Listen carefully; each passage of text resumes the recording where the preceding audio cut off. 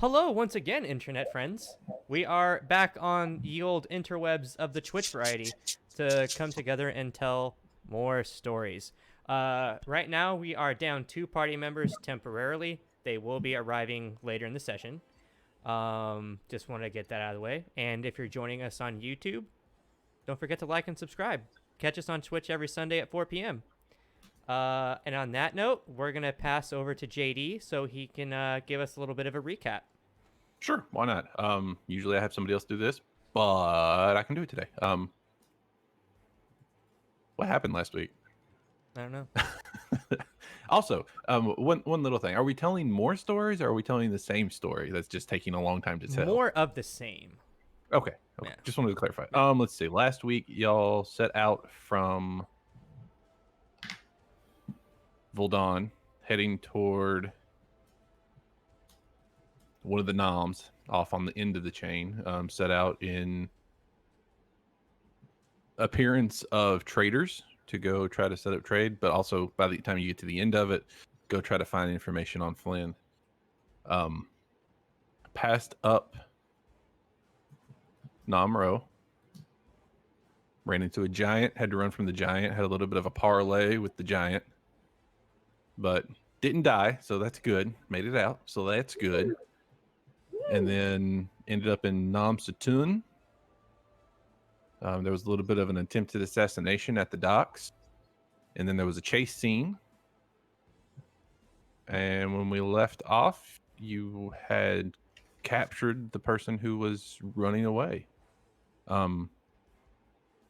Outside of that, there was lots of downtime stuff at Vollarune and just trying to get things going, get things together, make the decision, get ready. I think that was about it. Like, there was lots of technical difficulties last week, so we did end up.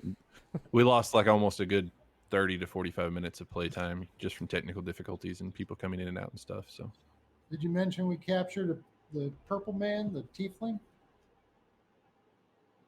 The tiefling. Are you sure it was that? We didn't capture them. That tiefling that was the attempted assassin, as it were, which may have been paid off by the person that was caught, had its tongue removed, and then was killed.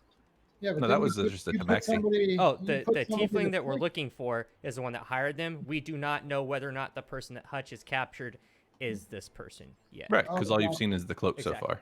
Exactly. And that's actually where we're going to pick up, is everybody standing around this person that you've captured. Ooh. Dumping the dice out is always fun. Oh, that's a good point. I need to find my felt. Get my D20s all situated. It's a process, chat. It's a process. It's right there. Yeah, give me like 2 seconds. I'm trying to organize my notes. Alright, there's another one. Got my dice shell ready for any dice gonna be bad. God, I have so many D20s, but I want so many more. All right, so yeah, y'all have captured this person. They're on the ground in front of you. They're still asleep. There's night-night. Are we all there together, or did we have to meet up? Since, from what I remember, I think it was just Hutch. when we had left off, Chombo had caught them and called y'all over. Yep, Hutch radioed for them, essentially. And we were going to pick up with y'all showing up. Okay. So everybody would be there. Clove hops on my back, and we... Yep, everybody would be there. Y'all are still in your assumed identities of traders. Hutch is sitting there with his knee on the back of whatever this life form, as it were, is. And while he is waiting for them, I am going to go ahead and pull back the cloak and look at this person. Ooh. Ooh. Let's meet someone new. What you see as you pull back the cloak is a pretty normal sized, not heavy, but not skinny, like pretty average, maybe a little bit extra weight, female human, has little, not points, but you can tell where the skin's kind of raised up where there would be horns. It's definitely a little bit of demon blood. You haven't seen your eyes yet. Mm-hmm. Skin's pretty normal. There's a little bit of a bluish hue to it, but it looks, I mean, in the light and in the first appearances, looks relatively normal. The cloak itself is now that you're closer to it, it's not black. It's just this very, very dark purple. The stitching around the edges and around the cowl and even the strings are made of some kind of silver. While I'm waiting for them, do I see any markings or anything that would look reminiscent of any of the symbols that Clove may have shown me? Roll an investigation. Do I recognize this person? We don't know yet. We'll find out We're once en y'all route. get there. Oh, You're in sorry. Oh no, you're good. You're good. I heard Andy say we were running, and Hang on, I gotta open my sheets. I jumped in. So many windows. Oh my god. 14. 14. All right, I'm rolling investigation type list. All right, so that is int, which is going to give me a +1 plus my so +4. Okay. Ooh, 18 plus 4, my guy. Okay. While they're asleep, kind of rolling them over and feeling pockets and everything, trying to be somewhat Yes. respectful, but also searching the person. They're clad underneath the cowl. The cowl looks pretty expensive, but underneath the cowl, they're in dark leathers. On their back, they kind of have tied off a pack of clothing, just common clothes. Besides the clothes and the weapon and the armor that they're actually wearing, they don't have anything on them at all. So does it look like they were trying to stay inconspicuous? Very plain. It looks, yes. Okay. It looks like they had dressed for the sneaking up and then had what they needed to get away, and they have nothing else on them. What about the bow or crossbow that was used? From what you examining it and everything, it's pretty fancy. It's not just this is a couple pieces of wood and a little bit of metal and a string and whatnot. There's like some details and stuff on it. It was not a quick piece to make. I'm gonna go it was ahead some and kind of just investment. throw that over my shoulder. Okay. As far as stats wise, it would just be high quality. Okay. It would be the same stats. It would just bring more price at market, Okay. kind of thing. I'm If you just can gonna find a put buyer. HQ crossbow. Would Yep. it be considered heavy or no? Light crossbow. Okay. High quality. I'm gonna just do HQL crossbow. That's fine. Mhm. Cool. And I'm gonna wait there and let this person snore it up until my friends arrive. Yeah, everybody else shows up.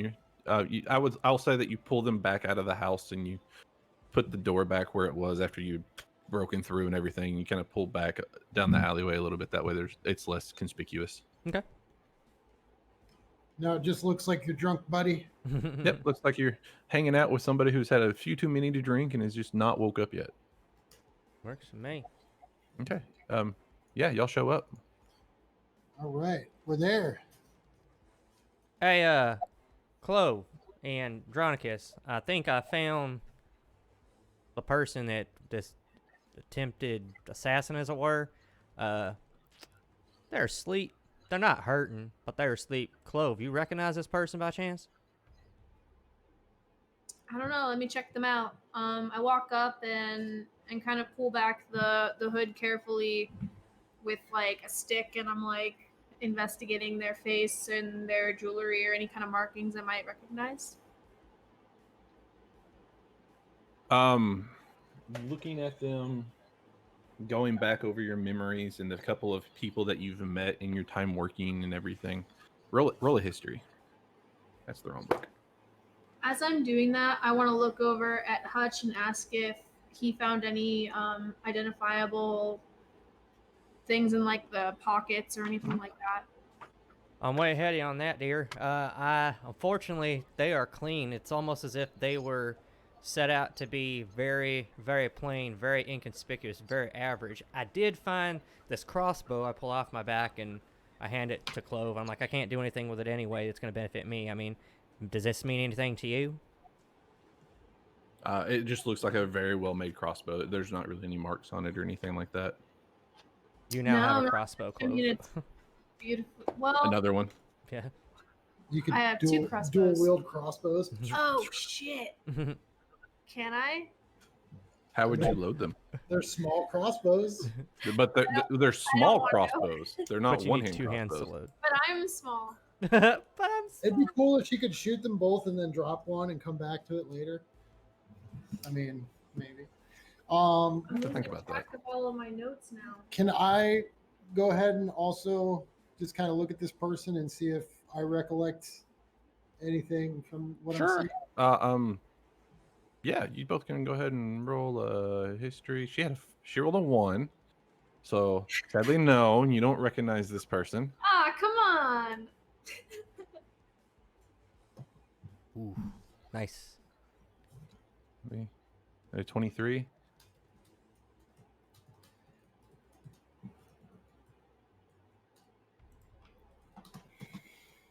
From your time in the military, you don't recognize this person individually, but you're familiar with this kind of implement and this kind of gear, and the fact that what she doesn't have and how little she has is just as telling as what she does. It's very much a setting up to do just a quick hit, a quick trigger pull and get away and hide in the normal everyday bustling of the market. But as far as knowing her directly or having seen her before, you don't.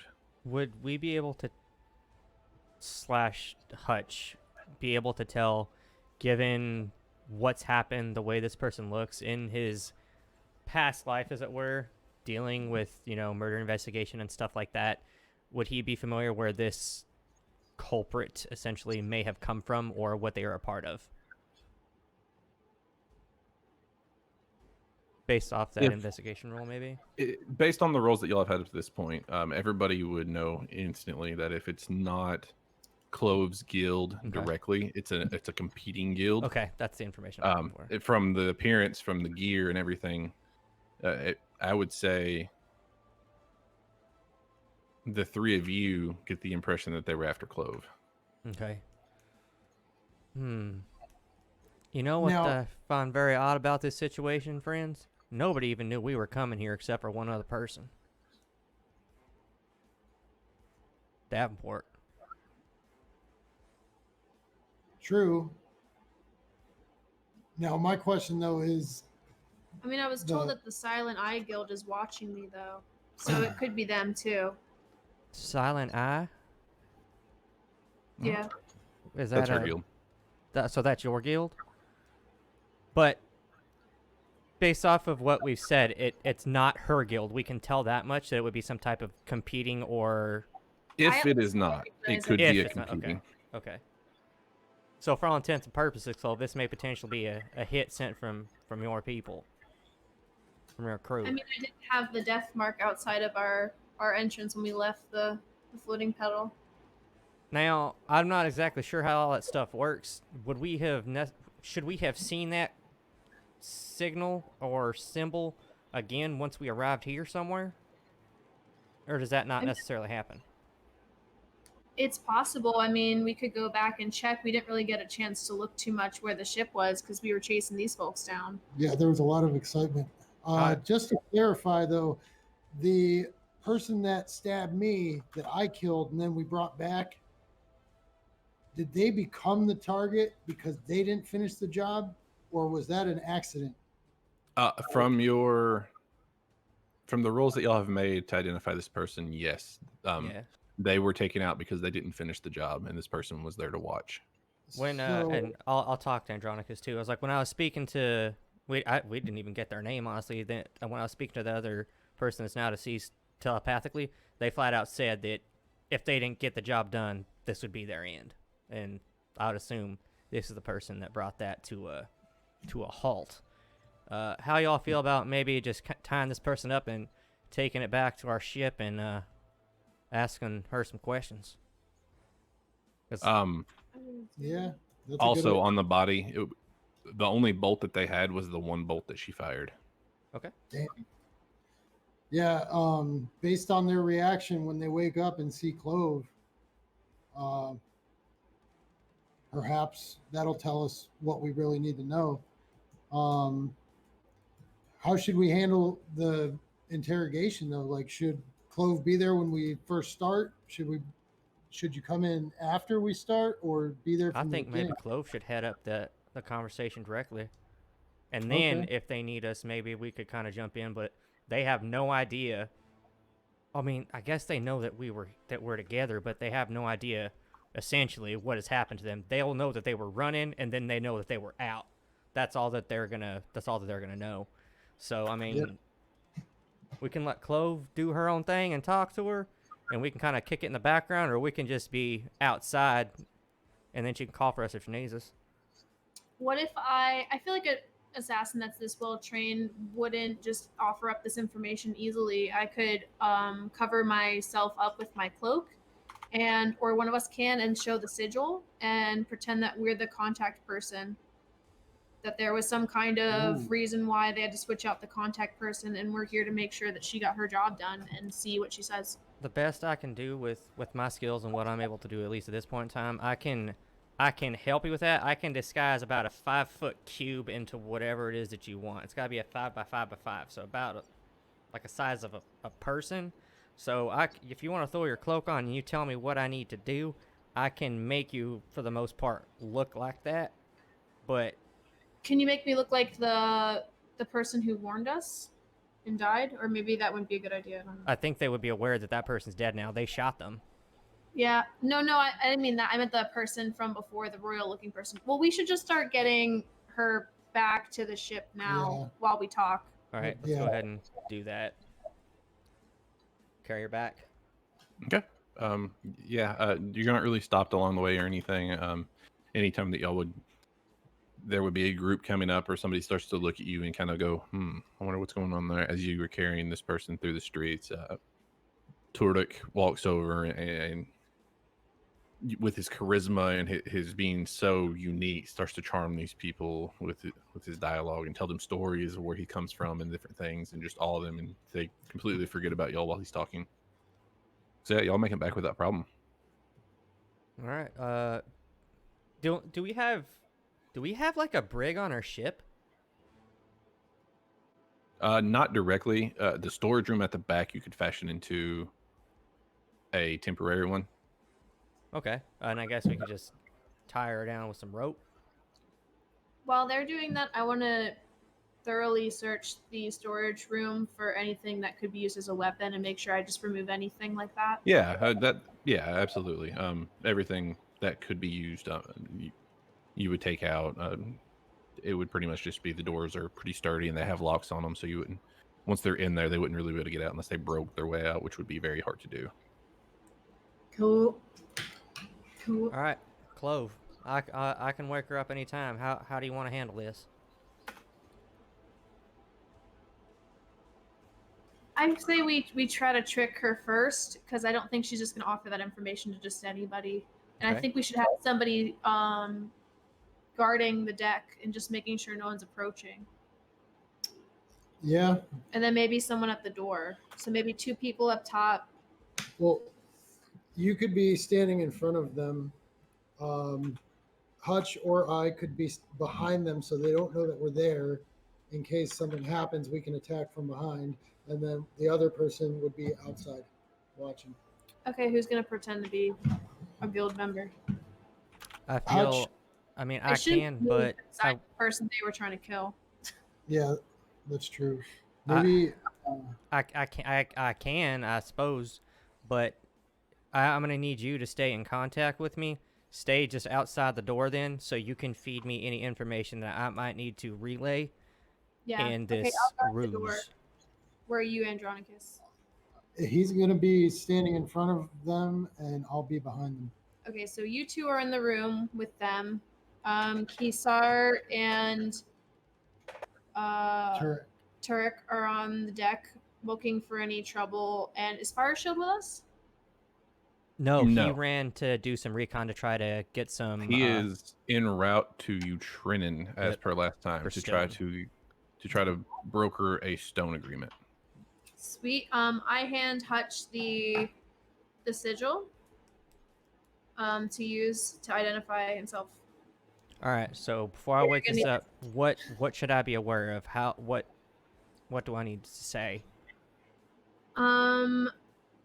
If I were you, I'd say, how things have been with this uprising. I wouldn't clearly pick a side because we don't know which side this person's on, and just I wouldn't flash the guild sigil at first because I don't know if they're with our sigil or our guild or not, and maybe just try to figure out what guild they're with and why they were targeting me. And you're gonna have to refresh my memory. What was the name of your mentor? Started with the S. Silas, but there was also another handler of mine, and they're the ones that are up against each other. Yeah, Valeka. So Cyrus and Valeka. That's basically what's drawn the line between the two. Silas with an L. Yeah, Silas. Oh, Silence. okay. Yeah. I should also say, as far as appearance-wise, very blood red looking hair, kept pretty short. Still haven't seen her eyes. From just what you can see in the gaps in the armor on her arms and everything, like between the bracers and the armor. Does she look like a itself and tiefling? everything. Not a full tiefling, but there is some Okay. lineage somewhere down the line where there Cool. was some demon blood. All right. But just looking at her arms and the little gaps where you can see some skin, there's scars, lots of scars.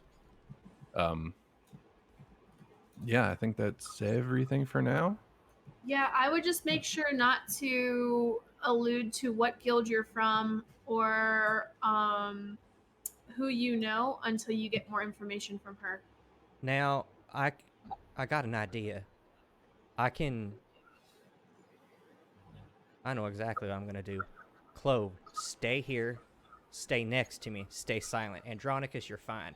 Before I wake her up, if she is in an unconscious state and I cast blindness on her, will she wake up with no sight?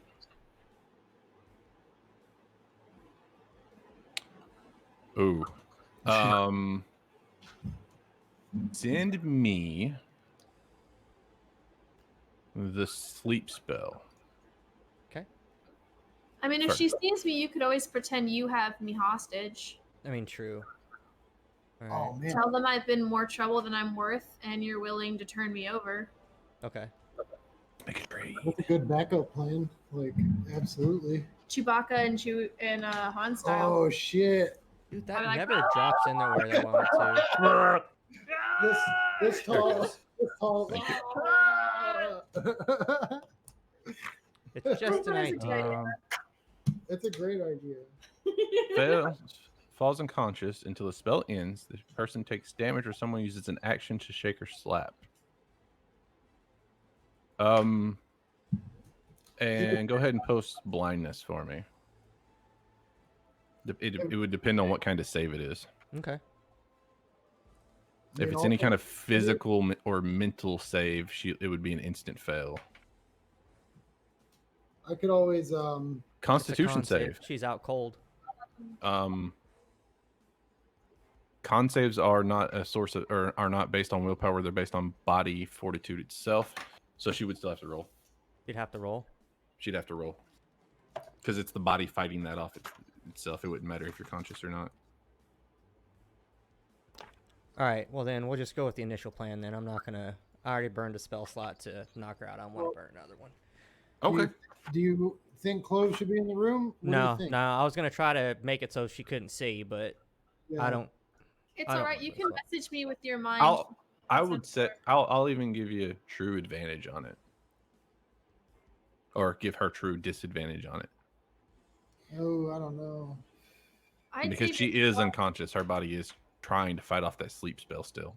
I'd save your spell slot, and you can still just talk to me through the Okay. door, and that way I can guard the door for you. If something goes That's fair. sideways, I'll block the door. Sounds That is good. fair. Sounds good. I'm ready with a weapon just in case. She can't see me, so Yeah, if you need to, tell her that you have me hostage and you're willing to give me up. Okay. If all If it else comes to fails. that, yeah, sounds good. Okay. I'm like, all right, here we go. I'm gonna kind of walk luck. up and wake You're her up. going? Just kind of shake. No, just shake her. Oh. Dang it. Wake up! So how do you wake her up? Let's start there. Let's go through this. I just walk up and kind of like shake her. Hey, wake up. Hey, put your name in. Get your ass up. Get your wake ass up. Ain't time to be napping.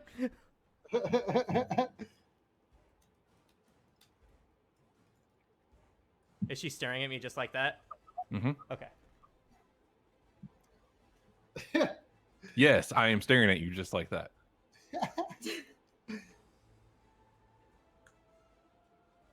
Well, and I have that hood on, and I'm cloaked over, and my head's kind of like bowed down, and it's like right there, so you can't see really anything. I'm standing in a shadow essentially. As after you wear her up, when she realizes, like she kind of, you see her kind of tense up and pull a little bit on each one of the places where you have her roped or shackled or whatever. I wouldn't recommend doing that. Just FYI. We're trying to keep this sweet. Let's try to keep this short, and let's try to keep this civil. Why are you here?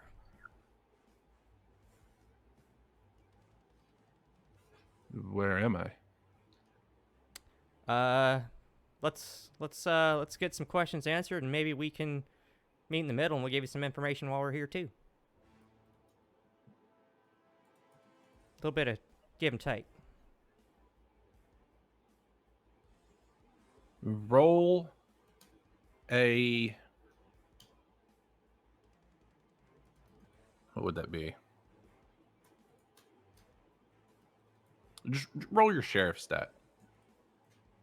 It's investigation +5, right? Mm-hmm.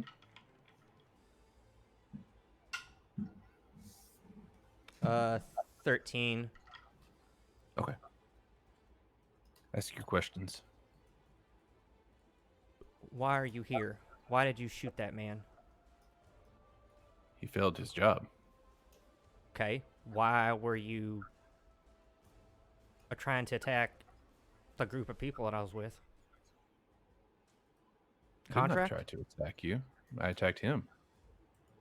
But that person you're with was also trying to attack somebody who, and this other person that is now dead, said that if they did not succeed, that their life would be forfeit. I'd assume that you are the forfeitee. I know nothing of this. I did my contract. I did my job. Insight check. Okay. Do I hear anything outside of the door? Just FYI. Yeah, you can hear the full conversation. Okay. I mean, I don't believe her anyway. No, that's fair. I mean, is it really even necessary? Whatever. Fine. I like it though. Like it's a good roll. Yeah. It's a good time to make the roll. 7. You're unsure. I would imagine. You know, as long as I've been around and in the same field of work, essentially, that, quite honestly, you look to be a part of, I would agree to an extent that you might not know as much as a lot of people would assume, because realistically, we're just a hired gun, right?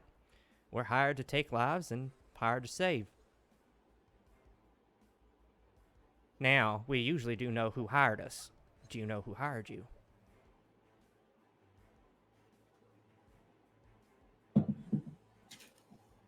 Oh gosh.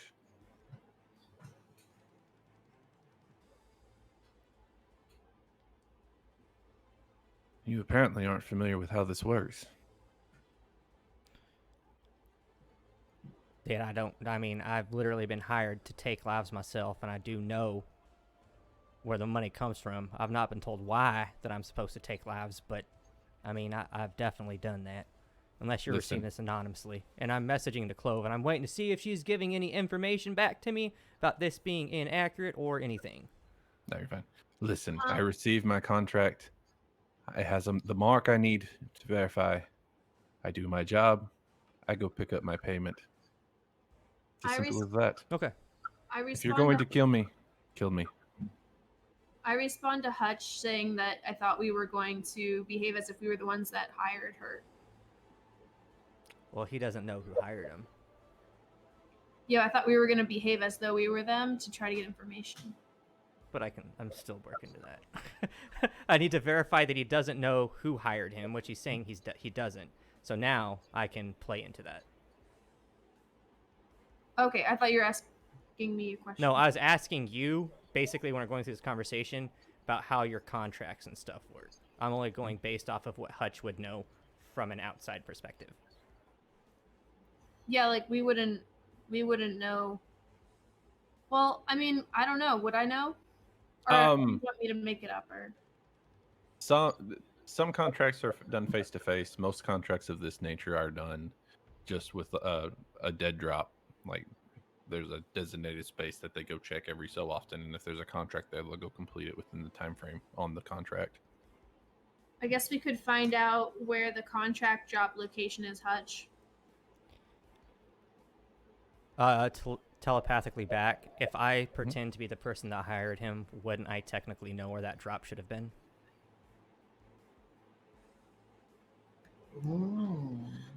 I know, but I don't know. This is hard. I know. I love it.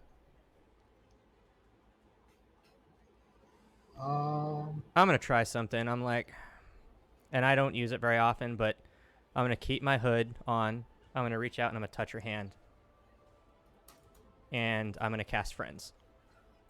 Okay. And She now considers you as a close, dear, long-time friend. I'm like, look, you attacked somebody that was with us, and I need to know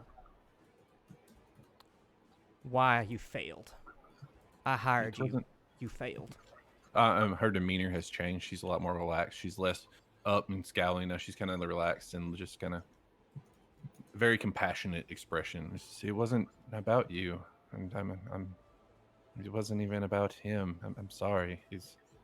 I was told to make sure he didn't fail, and he failed, so he couldn't give out secrets. He failed, but you also failed. So No. now I need to know, being the one that hired you and managed to capture you, I gotta be honest, I'm disappointed in your skills, and we need What to... did I do you wrong? failed. I mean, if this other person that was sent out on my But behalf... you hired me to stop him. If he failed, you hired me to eliminate him if he failed. Right, but don't you think that you also should have at least taken upon yourself to maybe fulfill this contract? And she kind of stops, and she gets kind of quiet, and then she starts like really expressively. But you only gave me one bolt. I only had one shot. Do you have two hands? She starts to cry, like she just breaks down. As she starts to cry, I kneel down, and then I'm like, So look, mean. I know, right? I put my hand. I'm like, it's okay, it's okay. You're nothing bad is gonna come to you, but look. And then I want to say, you and I both know that I'm from a guild as well. And then I just kind of put my hands there again, and then kind of say, which guild were you hired from? I was put in contact with you, but what guild were you hired from? When you say that, you see her kind of just like she's crying, she's still sobbing, and then roll a perception. Natural 1. You don't see it in time. She kind of is sobbing, and then it turns into almost a chuckle. She headbutts you, like she just full force, just wham. Okay. Right in, like, as you lean, like whenever you're leaning down close, just right in the nose. We'll give it one of these. And take 3 points of damage. Okay. Am I You have a close little. enough It didn't bust your nose, but you have a spot where it cracked your lip open. After she headbutts me, I'm say, nice. I'm like, Do it. Andy, Andronicus what? said. Well, I was gonna react to the whole situation. I put my hand up. I just say, don't, not yet. It's not worth it. You can, but I'm saying not yet. What do you have on your person? Me? Mm-hmm. I'm literally in that cloak that she gave me, and that's it. And I gave her the crossbow thing, so I mean, I don't even have anything realistically other than that because the shield is basically part of me, and my pistols Right. are part of me. Right. That's pretty much it. And You don't my have- duster's off because I have that cloak on that she gave me. Okay. As You don't have any daggers or anything that you did have? The Bowie knife. I mean, they would have been on my back, technically, Okay. underneath the cloak. Roll another perception. I'm gonna ready my bow and 4. my net at the other side of the door. Okay. When I hear the headbutt. Okay. Yeah, you hear Hutch kind of. You hear a little bit of a thud, and you hear Hutch start laughing and kind of spit and Step back. After I get the headbutt, I want to step back. I'm Mhm. like, look, I know. I know that you're a part of something. And as you know, I am a part of one too. I pull out the sigil, I flash it, and then I'm like, but you ain't never dealt with the likes of me. And then I point my hand at her, and then just. And then I summon the pistol right in front of her face, so it's basically here, but I'm out of arm's reach. Okay. Do they still have those? They used to have those. What did they change those to? Roll a dex check. A dex check? Is that still a dex thing? check. I mean, not a save, but a check? Not a save, but a check. Okay.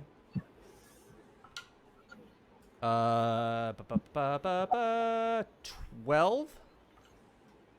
As you reach down and start to pull forward, at the same time, she comes up from the chair, and the ropes are just completely. They're not off of her, but they're loose on her arms and on her legs. And she comes up with a dagger, and she has a gun pointed at her head, but you have a dagger at your throat. It's like you. Whenever you kind of glance down, you can see the handle of your Bowie knife in her hand. I'm like, I've already died once. And I promise you that this gun that you have to your head is going to do a hell of a lot more damage than that Bowie knife that you've got in your hand. Drop the fucking knife. Damn. And I'll roll an presses it, intimidation check. Like, I'll take Yeah, it. go for it. Go for it. Go for it. It's a good time to. That's a good time to go for one. Sure. And at this point, too, while he's doing all that, she doesn't see me still, but I'm literally behind her. Right. you're just backing 17. up against the I have like a That's so- +8 on all that shit. 17. wall. Ooh. Even okay. rolling low, man.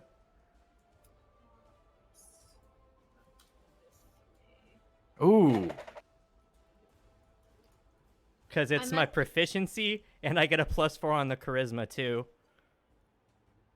I ask Hutch and Andronicus if everything's alright because I hear a lot of shuffling. So far, it's still okay. In your no. Yeah, that's what I'm. I know, right? You're like, fuck. I was like, you brought a knife to a gunfight. This I is need my to think. little- When you see me do this, this means I'm in the communique. Okay. Hey. I'm like, hello. Hello. So yeah, I tell her everything's okay. She looks and you watch as her eyes kind of like she's looking at like you're deadlocked, and as you tell it and like threaten her, her eyes kind of get big for a second, and you see her just kind of recompose herself and look down, and you hear her say, "I'm dead anyway." She starts to push Push what? the dagger, like she just starts to push it toward your throat. I Like her mean, arm Yeah, kinda I look at here. Andronicus, and exactly. Her arm's kind of here with a little bit of bend in it against your throat, and as soon as you see her kind of, "I'm dead anyway," and just like push forward. Cool. yeah, I'm gonna go ahead and restrain. I'm gonna try to come up. Oh, from you wouldn't behind- have the room. It's literally he either shoots her or has to retreat.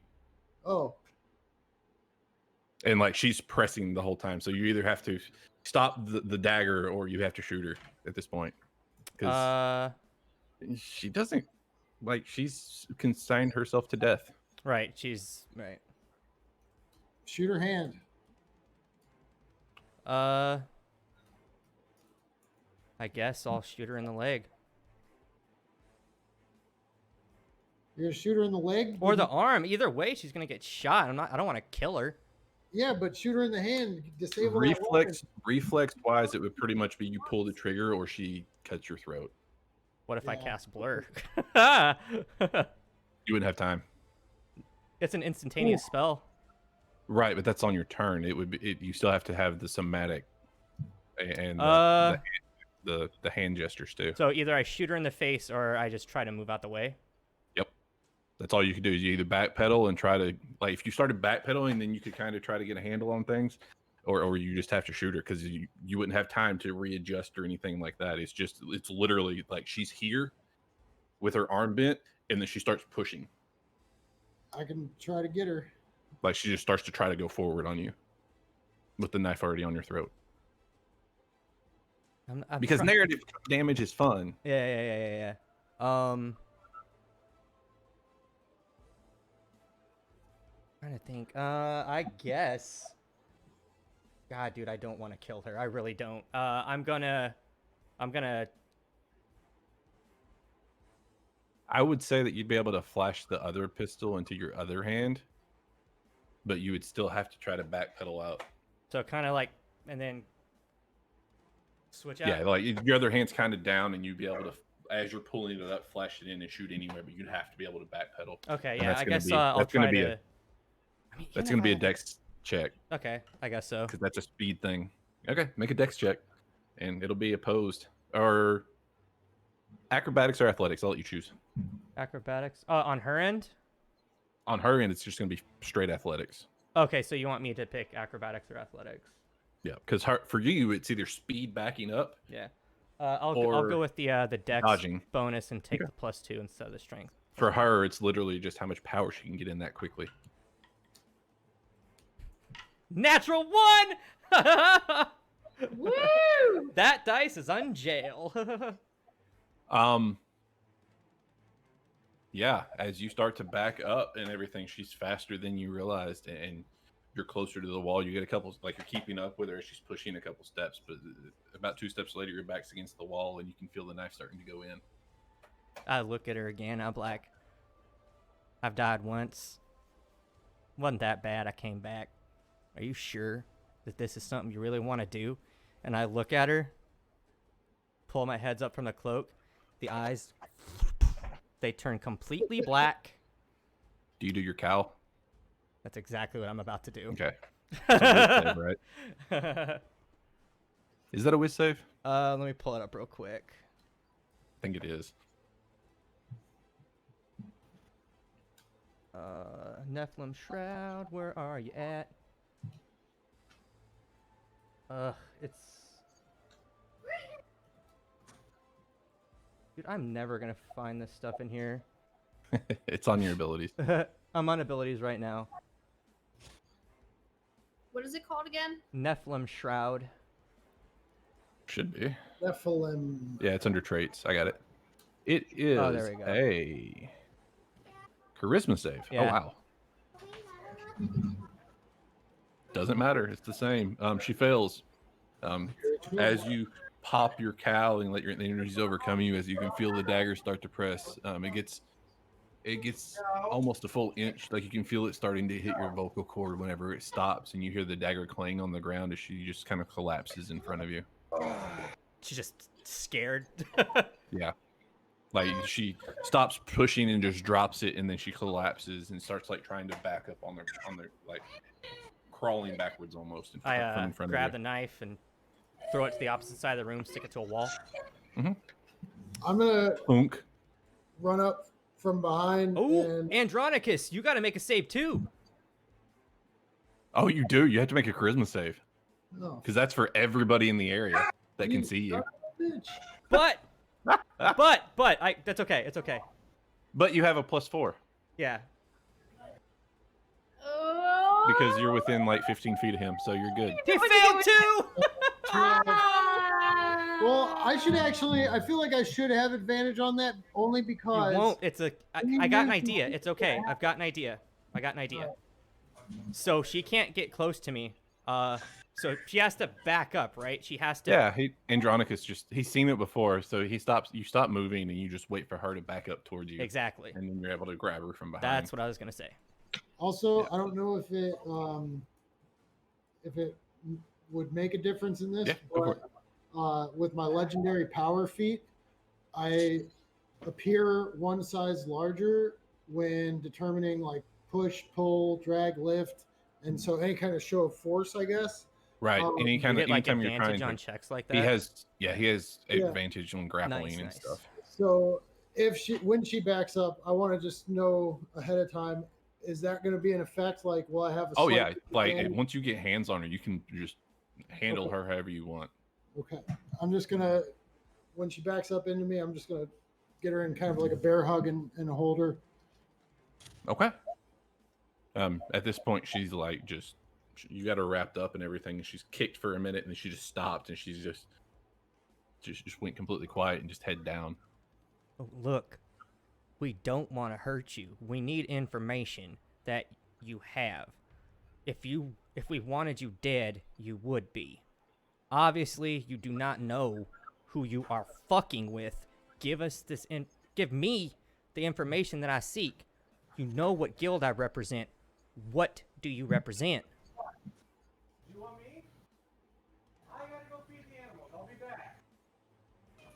Clove, roll a d20.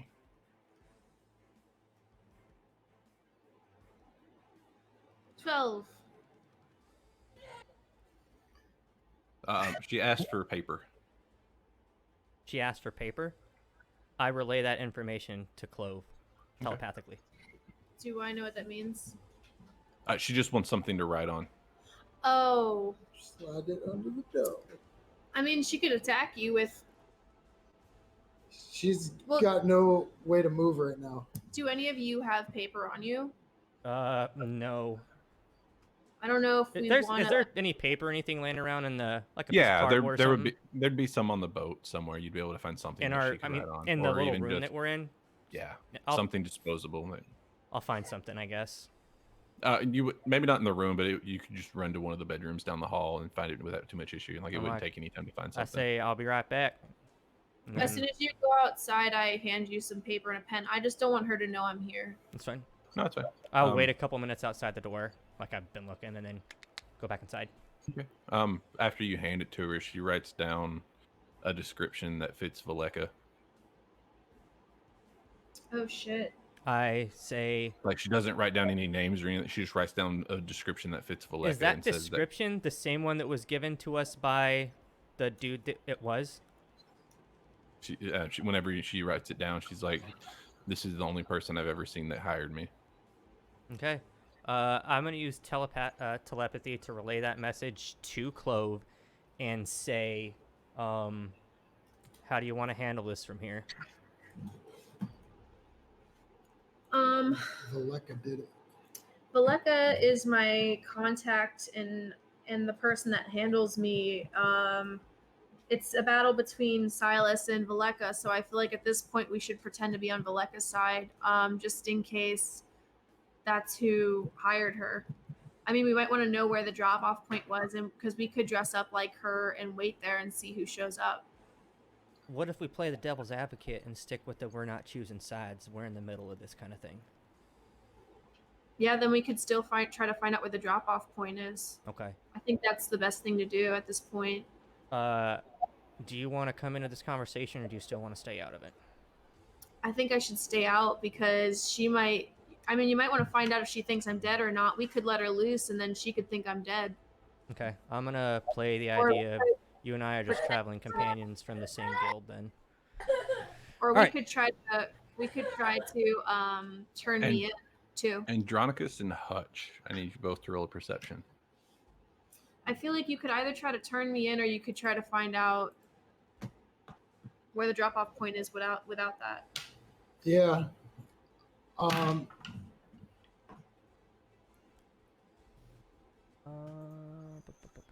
What is that?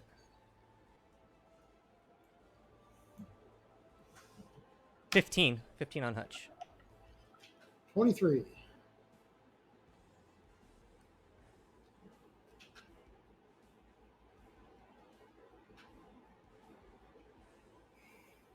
You notice it just a hair too late, Andronicus. As she's writing with her back to you, you've set her down and given her enough room to write.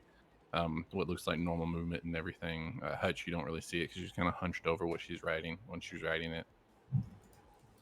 She had pulled a small vial out from the inside of her sleeve, and as she was writing, when she Like cyanide tab situation. wiped the sweat off her brow and popped the vial real quick. I she didn't find that collapses. when I patted her down. No, it was hidden really well. She's a professional. Hidden in places that you don't go. She Decent collapses. people here. Decent Right, people. exactly. She collapses in front of you. When she collapses, you hear a very small glass shatter. And whenever you roll her over, you notice that her mouth is foaming a little bit, and there's a little broken vial with a little cork stopper sitting on the ground next to her that's been broken. I Bring her straight up back. tell Clove that she's poisoned herself. I guess I'll pop into the room then, and I'm gonna investigate this vial, see if there's any identifying marks on it or. Okay. Roll your profession.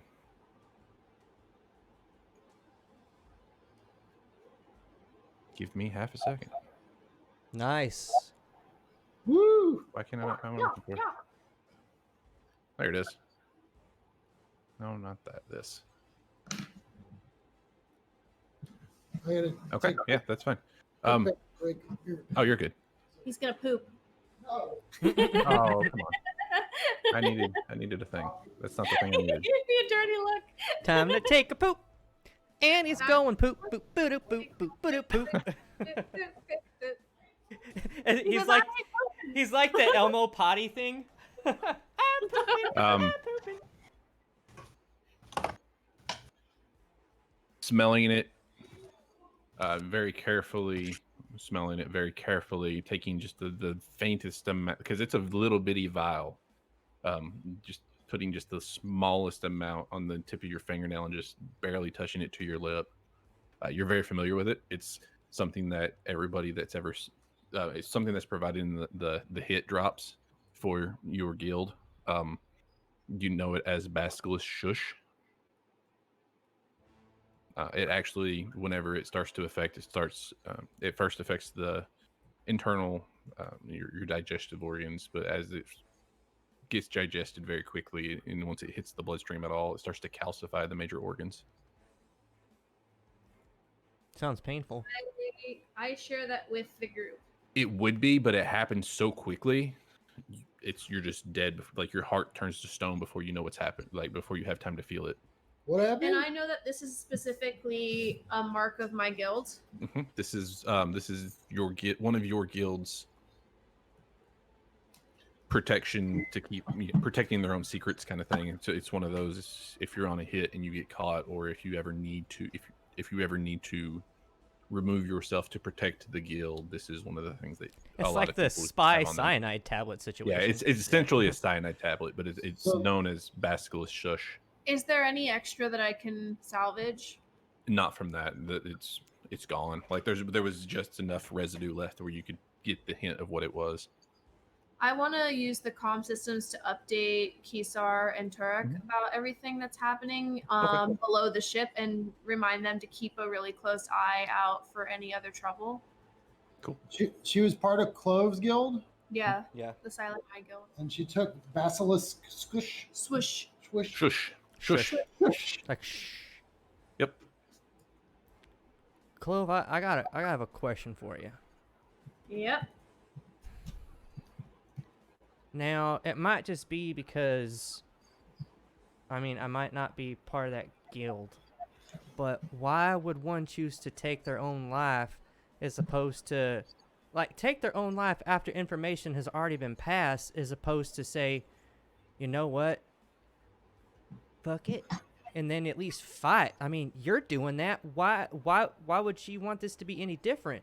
Like, you have chosen to essentially, I don't want to say take a stand, but try to figure out what's going on, and you're hanging in there, and you're one tough son bitch. I gotta give you that. Why why would they choose to take the easy way out? I mean, is this a common practice? Because this is some chicken shit. I mean, I'm sure the guild would have retaliation. Maybe she didn't want to live her life running like I am. But aside from that, I'm curious as to whether this hint was a helpful hint or something to throw us off the scent. I wouldn't really believe what she has to say. Because she might have used her last action to throw us off. I don't know. I would also assume there's probably more than one person involved with this. We'll do this. You already rolled an insight. Andronicus, roll an insight. Because you're in the room. You've seen all this go on. You've been able to listen to her and watch her demeanor. 19. 19. 100%. It was 2 because she thought she was dead anyway. Right. The way that she was behaving, she believed that you were going to kill her. If you let her go, she was dead before she ever made it off the boat, kind of thing. She didn't see any point in trying to escape because She thought she was, for lack of a better word, damned. yeah, she was a professional. She got caught. The guild was going to kill her one way or another if she didn't get away, and she gave you the information, and to prevent the guild from finding out that she was the one that gave the information, she just offed herself. So at this point, we know that straight up that Clove was the target. Yes. In a roundabout way, they went about basically saying that. Right. She was the measure to cover up their footsteps. Right. But she failed. Clove, I think that mark that we have seen at this point is, well, let's be honest. There's a price on your head. We can use that to our advantage. I think we should keep that in mind. Question is, who put it there? Mm-hmm. Yeah, it's either Valeka's side or Silas's side or somebody else. Well, I mean, Davenport messing with us. I don't if know. Voleka hired this person to kill the person that was supposed to kill Clove because they didn't do their job. So who's the person that's supposed to kill this person? Well, I'm just saying. Was it supposed to be a measurement?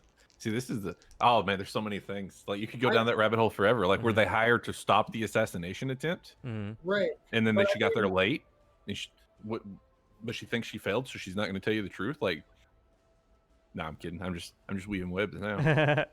You're just DMing now. Man, I'm trying to get in your head.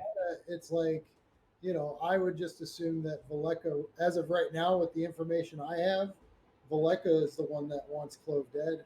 Yeah, as of now, I think it's a safe assumption. I just don't think we should rule out any other options of deception. No, I agree. I feel like this Voleka person is definitely, at this point, stepped up on the list of shit that Davenport has steadily stood upon for a while. Is this person about my stature? How tall? She's on the smaller side, but definitely on the human scale. She's probably 5'4" ish. Okay. I think. Is that normal sized? I had normal sized written down initially. Yeah, for a human. I mean, she's on the smaller size for a human woman about her age, but she is within normal means. Clove, I think it might be a good idea for you to. I mean, there's 2 ways we can try this, and this, at least, in my opinion, and anybody else here. Oh, hey, Kisar. Fine for you to meet us down here. How's everything up on the top deck okay? It got very quiet, so Kisar decided to come down here. Well, this is why it got quiet. We have another body at our feet. So This is that lady. This is the person that that Hutch was chasing at the end of the last episode. Yes, I remember the fellow.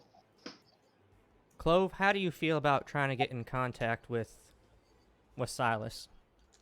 I feel like that it's I feel either like that's a good move because right now at this moment it seems that Valeka's the one that ordered the hit, so we might as well see if we can get on Silas's good side to get some information. That is the exact response I was hoping for. Is he say boat on the ground kind of thing, or It's still in port.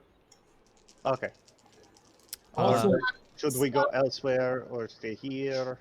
So when I need to go to a tavern, to order something to kind of signal that I'm looking to reach my guild. I feel With- like you guys.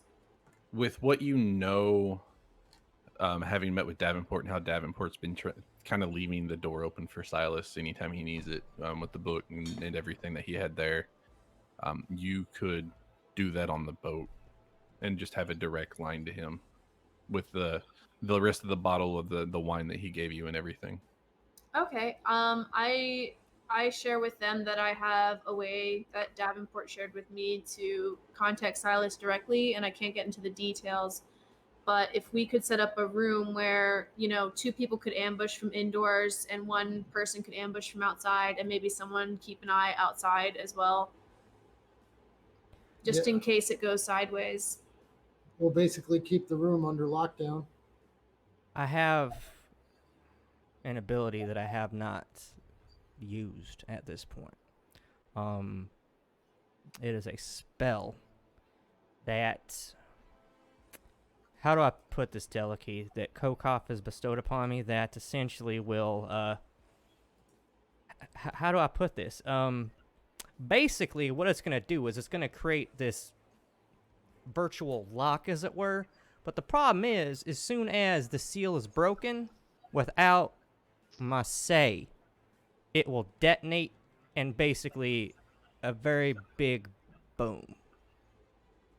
I'm not sure that would be helpful at this point because we don't want to blow him up before we can talk to him.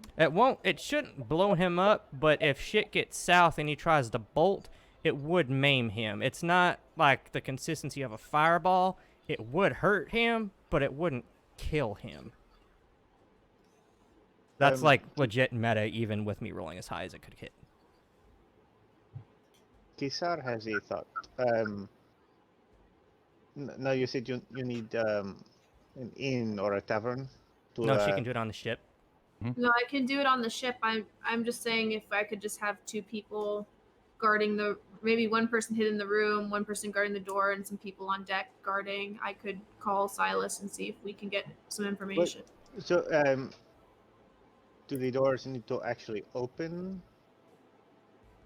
Like, how does it work? Because if the door opens from his side and it shuts, we could disable the doorknob on this side so we couldn't leave. Yeah, I mean we could do that. Is it a physical thing? Does he like come into the room? Or... No, it's like a magical thing, isn't it? It's a dimension door. He can walk. Oh, that's such a fun spell. That's a rad one.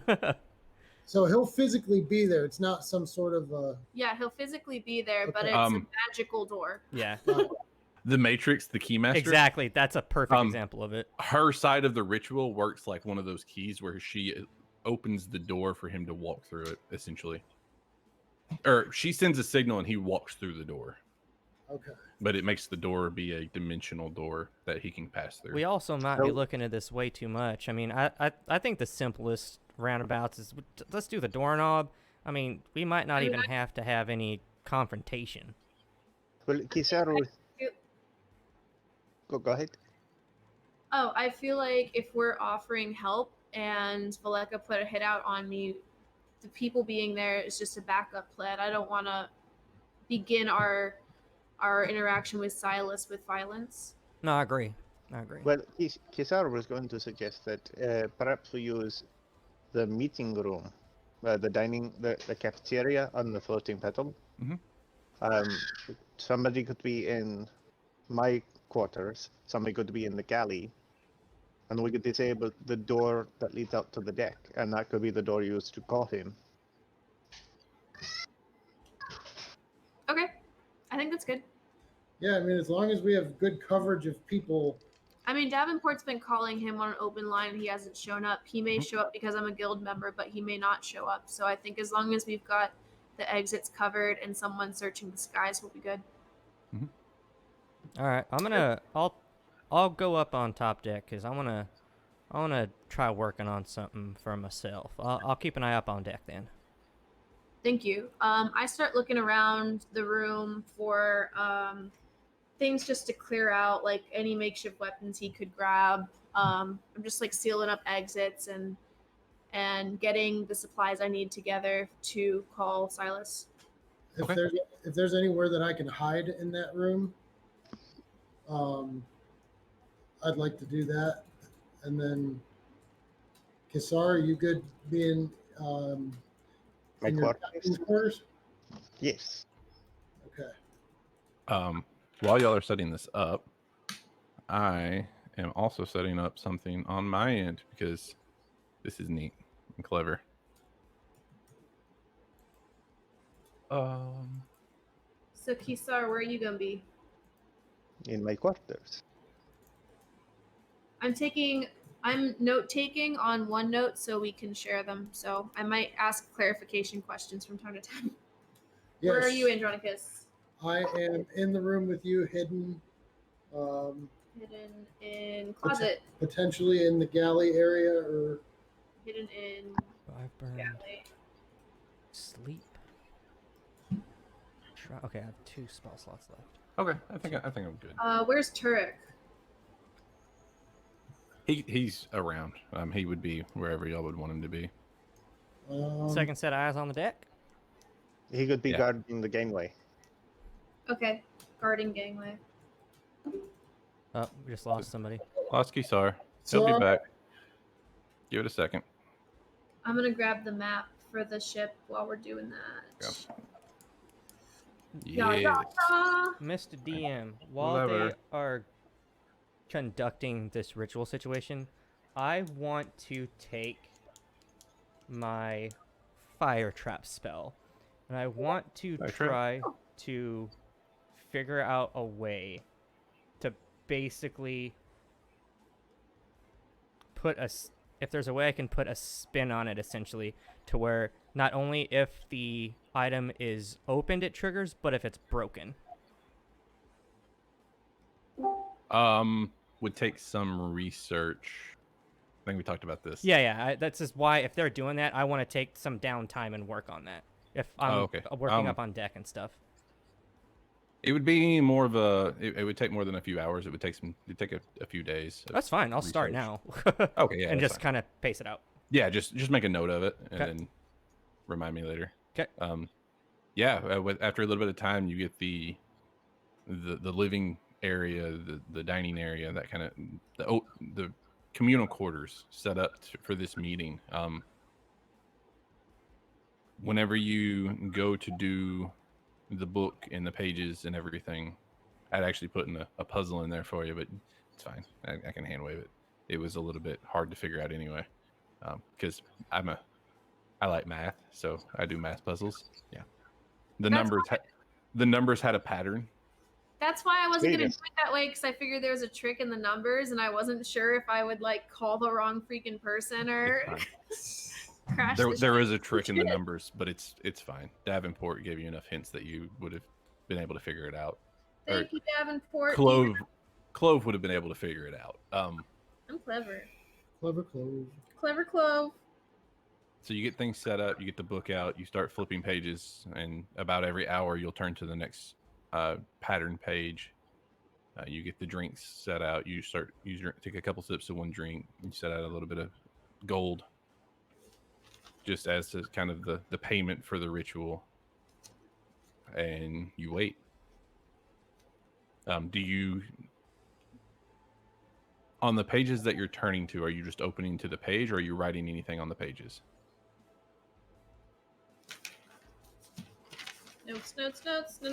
Notes. I'll be right back. I have my headset on. I can hear you guys.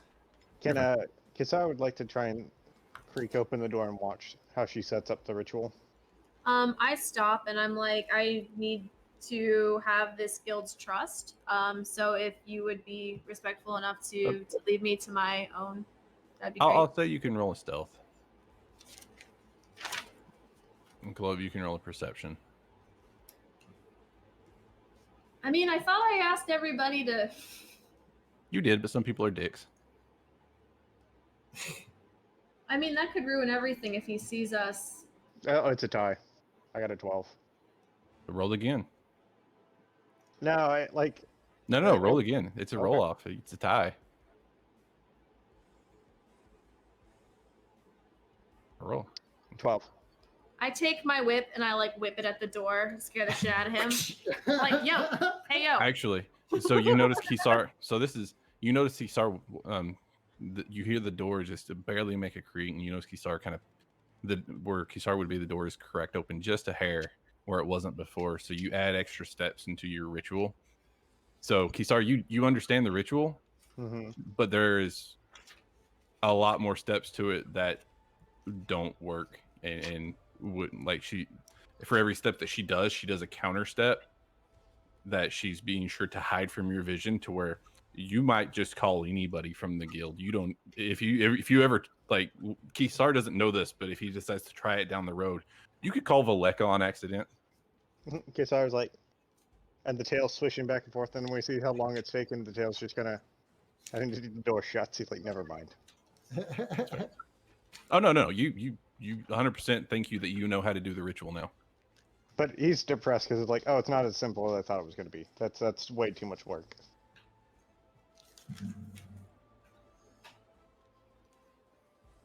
I'm halfway through organizing my notes, so right now things are. No, you're really fine. busy. I was just meaning, do you put, or is there anything that you write on the pages, or any symbols that you would put on the pages as you're turning through them? Oh, here it is.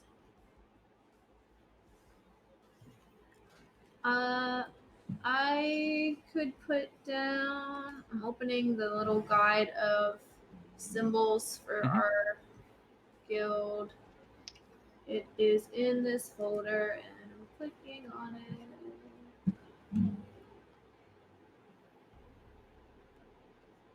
I do want to write down some symbols because I feel like Davenport's not getting a response, but maybe if I call on some guild stuff, it might work. Just hit me whichever ones, in order. So the first page would have been empty. The second page would have been the first one. The third page would have been the next one, and so on.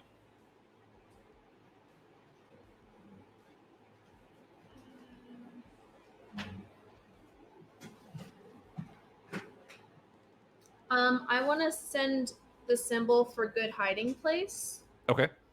And I want to send the symbol for ally. Okay. And I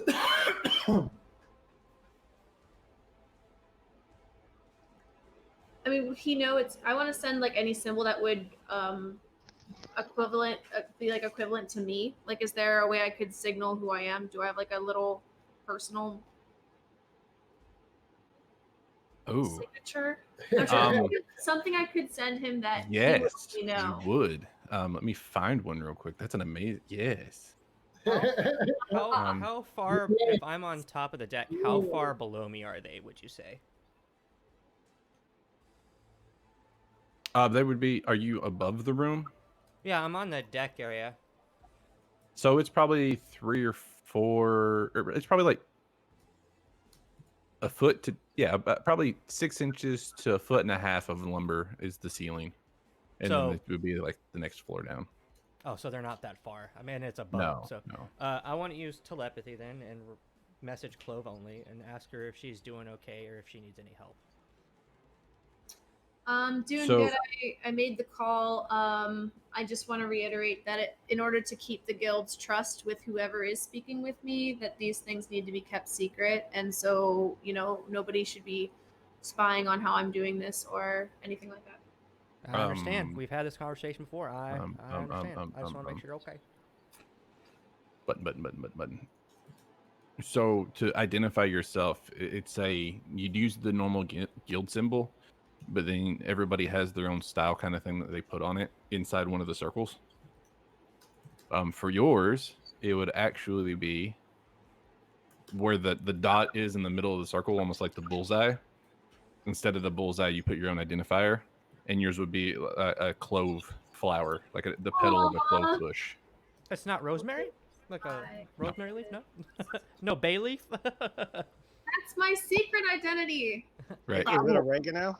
Could it be oregano? Pretty soon, and, Chloe's wearing a chef's hat. and I sent a. Oh, what did I send? It's the Chef Variety logo, but with her face. Exactly. Please.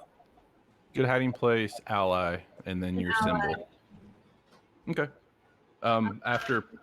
After doing that and having your symbol on the last page, the next time you flip the page and it's empty, you get back on the back of the door that you have the gold in front of. You get this in return in response. Where did it go? There it is.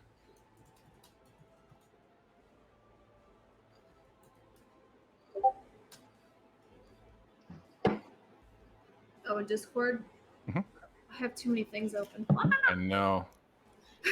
Suddenly, I- 4 monitors doesn't sound like a bad idea. Yeah.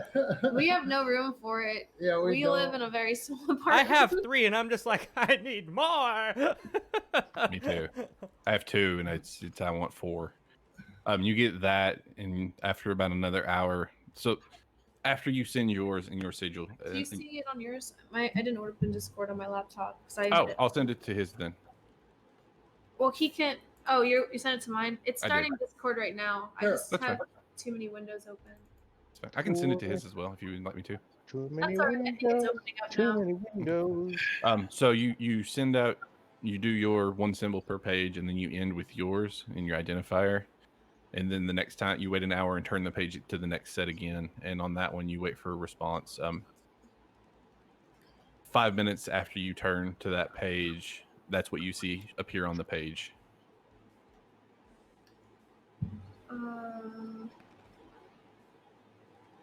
I'll even do another one. I can't find that. You wait for another hour, and after the next hour, you see this appear on the next page.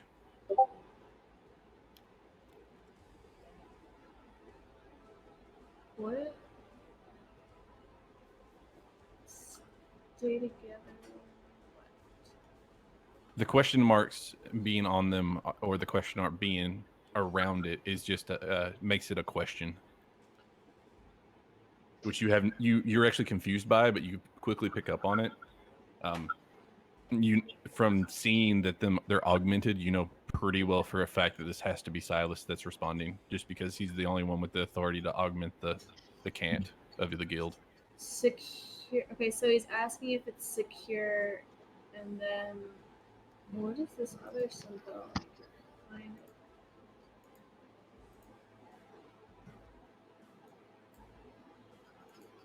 Oh, okay. So he's asking if it's secure and if there are traps. And then a lot. I'm gonna send yes to all.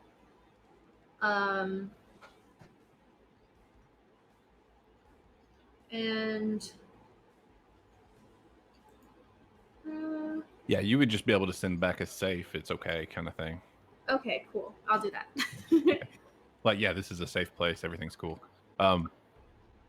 After you turn the page, you get the first response, you wait an hour, you turn the page, you get the second response, you wait an hour, you turn the page, you get no response after 15 minutes.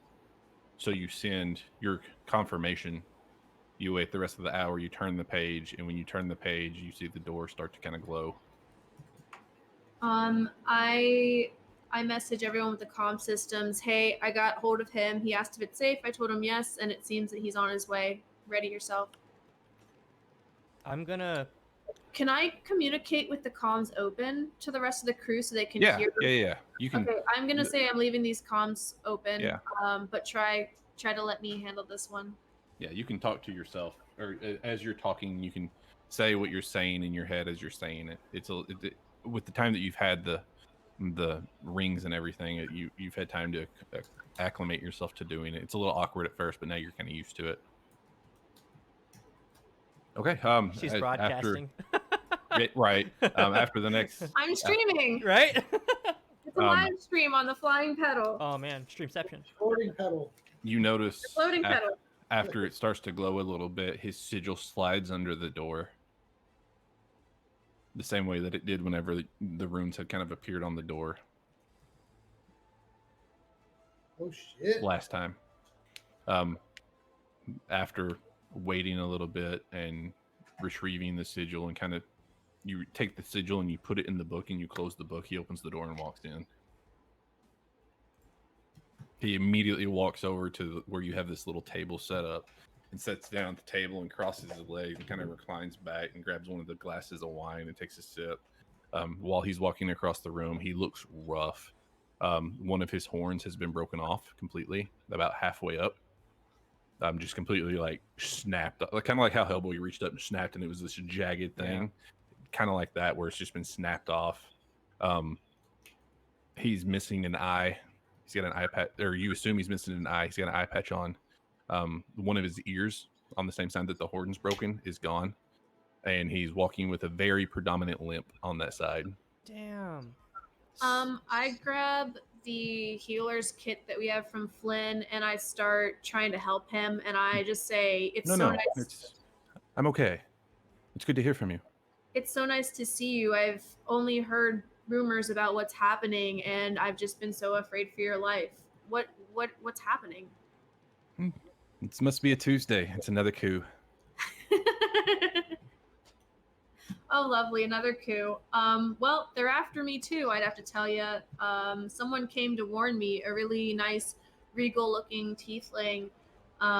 She was already stabbed, and she passed away. Wait. I have the name. Wasn't she a dragonborn? She's a dragonborn, She yeah. was. I want to let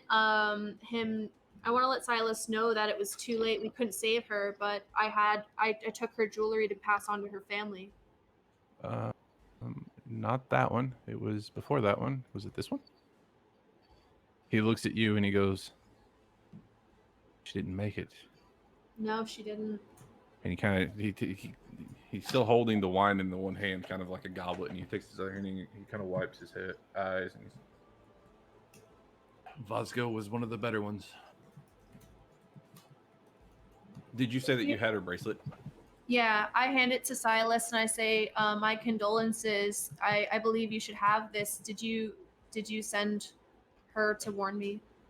I did. When I was starting the guild, I was her handler, and he takes the bracelet and he kind of puts it in a coat pocket, and she will be missed. She was very trusted.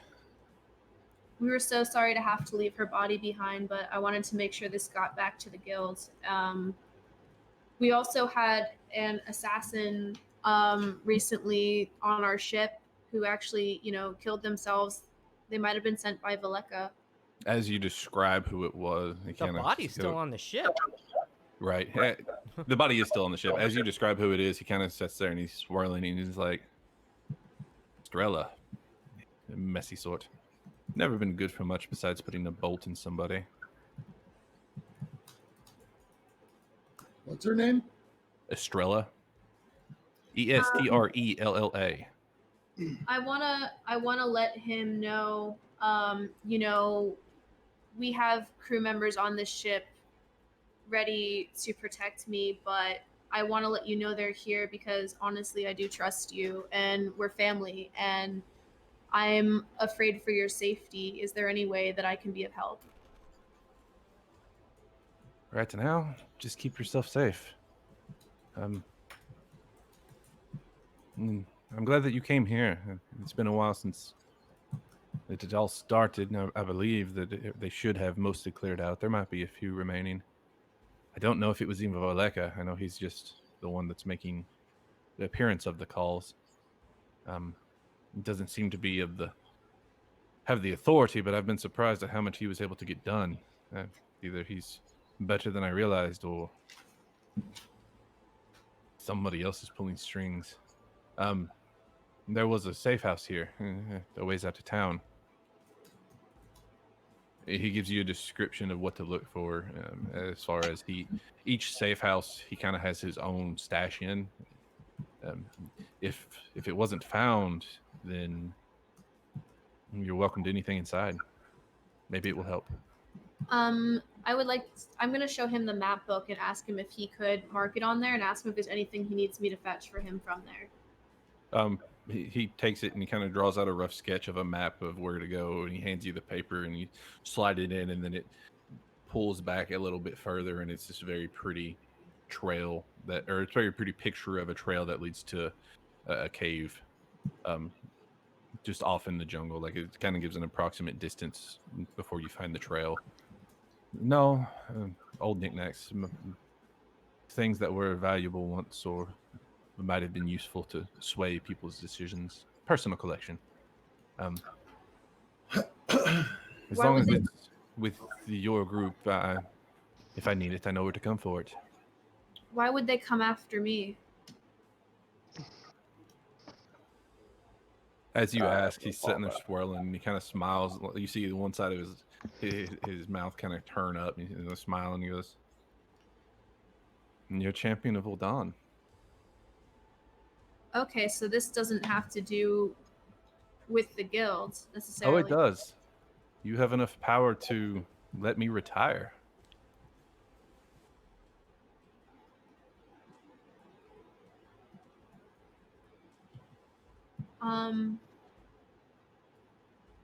From him saying that, you immediately get the sensation that he, as soon as you became a champion, he was talking and trying to get you started moving up the ranks and trained further and trying to find a way to get you to take over the guild, because then the guild would have more power and more authority and be able to do more. Even if he was kind of a behind the shadows helping you out and trying to influence and everything, even with you as the figurehead or as the actual guild leader, the guild would have just, there would be no more competition. They would have just completely taken over that niche. I mean, how can I start recruiting guild members to my service instead of Valeka's? That seems to be our best move here. The guild is split. It just needs time. And the truth will come out. And until then, we'll lose a few members. But we have been through this before. And like I said, it must be Tuesday. And whenever he says that, you notice that he kind of winces and kind of reaches down and rubs his leg in the spot. And he's it's a little too close this time. Who attacked you? Valeka and a couple of the... Oh, what did I call them? I had it here. The middleman between him and Valeka. The Ecuadors. It was Valeka and 5 of the Ecuadors. How best can I identify these folks? If I'm getting in contact with them, is there any way that I can see them coming? Just watch yourself. Don't be anywhere alone. I'll send more warnings. I apologize that this one was not clear enough when you reached port. No, I mean, you've got a lot on your hands right now. I appreciate you just keeping us in mind. You know, as champions of Uldan, I want to make sure I take care of my family in both places. You initiated me, so you know I'm surely on your side. As you're talking, he takes another drink, and he goes ahead and downs the rest of the wine, and he pulls out a pocket watch and looks at it, and he stuffs it back, and he gets up and he says, "I appreciate the wine. Anything will do next time. Just leave your mark." And he starts to walk toward the door, and you notice where he had kind of pushed off the table to stand up. There's something sitting on the table where he was as he walks through the door. I want to say, hey Silas, before you go, you know, I'm thinking about you, and you know, once again, thank you for warning me. I'd probably be dead. He nods and just kind of he's already got the door open, and he nods and just walks back through the portal, and he even leaves the gold on the ground where it was. Okay. I collect the gold and ask the crew to just hang tight for just 1 second and check out what's on the table. On the table, you find a small, from where you were sitting or standing on the other side of the room before. You couldn't see it very well. It's very, very thin, almost like a needle. You find a dagger, full-length dagger that is almost paper thin along the length. As you touch it and get a hold of it and everything, it doesn't feel hot, but there's definitely a warming sensation that fills your hand.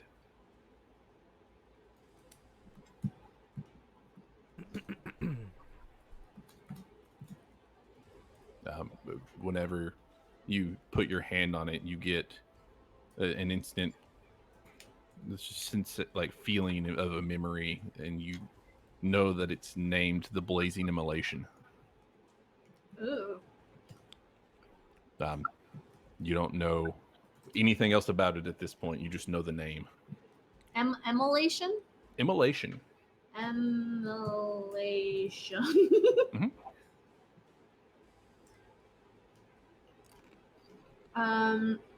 I carefully, pocket it and let the crew know that we're clear.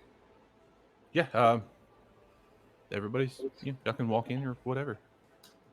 Hey Room's clear. guys, I was in the closet the whole time. Hey, what's up? I didn't hear anything. Because our player is trapped in the closet when he walks in. I'm just kidding. I heard everything though. No, I guess Yeah. make my way down to the room. the Town? cafeteria. Mhm. Okay. Yeah, You you gonna guys walk all past? heard everything, so I don't really need Pace to. is gonna pass, Yeah. Yeah, she was relaying everything. And even from what she was relaying, you could kind of hear through the door or through the windows or whatever, the vague enough of his side of the conversation to piece everything together. So Kisar is curious. Do you think he knew that we were around, or do you think Um, he took it? I will say, nobody knows that you have the dagger unless you want them to. I'll just keep it to myself. Okay. It's small enough that you could even like hide it up a sleeve or just you could literally put it anywhere. It's that thin. Yeah, I'll just kind of pocket it. I have a kind of out of game question in relation to the dagger, just because I'm interested. Yeah. Is it sturdy? Like, is it like a legit dagger you could do damage Oh, yeah. with? It's Oh, just yeah. real thin looking and Oh yeah. oh shit. Oh yeah. That's Like cool. it's like if you took a piece of paper and made it like Metal. an actual dagger, Wow. only it's still that thin. Wow. That thing would be super sharp. Yeah, it would. Swing. Hmm. Cool. All right, thank you. Yeah. I will also say, just as a heads up, it does have some bonuses right now. Right now it counts as a +3. Wow. That's a +3 to your attack and a +3 to your damage with that one. There's more on it that you will have to figure out as you go. Wow. That's a cool weapon. I ain't telling you how much yet because it's, yeah. You might become sneaky stabby type. Hey, gift from my friend. I need to find a I way just- to do this. I want to share with the crew the map that we drew and where this safe house is, and say, hey, as you guys overheard, there's a safe house that he gave us free grounds to. I mean, it could be a trap if the Lekka knows where it is and is watching it, but if it's not, there could be some useful things back there. So, I'll put it up to the crew and see what you guys think. My vote is as follows. There could be danger, which means action. So I'm in. There could be treasure, which means plundering and getting some cool loot. Which So also I'm means in. danger. So I too am in. And Andronicus approves of this message. it beats the hell out of standing around in his ship. So my vote is to keep Clove safe. I am going to offer we my were- sword. We were on the way to this place and we're still here, so we don't have to just take off and leave. Yeah. But That's we what- could eventually check it out. I think we should check it out right away. But my sword is to you, Clove. I've got your back. That's a public announcement to the group. Also, thank you formally, Andronicus, for saving my damn life. Do you need help with your shoulder stab? I'm all right. I'm good. Yeah, Just, you'd be fine. by the time that y'all get or have to do anything else, I think you would be fine and it would be healed. I also meditated while I was in the closet. I want to Nice. shake his. Yeah, you would actually have time. I want to shake Andronicus's hand and just say, like, it's nice to know who has your back. Awkward. So yeah, you have some more information now. Information. Information. Information. See. See. See. Let's see. Well, let's go on a treasure hunt. Yeah. I'm in. Well, I'm we're in. still at this island here that we wanted to investigate. I feel like we've spent this fuel and time and risk getting here. It might be good to do a little investigating before we go. Yeah. Was there anything immediately in the village we needed to do, or? Oh, it's a big city. It's a big city. Oh shit! Big city. Why did we initially come here? We came here to try to find information on a certain person whose name I don't want to say in case spiny demons come flying out of the sky. As you say that, We no, call go ahead. him Pixie. Wait, what? Right? I'm kidding. Go ahead. No. I believe she is referring to the Pixie problem. I think that's what we were calling Yeah, it. we're here looking to sell our special silver and Oh yeah. spice And that can be our used crops. as an explosive. So I feel like we should be here on our trade mission Yeah. Man, that beer's strong. before we just run off to the safe house. I want to take the page that has the safe house drawn on it and take it out of the book and fold it up and put it somewhere in my pack so that way Okay. it doesn't show the information. Because isn't it true that when it's in the book you see more than when it's out? Yeah, I Yes. want to take it out of context just in case somebody finds our book. Okay. Because now It's everybody's seen it. no longer in the book. You're the only one that has access to it now. There we go. As you're making your way through town, you notice a giant flagpole with all different banners on it, and like there's runners going from the flagpole in the middle of town to different buildings with banners and different things on them that show what you can assume to be different guilds. I thought you just said there was a giant, and I was like, Another one. I was like, On oh the- my God. On the top of the flagpole, you actually see 3 different flag ropes, and each one has its own flag on it, and they've all been anchored to where they all fly out in a different direction. One of them, after asking a couple small questions, is the Gray Shapers. One of them is the Ivory Stars, and one of them is the Boon Slayers. Okay, I need to move over. You get the impression that this whole place is commerce. Why everybody comes here to trade, everything that this place exports and does has to do with bounty hunting or mark hunting of some kind, monster hunting, bounty hunting. They're all hunters of some kind. Each guild does both. Underneath at the bottom of the flagpole, there's actually a giant board with different essentially different marks. Like it's a public bounty board that they've put up, and anybody's welcome to come up and put something on it, and whoever wants it comes through. And if there's a different tabs, you take a tab, or if it's just its own flyer, you take the whole flyer. Is there anything on that board that would be off in the direction that map she showed us we're headed in?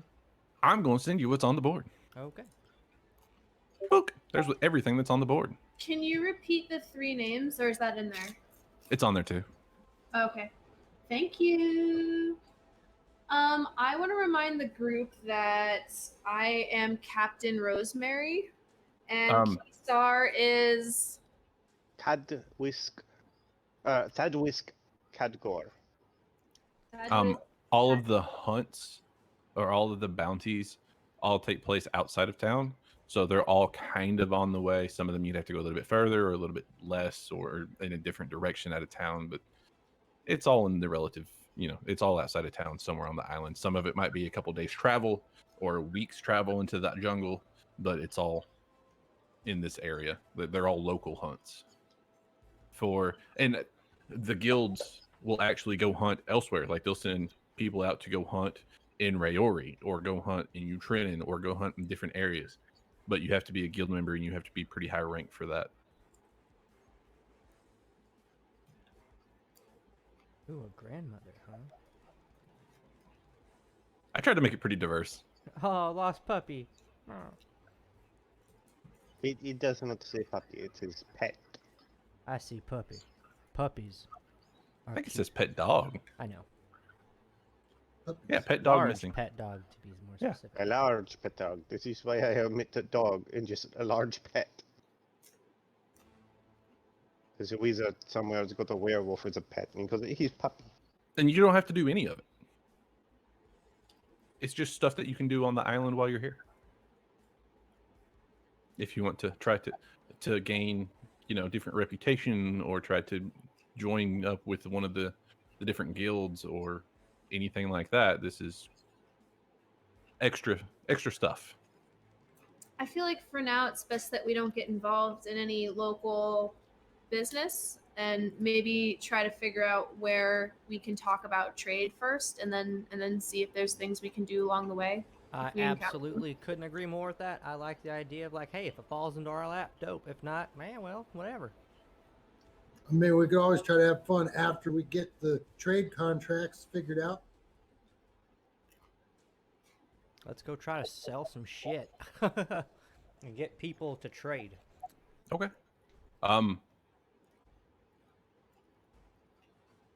What are you looking for? Let me ask that. That's the easiest way to do this. Well, I know we have our little vials of fancy explosive stuff.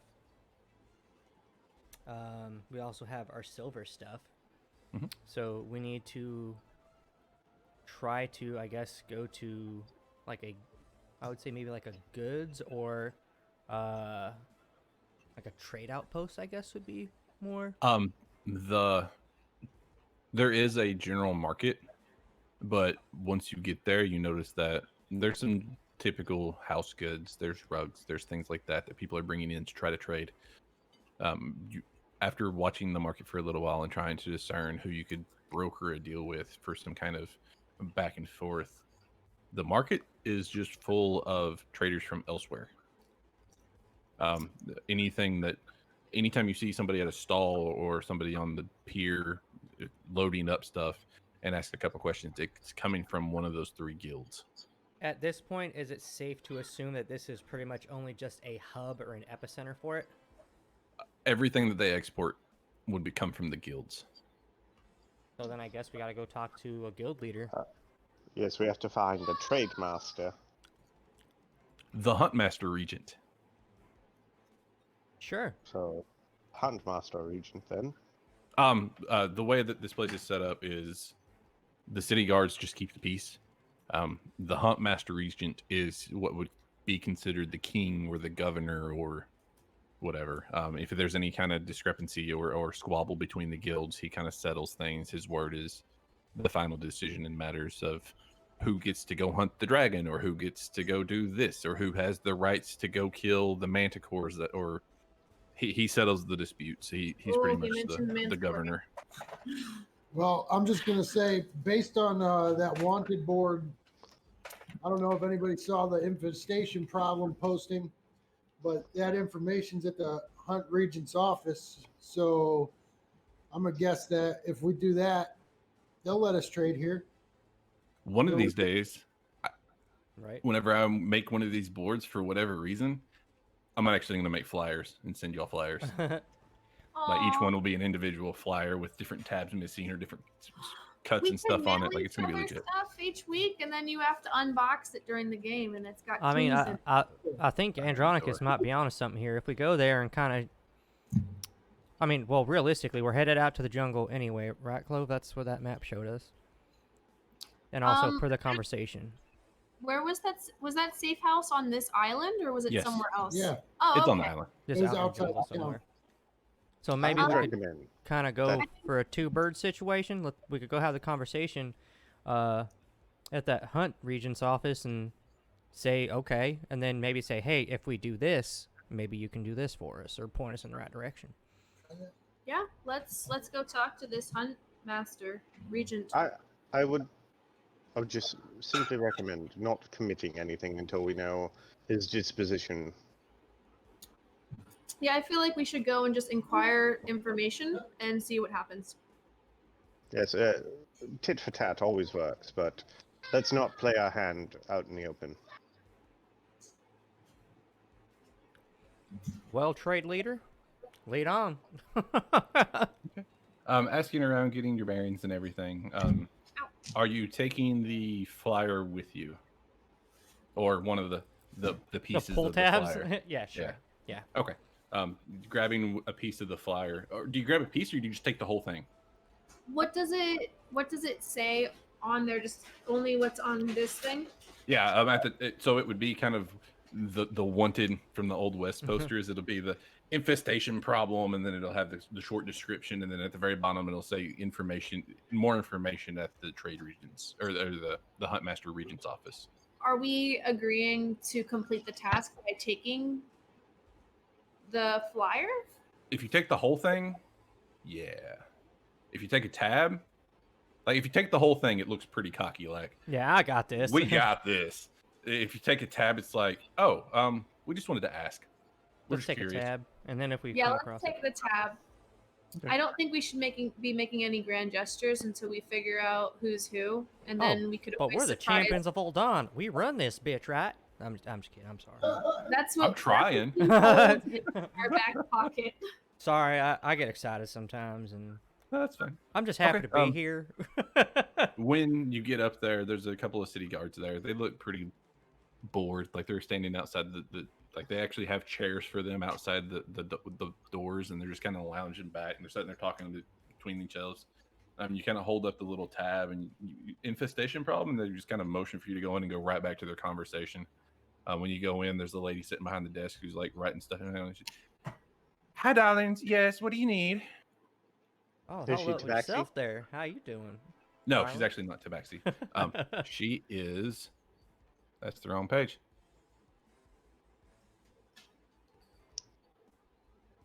Really? I'm just not having any luck. She's a giant manticore. Super tiny. She's like this big. Like a fae? Is she some type of fae? Yeah. She's a little sprite. Okay. A little fairy, kind of. Oh. As you walk in, she's like, "Yeah, what can I do for you?"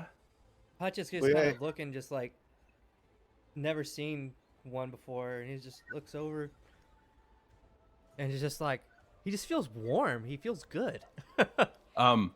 Tolric, having been in travel for thousands, he very easily recognizes what she is and is like, "Oh, okay, yeah, cool." Regards her in the way that would be appropriate and stuff for the Fae courts and everything of her status.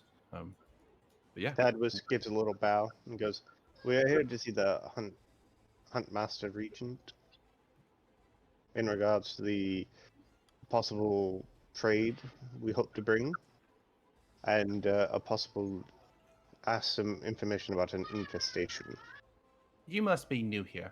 All right, let me just hand you this, and she hands you a stack of papers. She just kind of slides it. Like, she doesn't really hand it to you. She more slides it across the desk and puts it at the edge of the desk. And you said the infestation. Okay, and she flies over to the other side of the desk and keeps going. Goes over to the wall, and you notice there's a giant wall of flyers that are stacked, almost like you see things on pegs at Walmart. Oh, There's gross. just flyers on pegs on the wall, and there's just a giant wall of them. And she just goes over and takes one of the infestation flyers off the peg, and the back of it has a lot more details. She's like, "Here you go. If you do manage to help us out, go ahead and bring it back." On the back of it, it gives you details about, hey, go handle these things. It gives you the location or the approximate location where they've started from, and you see that payment will be rewarded based on how many hides you bring back. And at that, she goes back to what she's doing and just I waves want you to out. communicate to the party and just say, so no one else can hear this but us, but, we could do this, but at some point we might have to pull the champion of Vollarune card just because that's a lot of paperwork, and I think they think that we're just regular Traitors. folk. Well, I mean, I We don't am have to say it yet, but no. I You mean, haven't identified yourself yet, really. I We can could request a meeting with him. put a Or we foot forward, and I can kind of say, I mean, I'm hired help. I mean, y'all can keep your cover, but I mean, I don't see any reason why I can't say I'm here on behalf of, as part of, and y'all can still play low key. I'm just hired help at this point. I'm just your guard.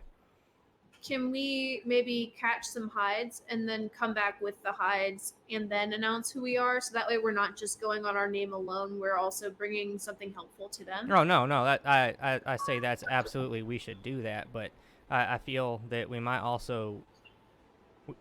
I guess if push comes to shove, and if we bring that back as a show of good fortune, and they decide that we don't want to have the meeting, then I guess I can pull the card. You guys can stay low key. I mean, either or, maybe we can have the conversation. Say, hey, if we go do this, maybe we can work out a deal. Because going in blind and under the intention like, hey, I thought if I did this that you would do this kind of thing doesn't always work out. The whole time the conversation going on, because I was kind of flipping through the stack of papers to look at them Inside over. the papers, you see statement of expected return, what you're looking to buy, or exports from them that you might have interest in. And there's like a checklist, almost like you went to the doctor and it's like, have you ever had trouble breathing? Have you ever been diagnosed with this? Have you ever, like the whole way down is like, do you have interest in this? Do you have interest in this? And it's like, do you have interest in Stegosaurus plates? Do you have interest in natural armors? Do you have interest in natural weapons? And it kind of, each one of those is broken down into different natural wildlife that's here. What does the back of the infestation flyer say? Just the location and kind of what to expect. It in the description, it's some kind of snake infestation that started up, and it's almost like a breeding grounds that's just gotten out of hand. How much does Is it it- pay per hide? Doesn't say. After asking and kind of asking if you can look at the other ones, and she waves. She's like, "Yeah, go ahead. Anything you want from the wall." Whenever you go over there, none of it has any kind of reward except for just reward will be given at completion of contract. So what are typically the rewards? Some currency. You might get some of the goods, whatever you claim. You might get something made from it, depending on who it's for. Okay. Something like this.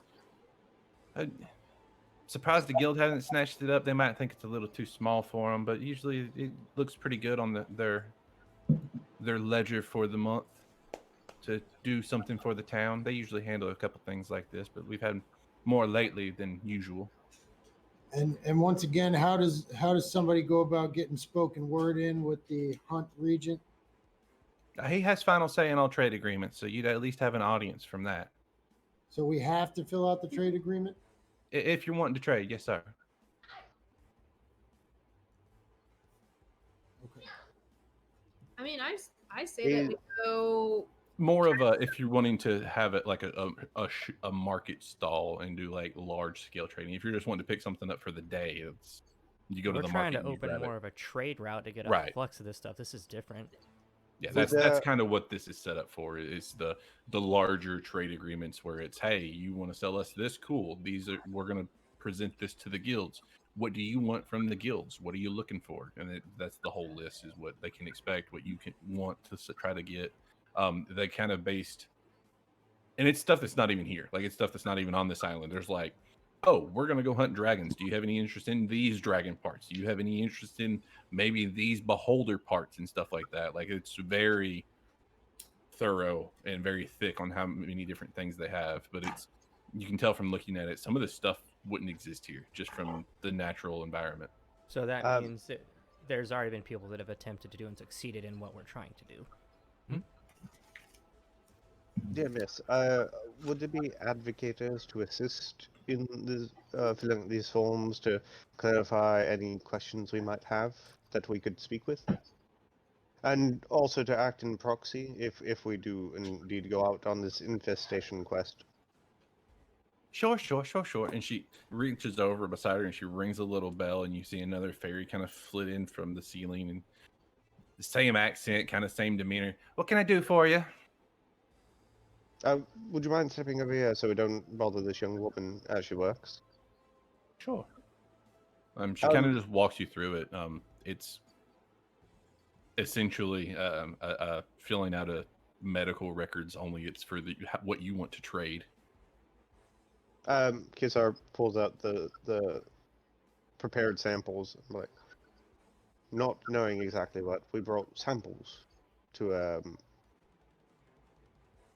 for a more tangible explanation of our wares that we are hoping to purvey. Sure. She motions, and you see a couple more fairies come down. And are these for us? For samples, yes. Yes. Okay. She motions for the other fairies, and there's a couple more fairies that come down. They take the samples from you. They open up the vial of the ground up weed, and they take the metal, and they take it to the back. She's like, give us about 10 minutes. About 10 minutes go by, and they come back out with the vial, and it's almost completely full still. Like, you can notice it's went down like just off the top, and the metal's the same way. Like, they've just shaved a little bit off the top. We'll take these to the guilds and see if anybody's interested. But now, in regards to filling out our forms here, how do we quantify the quality of the product? As Kisar starts trying to fill out the forms with her help. She walks you through how to write it, like what you would put on it, and it's explosive, fire, alchemical element, kind of for the weed, and then the other one's high quality silver, magical properties. Captain Rosemary, were there any? Were we purely looking to export, or were also looking to import back to our home port? Did we have a list of things we were looking for? Or was it perhaps the next trip? We could always handle that the next trip, but I knew that we needed some stone for our keep, perhaps some safety and self-defense equipment for our ship. So Kisar will tick those things off on the form of what they're interested in. Weaponry and armor has its own section, and then this has a little bit of a subsection. As you're filling it out, you notice that she's starting to look at you kind of. Go ahead and roll a performance.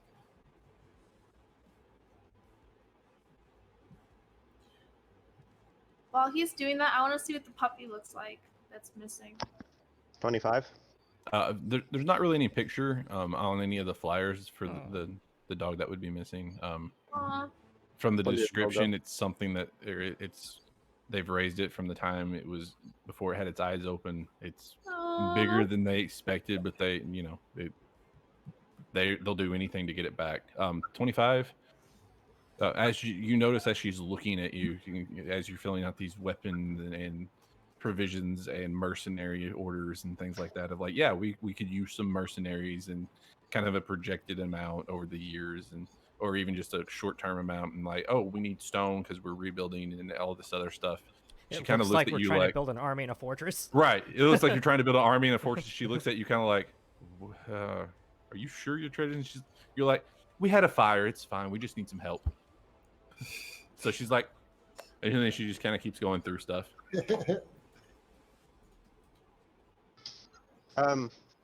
While I'm kind of going over this, I'll comms to Rosemary and go, the infestation, is it anywhere near the safe house that we are trying to get to?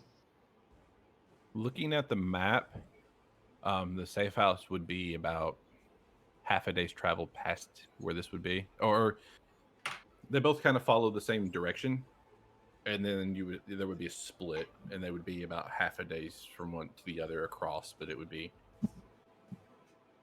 through like you said, people are going that way anyway. I say we head that direction, and then once we hit the fork, see which way we want to go first. Sounds good to me. I'm just here to, shoot shit. That's what y'all hired me for. Before we get too far from the docks, do we want to check out what other ships are around and just see if anything looks familiar to Hutch and his classes?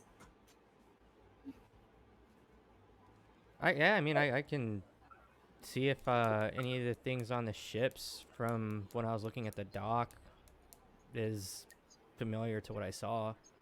And we'll just be real careful about how we speak about it. I'll go full on tourist. I'm like, oh, look at that. Oh, look at that. I just get really douchey about it. You're talking about the ship that he saw that Flynn was on? Yeah. Pixies that were pixie riddled. Okay. Ooh. Let me see. I don't think there would be.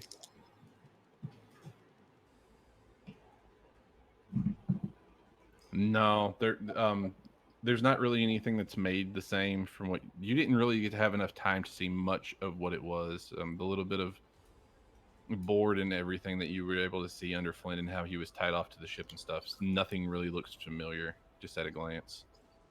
The woods are different. Like it was a different kind of material almost. Something about the ship was just different than anything that you're seeing here. It was closer to the pedal than any kind of sailing ship. It is from beyond the stars. Filling out the paperwork takes like an hour.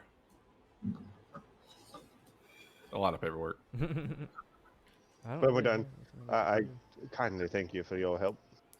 Much appreciated. Of course. And she flies back up, and as the little bit of light that comes off of her as she's flying back up, you actually notice that there are like more desks kind of up in the rafters that have been spaced out to where they can work on top of them. Efficient. Yeah, I was gonna say they must do a bunch of work down here. Well, what time of day is it, Mr. DM? Let's see. It'd be late afternoon-ish. Well, do y'all want to get a warm meal, maybe some drink, and rest and head out first light? Or do y'all want to take off and make our way towards the woods or jungle, wherever you want to call it, now? It's like I'm good to go. Personally. I'm pretty rested, too, at this point. I had a nice little relaxation situation up there on the dock while business was being taken care of. Captain, what do you how do you feel about this? Captain Rosemary. Oh, yeah, I'm the captain. I know that. You're the captain now. I know Look that. at me. Yep. I knew it the whole time.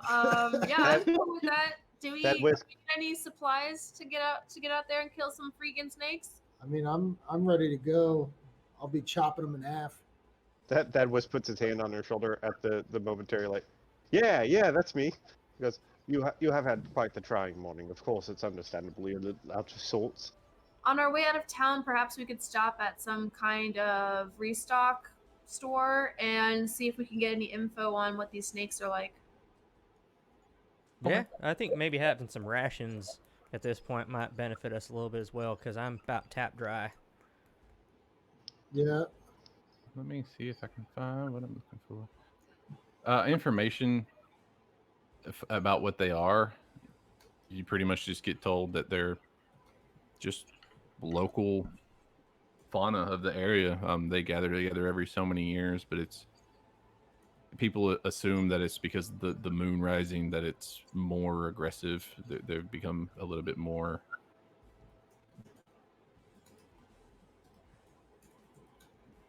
Now, about how big are these more of little them. slithers we're talking about? Like, like little garden snakes? Or are we talking about some, ice cube anaconda some bitches?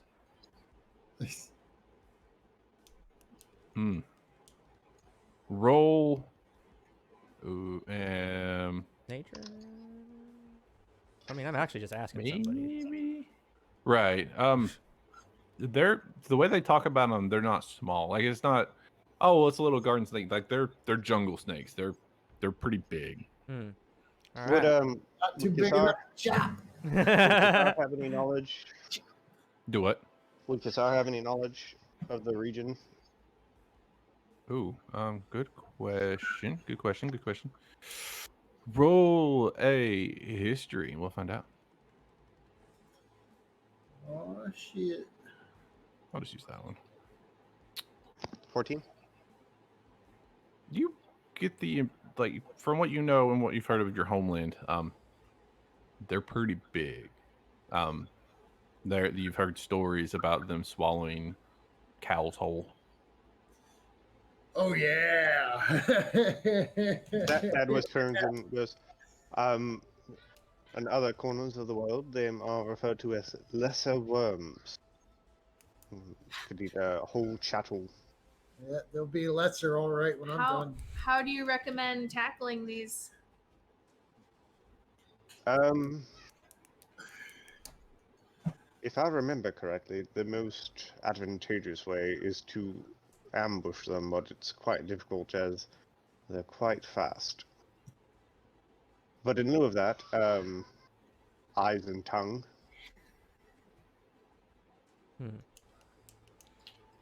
Well, And then snakes. just whittle it down.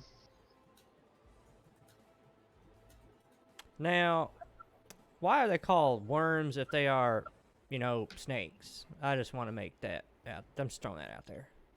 It's a common misconception because they refer to them as large size, thinking that they are of some sort of lesser dragon, and they're not. They are actually reptiles. But you know how stories get around and things get blown out of proportion.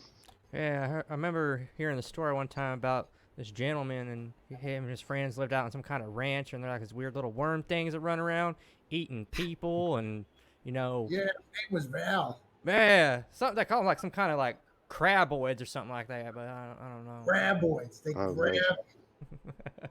Sounds preposterous. The Yes, whole I just lot of went it. there.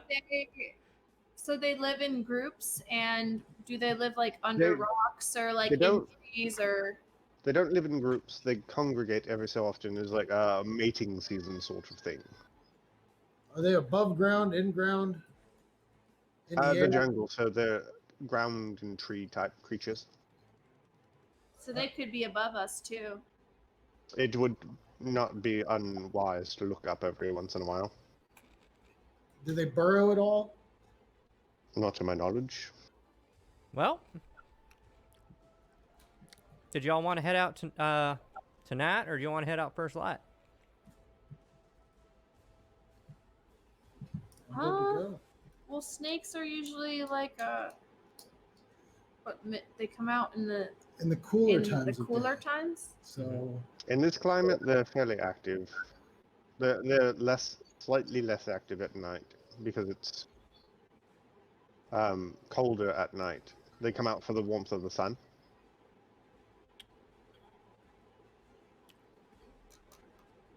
That's a tough one. We could go after them when they're less active, but there's less visibility.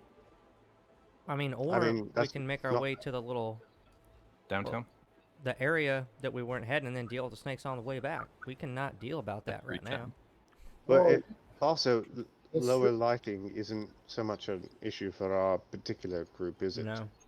No, let's head to the safe house first, and then in the evening we can decide if we want to hit up the snakes at night when they're less active. As far as that safe house goes, how far travel would we guesstimate? It's a half day off of the Y. To get to that area, maybe depending on how travel goes through the jungle, couple days. Well, I mean, I guess at this point it doesn't really matter. Like I've slept outside my share of meetings. I'm sure Andronicus has, and his stint. I mean, Kisar just curls up in a ball, walks around in circles, and lays back down again. I'm sure he'll be fine. Exactly, makes biscuits and stuff like that. But Chloe, Hey, I'm sorry, I'm are sorry, we- Rosemary. I apologize, Captain Rosemary. This is your call. I'm at your beck Are and we- call. Sadwisk turns to the captain and goes, I'm sorry, Kisar, are we picking up another guard? Merchant? Just waiting on a response from Rosemary. I couldn't hear what he was saying. I said Kisar. He mentioned that I called him Kisar instead of Thaddeus. I ignored it, and I'm still waiting on a response from you. Thadwisk, good sir, Thadwisk. Wait, I'm also really curious, and I get just kind of close to Clove and Andronicus. I'm like, as much as he seems to know about this place, which he seems to know an awful lot, he has made it very clear that he has ran away from certain situations. And he's obviously pretending to be somebody he's not, when realistically nobody could, if they've never met him, could give two shits. I wonder if, I don't know. That's just me talking. Yeah, I think I'm ready to head toward the safe house if you all are. I'm ready. Let's get some rations on the way out. Oh wait, no, we're broke. That's never mind. Oh wait, no, I actually might have, I think, 10 gold. That might be a lie. We have a bunch of. We have gold. Like, we Yeah, spent a lot of it, but we do I have got gold. 8 gold. I got 40 copper. I got 6 silver. I can get some biscuits. I got. Oh man, yeah. I'm gonna get enough rations to hold myself over for, I guess, like you said, a couple of days. So let's go with 6 days. That's fine. How much money you want?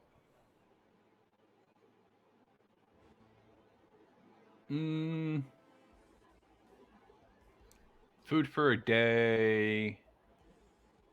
Not even food. Rations for a day.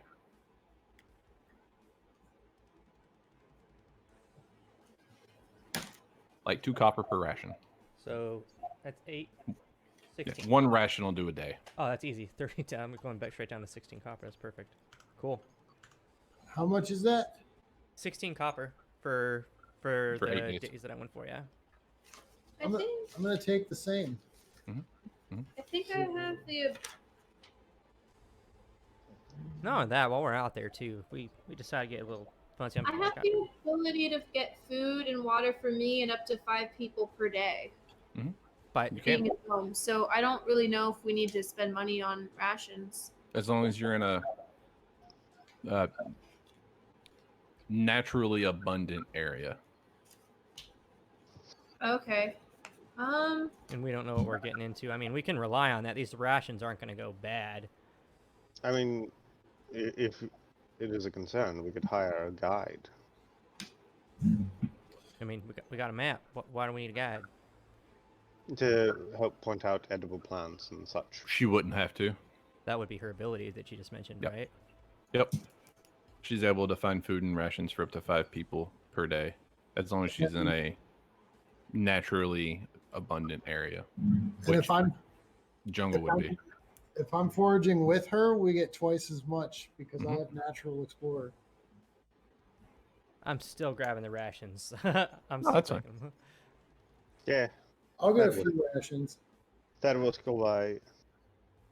Same. 16 from 40, that's 24. I'll Yeah, get 6 rations. I think actually at this point, like between what we got going on, I'm like, Andronicus, I reckon you should lead the way, my friend. I believe this is your area of expertise, my friend. I mean, yeah, I'll if Clove wants to tell me what directions to head using the map, I'll lead the way, and we will be impervious to difficult terrain. It won't slow us down one bit. Yeah. I'll say that you two need to roll a percentile, and since you're working together, I'll count. I'm only going to take one, but I'm going to take the highest one between the two of you. So 91. Okay. Where's the Roll two Percentiles. tens. Yeah, just roll 2 tens. The first one I'll take the tens place, and then the second one's the. And 70.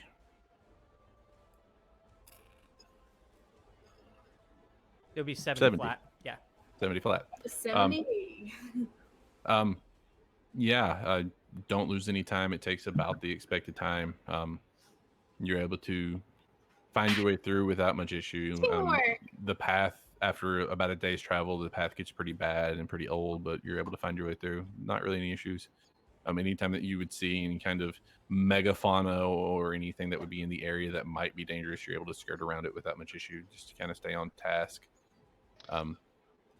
Once we get clear of the the town, can Mhm. Kisar try and point out some of the local snakes?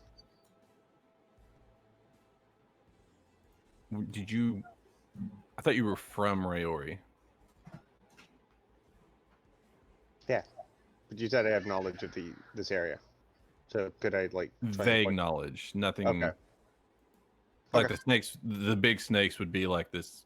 Oh well, if you go out into the, don't go to the jungle because the I got you. snake's gonna get like that kind of. But like the garter snakes and that kind of stuff, it would just be.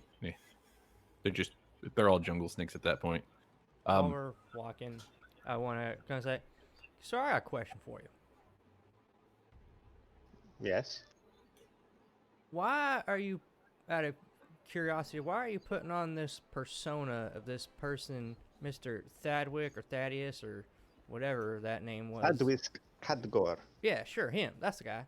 When realistically, just being yourself here would mean nothing. Are you not telling us something, or I'm just a little No, confused here? because the name Kisar de Madrish is known to be a champion of Vollarune. But Hadwisk Hadgor is any tabaxi trader. And we are trying to play it, how do you say, close to the chest. So then at this point, I think that is all for naught because we have all called me Hutch, and we have definitely referred to Andronicus as such. So I think, how's that? The jig is up? Not necessarily. To whom have we addressed you as Hutch and Andronicus? Those have been just our little group conversations, right? Well, when we were in the meeting area when we was talking, and when Andronicus, that fighting area, if I recall. So I mean, the only two that I know the names have been mentioned are definitely me and him. I don't know if anyone's referred to you by Hutch though. Like I think we've just talked to you.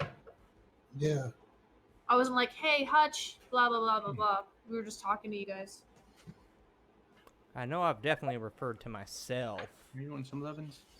So But you are not Tabaxi, so it would be odd for someone like you to say, Hutch has a question.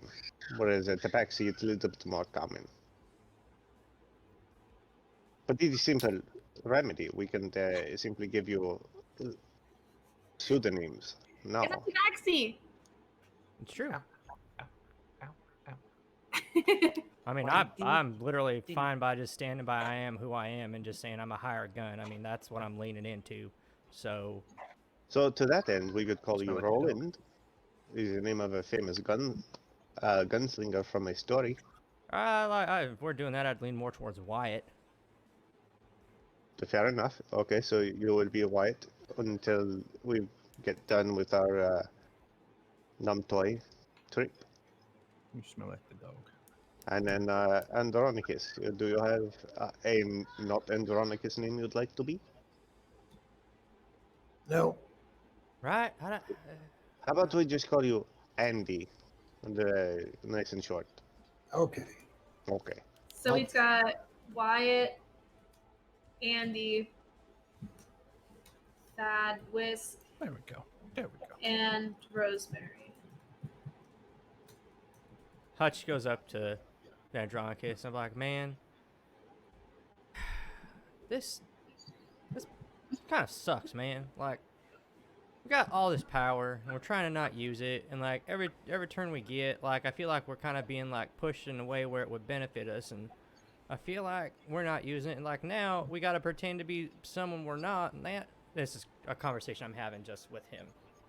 It kind of sucks, man. Like, I'm not saying we got to go around flexing these muscles and whatnot, but I don't know. Like, I feel like us coming here under a ruse would have been is not as important or have as much impact as saying like, here, this is who we are. We've come to seek trade with you people, and this is what we would like to do for you. What can you do for us? I feel like that would have more of an impact than 4 strangers walking around trying to find some snakes. Thad Whisk leans over to Rosemary while we're walking and goes, Thaddeus doesn't. I don't seem to understand how this is so hard. Like it's discretionary. You keep it quiet, right? You just. I'm certain you understand. Of course, I mean, someone's hunting me and trying to kill me, so it would behoove me to not be running around declaring who I am until I know where I am, but I guess people don't worry about that until it's their skin on the line. But they already know that you're here. They That's tried not to kill you. that's not You're our not conversation, in that though. Right, right, right. You didn't hear that. Yeah, I just say to Thadwist that, I'm sure if somebody else's butt was on the line, it would be a different story for them, but this is why I have a code name. And I say, my response to Hutch would be, you see, as we progress, not only ourselves as the champions of Voldawn, but we're progressing the land which we represent. We're trying to better that. At some point, it'll get to a point where we will have folks that will be able to go and speak on that behalf rather than it be us. Right now, we have to be the champions of Voldawn and the ones seeking out trade agreements. So rather than put the champions of Voldawn at any more risk than we need to, it probably is best to go undercover just But until we are more established in our new title. so I'm gonna pull out my what is that thing? The trade route mumbo jumbo expertise thing. Your background. Yeah, my background. I'm like, look, the thing is, I understand where you're coming from, and yes, it makes sense. But the problem is we now have a facade where we're representing 4 people that are essentially just nobodies trying to get some work done in order for, like, I scratch your back, you scratch mine. That's good. But we have removed the idea and the face to who we are and what we represent, which is now taken that and putting it aside. So I'll feel at some point it might benefit for at least one of us to mention, like, hey, I represent so-and-so. I'm here on good faith to do this, this, and that, because as far as they're concerned, we're just nobodies wandering around trying to do bounties. That's not necessarily a good thing. Like, it's like a king that goes to a far-off land to speak to somebody on behalf of such and such to make like a friendship. You know what I mean?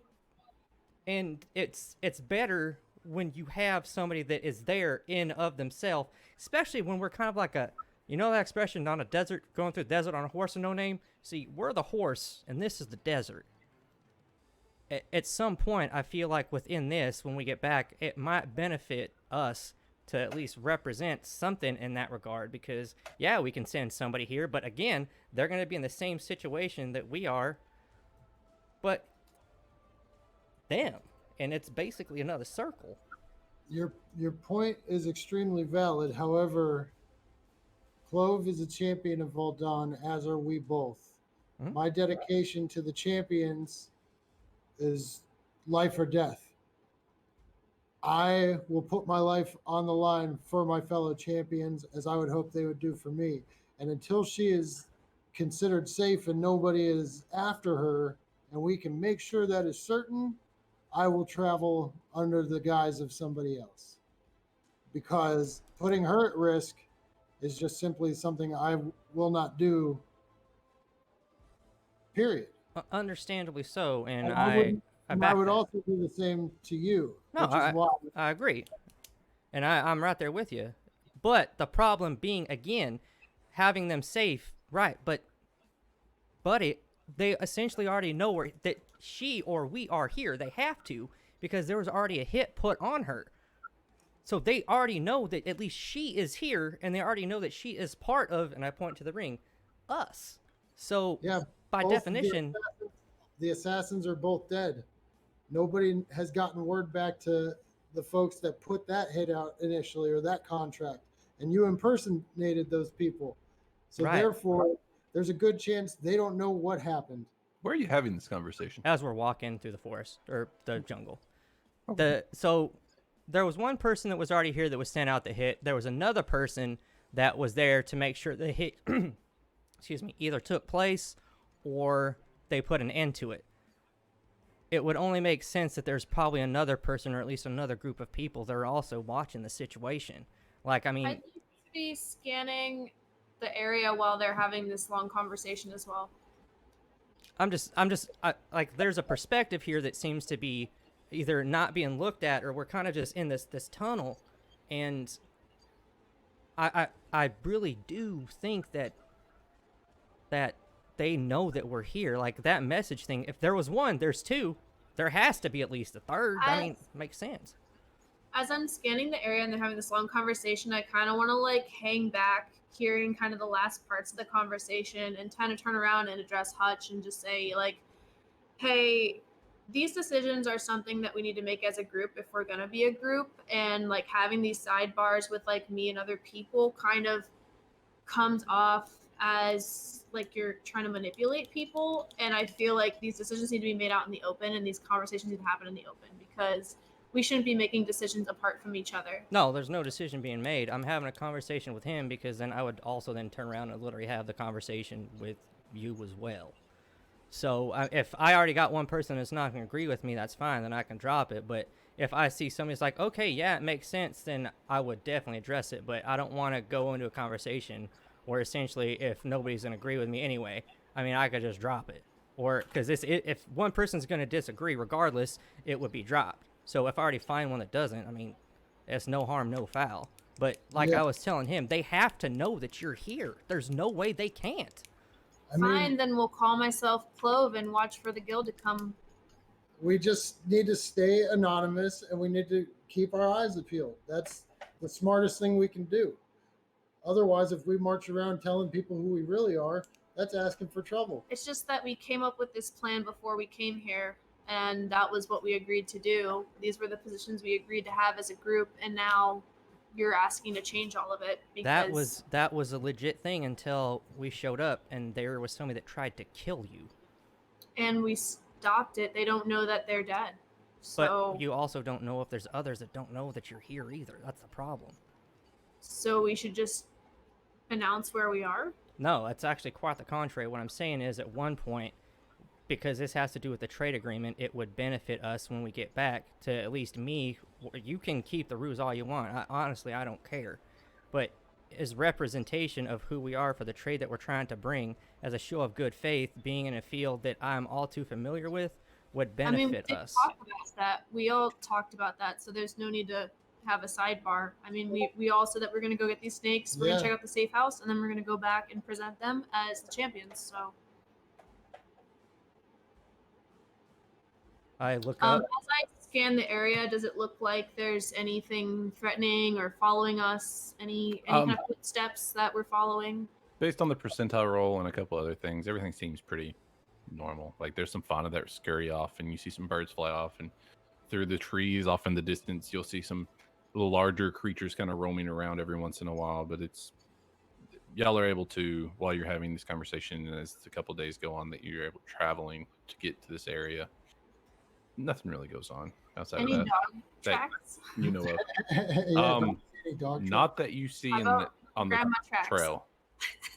Not that you see on the trail. No grandma tracks? Okay. Give me. I need to remind myself about that, because you have that on at all times. Where did it go? Grandma radar. Grandma radar. I smell apple pie. Grandma's near. Not within that area. Not in that 30 feet. Okay. We're being watched.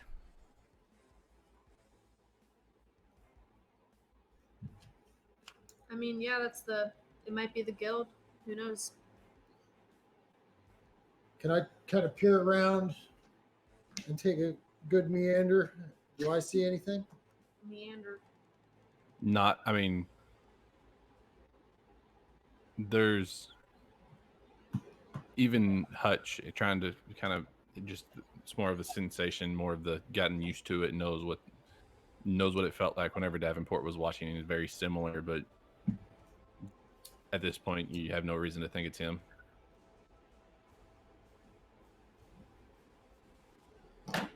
It's not the same kind of scrying that Davenport is. I will say, for scrying, you have to have knowledge Mhm.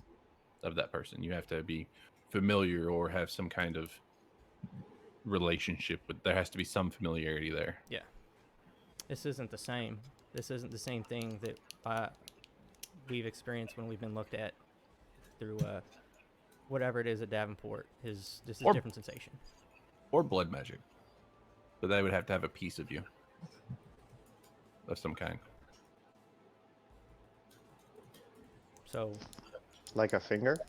that's Yeah, gone. maybe. That finger got thrown away. No, I would say they could do it with hair, but it would be a much higher level spell.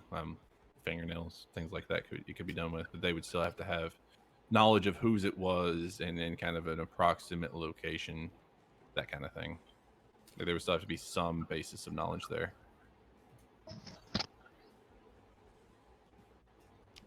I let the group pull ahead, and I stay back, Okay. within distance, Okay. and I pull out the badge, the sheriff badge that my brother's sheriff badge. Mhm.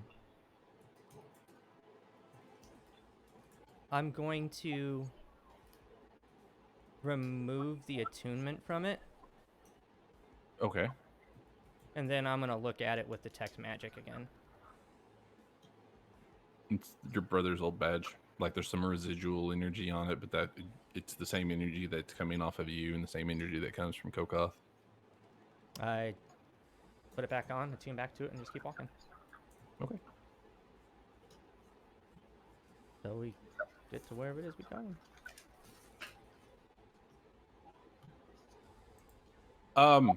Clove, where are you storing the dagger?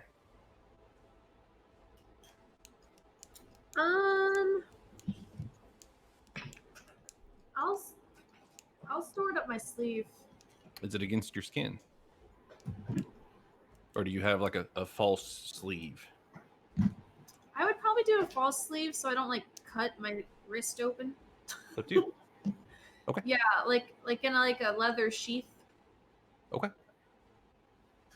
That's all I need to know.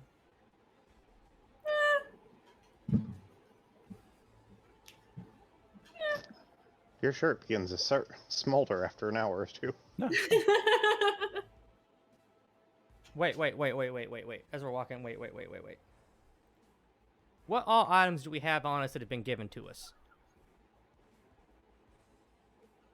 I don't have anything on me other than this thing that I threw that Kokoth brought back. I know we've got a sickle. I know we've got that map. I know we've got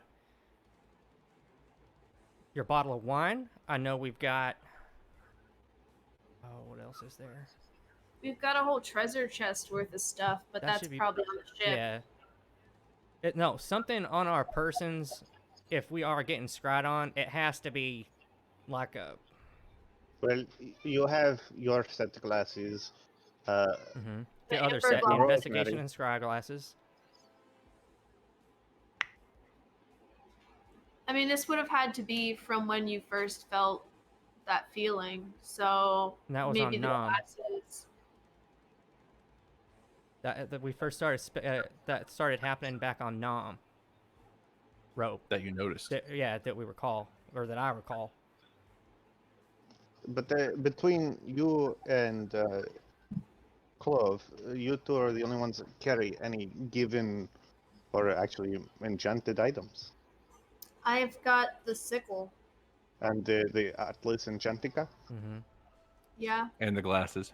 and the And glasses. you have the amber glasses, and you have the crystal glasses.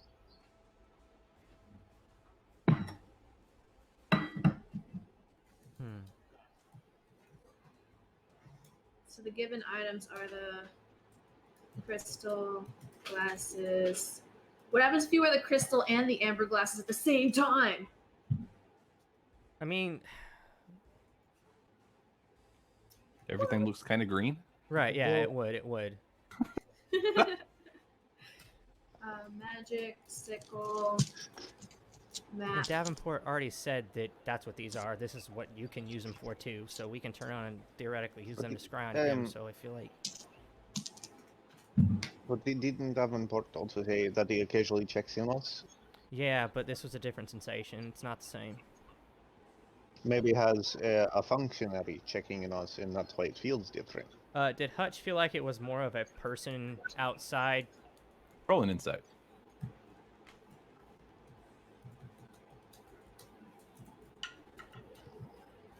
Hang on a minute. Actually, all of you can roll an insight. Well, as this conversation's going on. 20. 20. 15. Okay. Yeah, 16. yeah. And a 5. Andronicus, the times that you felt it, it feels like you're being watched. You haven't noticed any difference. The other three of you, when you felt it, thinking back and Good bed. thinking about it now, there was definitely more malice or more,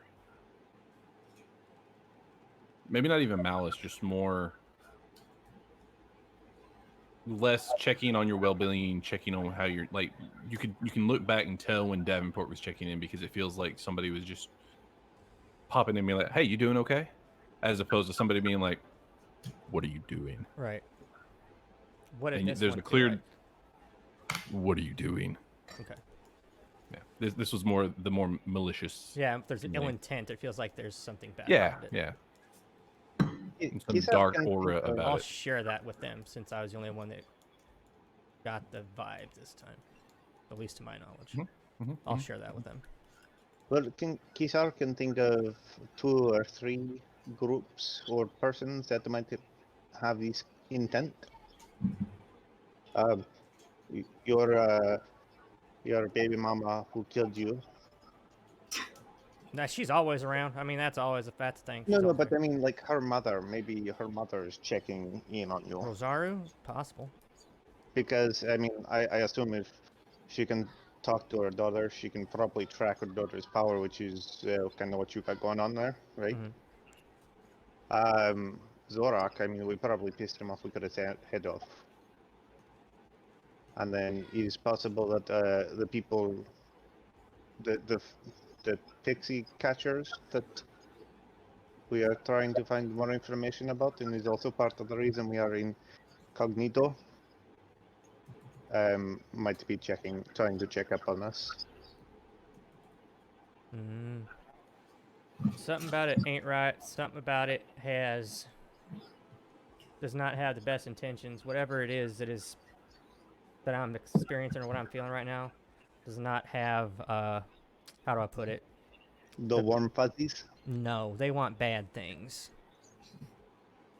Very bad things. It is something to consider. Well, Does Turk have any kind of insight on this energy? He hasn't noticed what you're like. He hasn't noticed it. Like, he seems pretty oblivious to it. Okay. Dorak, be very careful around the green things. These are trees. Don't set them on fire with your head. Key safety. It's fair. Yeah, I like this one. Let's do that one. No. Yes. You get ambushed by 10 pythons. Fuck. Ah! Cha cha cha cha cha cha cha. Have we come to the Y yet, or are we still working our way there? When y'all want to, when you want to, you've gotten there. it's fine.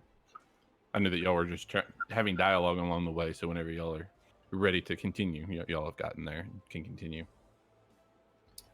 Before we're done with the conversation, I kind of want to just say if folks expect me to behave as a part of the group, then I'm gonna wait and see everyone behave as though we're a team. That's right. And that when I am family with someone and someone speaks poorly of my family, I tend to react. So, you know, we could speak kindly of each other and make decisions together. That would be great. Who's talking poor about your family? You're talking about Kisar running away quite often, so I feel like we should just maybe be more supportive of each other instead of. I mean, I asked him also.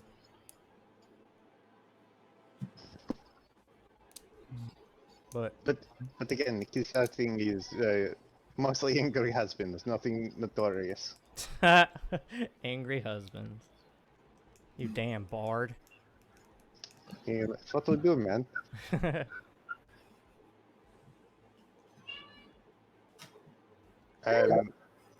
We all got to take care of one another. Yes. All right. I So, want to investigate things. Sorry. I want to investigate things. this tree looks important. I'm gonna investigate it. It might be.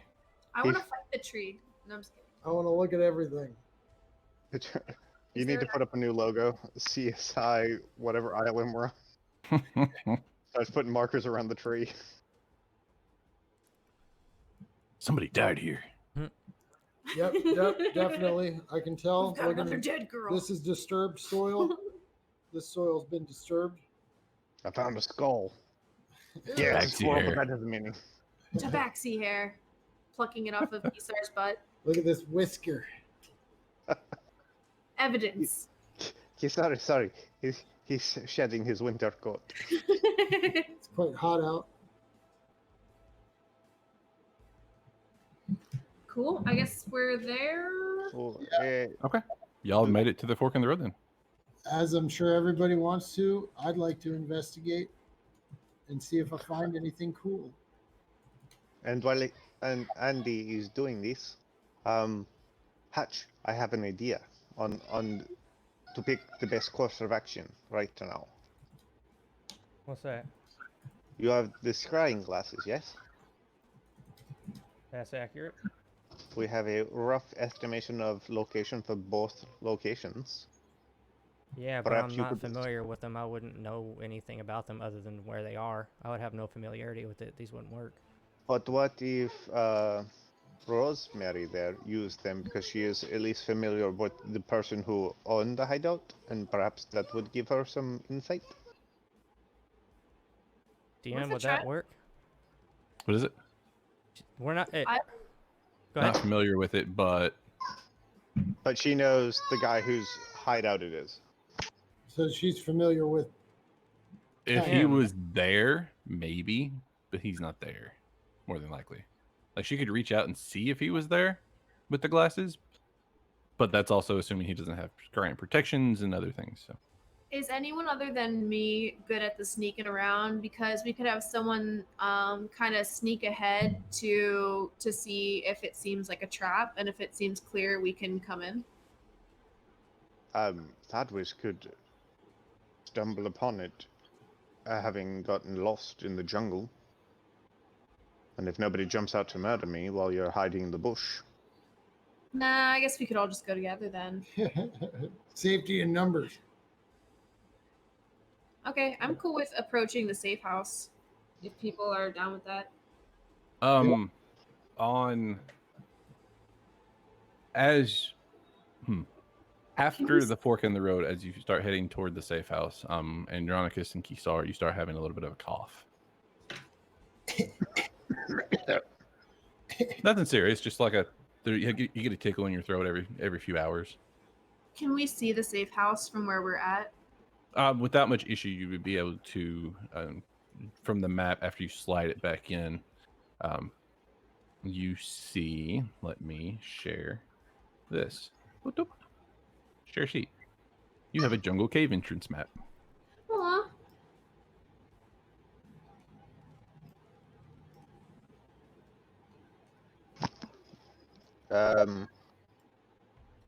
Kisar, Caves. when we get within eye range of that, Kisar wants to do stealth. Okay. You can roll a stealth for it. As you start to get a little bit closer, you do see the trail that's been used over time. That leads up to it. 13. It's not a huge cave. It's probably 10 feet tall, ceiling ish.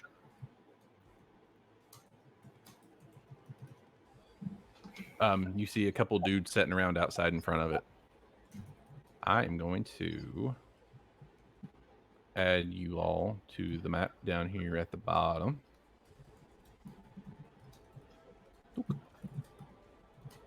Do I recognize the dress or demeanor of these people as guild members? With the guild not really having any kind of markers as far as identifying things on their dress, not directly, but from the location and just the way that they're presenting themselves, what they look like they're doing, they look probably almost like they're on guard. Let me move that up. Would that be pretty typical for a safe house to have guards out in front of it? Yeah. Okay. There we go. I will get those guys added as well.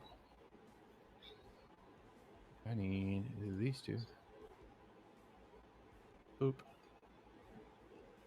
Boop.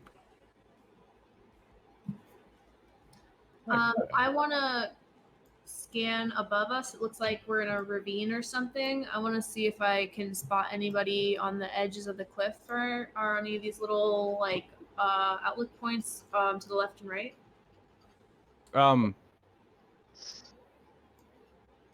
You're kind of in a gully.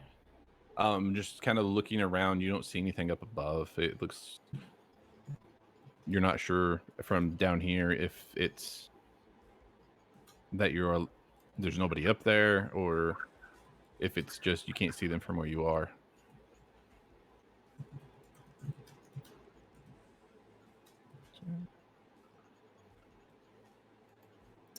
Well, guys, what do you make of this? I mean, it certainly isn't unusual to have guards out in front, posted in front of the safe house.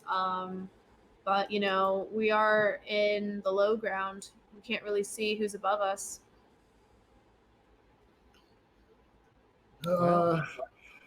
Being down below is definitely a bad situation because anything that's up top is definitely going to have a bird's eye view and definitely have advantage on any situation that's coming up. This is an easy ambush situation. It'd be stupid to not think otherwise. Completely. Have they spotted? Have the guards spotted us at this point? No. Okay. Yes, It doesn't seem like the guards have spotted us quite yet. How do we want to approach this? They seem pretty lax, like they've been here for a while, or like this is just another regular day.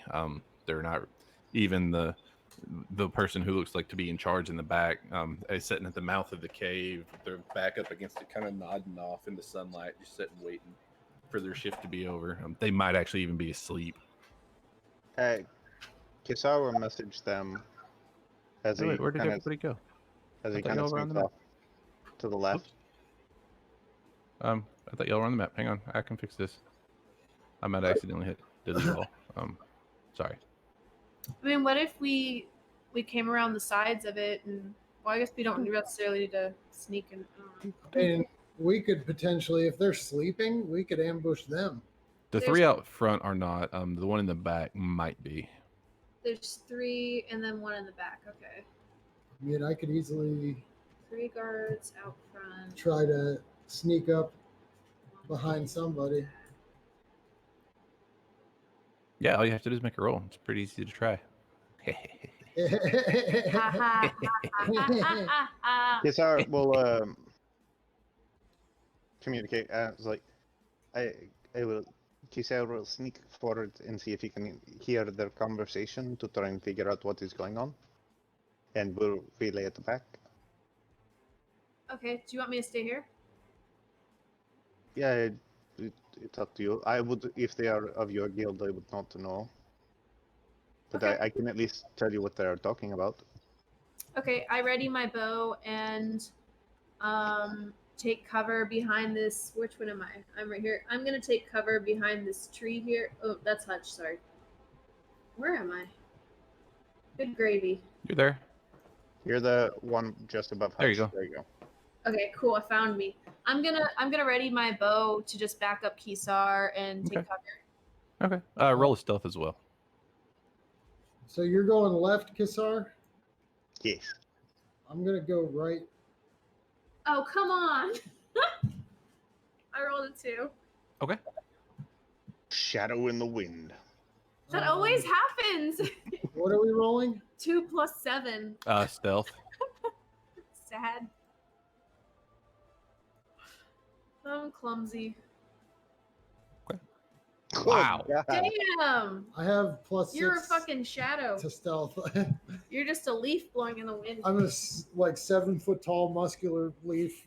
Just I'm like a tiny bowling ball. I'll move you back a little bit, probably we about there. develop an Okay. attack where I roll I'll clove move you and she takes kinda people there.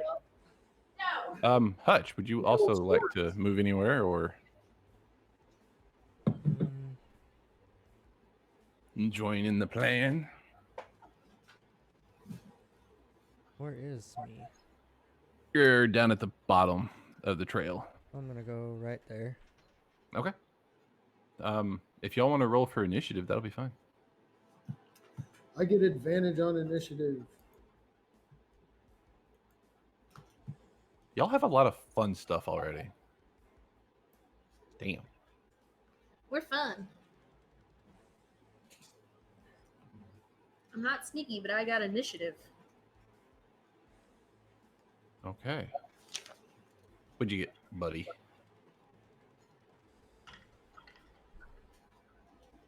They already know we're here? No. No. They do At not. least we don't, not to our knowledge. They haven't given any Cocked, indication it was a that 14, they know. but hang on a minute. That's 12. Okay. Yeah, they haven't given any information that they know yet. Okay.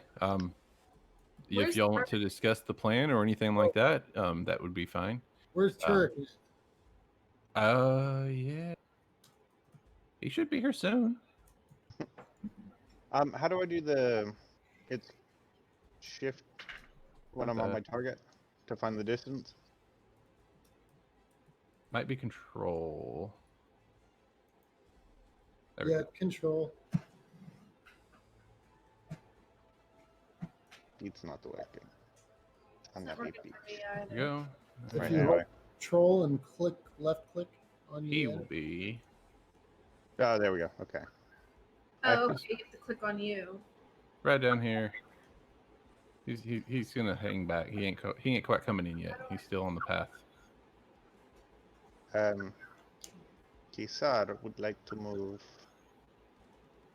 to about here and then Mhm. try and catch the tone of their conversation. Okay. Let me see.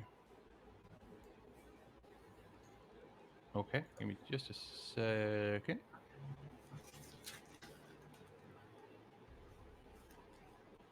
Flat rolls.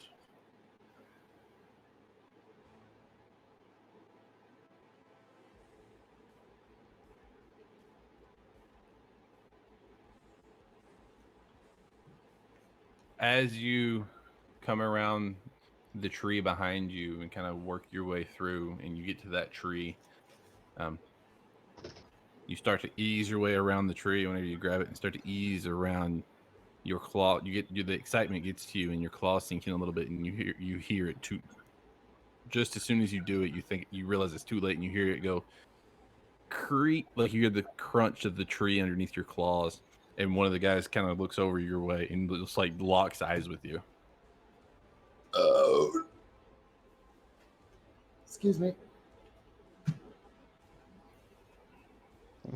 He'll stand up and go, "Oh, thank goodness, I've been lost wandering this jungle forever to finally find other people." You notice all their hands as you start talking. The one that was locked eyes at you looked really confused, and as you start talking, all of them kind of all their hands go to their weapons.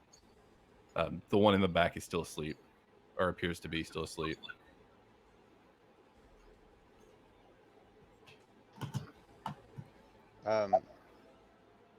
Can he? I'm gonna move forward just about 10 feet Mhm. and go. I was with a party and we'd set out to hunt some snakes, and I don't know where I've gotten to. Roll a persuasion or a deception, and then also roll a performance. I mean, it's the same, but I'll go with deception. Okay. And then also a performance. And The rest of you see this going on and can move, I would say, carefully move up to 10 feet from where you are if you want to. How far are these I got a trees 12 from for each my other? performance.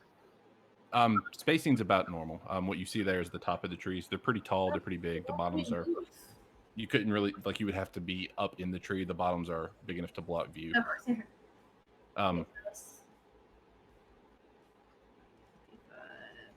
All right, what do you want here? After some snakes, you go back to the path. Head back to town. They'll tell you where to go. The path. I've gotten turned around in the jungle. I've lost the path. Is this path here on? Like, will it take us back to town? They all three kind of group up together and start kind of not really closing in on you, but almost intimidating, closing in. Very shoulder to shoulder and trying to kind of come around and kind of group up on you just to make sure that you don't try to do anything. Yeah, head back the way you came. You got no business here. Right, so just that way. And we'll turn to start walking. And I'd like to cast on the guy that's talking to me. Enemies abound. Okay. If it'll drop in a thing for you. I I'll drop in crept a up second. another 10 feet. Is that okay? Yeah, you're fine. There you go. With their attention turned the other way, that's fine. Make an May I- intelligence save. Okay, let me make an intelligence save. I will sneak more. This guy. How do you pull up the distance thing? Control Click on left yourself. click on one. Click on yourself first, and then control left click on your target. I want to That's a combat. 5. On a Sweet. failed save, loses all ability distinguished from foe, then all creatures can see the enemies. Each time the target takes damage, you can repeat the save. Okay. So, Kisar will start moving as he's been directed. Walks around them and back to the path and starts heading out. As you start to head out, the one that was closest to you is watching you go and looks really like watching you go, and then sees the other two dudes standing beside him and goes, you're not supposed to be here, and pointing at the other guy. And he's like, yeah, we told him to. What do you mean I'm not supposed to be here? And they get into a little argument, and then before the end of it, he pulls out his sword and tries to attack one of them. That's where we'll start. I'm going to use So you. if- I'm going to attack you. Oh, there it goes. So, Kisar, do you want me to try to sneak up in this thing? I could Kisar- sneak up on this sleeping guard veteran. Kisar would say check out that guy, because if he's asleep, then he's probably the boss. I'm gonna burn one of my 3rd level slots. He missed. When he misses, the other dude backs up off him and is like, what's wrong with you, mate? Okay. Yeah, we'll start combat there at that point. Kisar starts it off because his initiative is insane today. Should we mention that we know the guild? Perhaps to the sleeping one. We'll let these guys handle themselves, so there are fewer of them to fight with later. We can net them. Met the guy by It's the my cave. favorite move. It really is, and you're the only one I've ever seen actually use it effectively. It's so useful. Sometimes. They're all grouped together. That's why it's useful. Okay. Yeah, Kisar.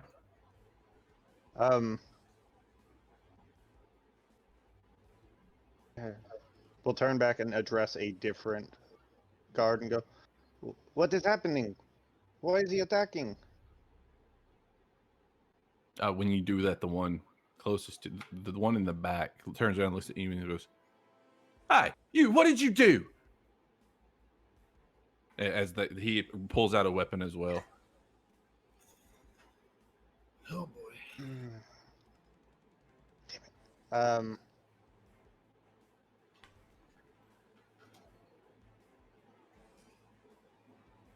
Damn it. I I will try and convince him that I've done nothing. I think I have done nothing. I'm grateful for the instructions, and I am leaving. Okay. Go ahead and roll for it. You can pick which one. See, look, I try to click to see how far I am from this. 5. As you say that, you're actually like in the middle of the like you kind of have your spell focus out, and you're like doing a little hand gesture, and you're like, "Oh, I've done nothing. I don't know what you're talking about. I What was just magic? leaving." And What blue glow you around notice my like hand? he's got a sword out, and he starts getting ready to come towards you. Kisara will back up. Okay. To about there. Okay. That puts it to Clove. Oh, no, Clove. Your turn. There we go. So while those, Clove, net the sleeping guy. I was maybe gonna net the 3 dudes or sneak up on the sleeping dude and try to get him. Well, if she nets the 3 dudes, I could always sneak up after her. That's my turn. Are you and stealthy? I can Yes, be. you He Hey. rolled pretty good. Okay. Good. I'm gonna net these 3 dudes then, because I feel like if we secure them, it'll be easier to get that guy. Although he might wake up when we net them. I mean, it's all chance, right? Let's Go with your gut. Huh? Go with your gut. While they're distracted, I'm gonna go after this guy that's sleeping, because if he wakes up, he could call more guards. So Okay. it's not letting me see how far away I am, and it's not letting me move myself. Oh, here we go. I'm moving. Okay, it's not telling me how far I am from him though. Hold down Control and left click on him. I was trying, and it'll only show me how far I am from this thug number 5. Click your little character. Well, for the net, you'd have to be pretty close anyway. Oh, so you do this, and then you go tuk tuk. You just have to move it. Oh, there. Oh, I'm 65 feet away. I can't get that far. I'm too little. I am gonna net these 3 guys because I can't reach the other guy. So I'm gonna. Oh my god! Why is it not letting me move there? I'm gonna get over here behind this tree. I'm gonna dash there while they're fighting each other, and I'm gonna chuck my net at them. Where's my net?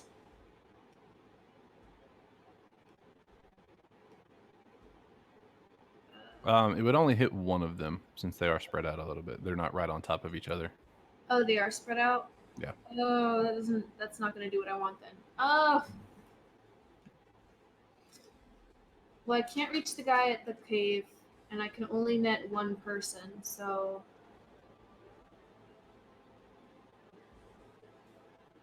I don't know.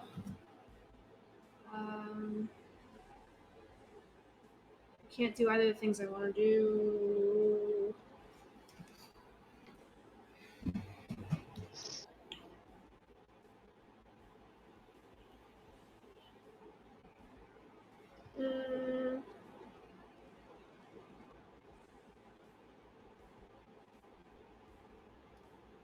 I don't know, because they're like fighting each other right now. I don't want to like snag their attention off of each other. Where's the baby? How much closer can I get to that guy in the cave entrance? Currently, he's appears to be asleep. You'll be able to get up whatever your movement is closer to him from where you were. If I dash, I can do twice 25 feet, so I can go 50. So he's like 60. Mhm. So maybe I'm gonna go right behind this entrance here. Let's see, Okay. that's 10 feet away, hidden Yeah. around the corner. Okay. Yep. I'm gonna do that, and I'll ready my net. Okay. You don't even have to ready it. You can throw it right now if you want to, or if you're waiting. Oh. Readying is just holding it until something happens. If you want to hold it until he tries to move, you're welcome to do that, or you can just throw it on him now. I'll throw it on him now. Okay. Go ahead and roll for it. Does she get advantage if he is asleep? She would, but due to being outside of 5 feet, she is actually in the long distance for the net, which would be disadvantaged, so they cancel each other out. Oh. So it's just a flat roll, which is I got fine. 20! It's fine. The dude has a net on him. As you toss this net with the little weights on over, and it hits him, and he goes, And he starts to panic and try to rip it off of him. I want to shout over to him, you know, like. Actually, no. I'm just gonna. How heavy is the net? Is it gonna like contain him or? The net says, large or smaller creature hit by the net is restrained until freed. A net has no effect on the creature that are formless or creatures that are huge or larger. Creature can use its action to make a strength check, freeing itself or another creature within its reach on a success. Dealing 5 slashing damage to the net breaks the net. When you use an action, bonus action, or reaction to attack with the net, you can only make 1 attack regardless of the number of attacks you normally make. So he has to use an action to try to get out of it. While he is captured by it, he is considered prone Oh, okay. because he's grappled by the net. Cool. So right now, assuming he fails his saves, he's out of the fight. I'm gonna hang around the edge here and just keep an eye on him. Okay. That puts it to him, so he's going to go ahead and try to make that save, which probably, I don't know, is a strength, right? Yeah, it's just flat strength. Yeah, he struggles for a little bit, and eventually is able to like pull enough of the net off of him and get it tore off of him to where he's out of it, but he's still on the ground, kind of rolling around. He hasn't quite stood up. That's all he could do. That puts it to, it's weird, Andronicus. I don't know. I'm going to communicate real quick with the group and just say, should I start strong arming these dudes that are out there in the middle? Well, here's the thing. We don't know if they're guild members from Silas or Valeka. We don't know if they're trying to murder us or not, you know. Yeah. Yeah, the one who has turned on his friends has been encircled by Kisar. From So- the way that Valeka talked, or from the way that Silas talked about it, anybody that would be here wasn't friendly. Okay. Okay, so this would be like Valeka's people waiting for Silas to come back. Maybe, or somebody else that has come in and found the place and has set up shop, or could be just a local group of thugs and bandits that have found it and are just kind of using it as a hideout, or it could be Valeka's people that were left behind to keep tabs on who came through, kind of thing. All right. I'm going to move.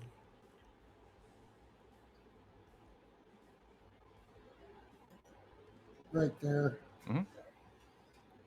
And pretty much just be ready for when that guy close to Clove and I, or Rosemary and I, stand up.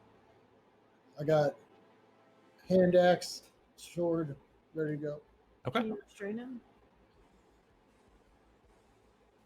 I'm not quite there yet. With him on the ground, if you ran up to him, I don't know if you're out of movement, but if you were able to close distance and melee him with him on the ground, you would have Well, advantage for sure. am I because able to dash? I don't know how far away you were before. I was 45 feet. Oh, okay. Total, Yeah, that'd be about it then. My movement's 30, so Yeah. Okay. I mean, you could take dash as an action. You just would stand there over him. Yeah, you'd be on top of him, but you wouldn't be able to do anything once you got there, which Could you that just- puts it to Hutch.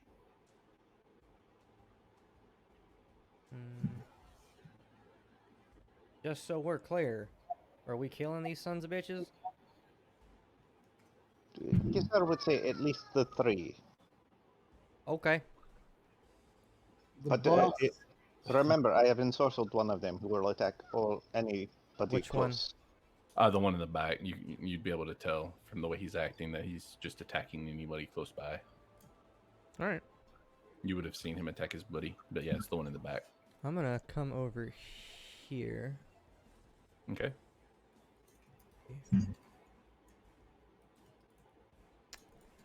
I'm going to shoot him. Okay. The one I ensourced.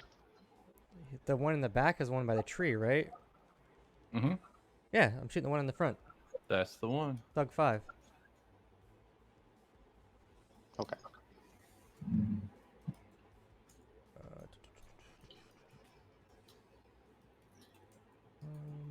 Oh, I'm the wrong page.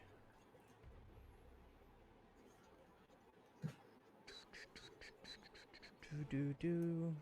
Where is it? There we go. Okie dokie.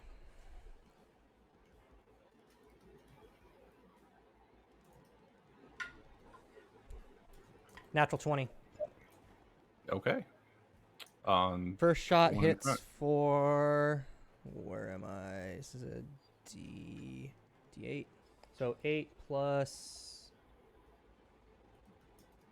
Oh, that's a 10. My bad.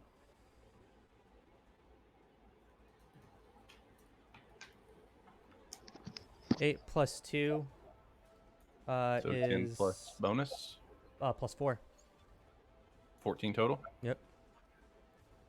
As he's watching Kisara walk away, you rattle off a shot, and you watch it, and he kind of doesn't even have time to turn and look, as it just kind of rails into his ribs, and he's kind of ugh, and he turns and looks at you. Is he still up? He's still up. How bad does he look?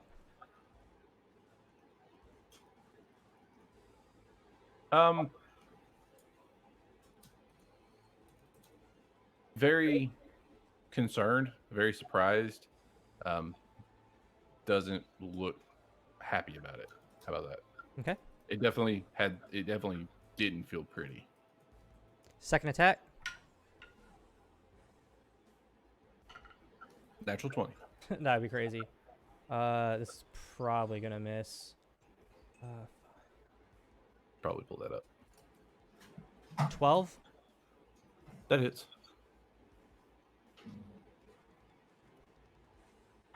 Yeah, they're all just wearing leather armor. Okay. Dude in the back is dressed in. Come on, pull it up. Is dressed in splint armor. Okay. Pieces. That is a. Oh. From the last attack, add 5 magical on top of that. I'm sorry. From what?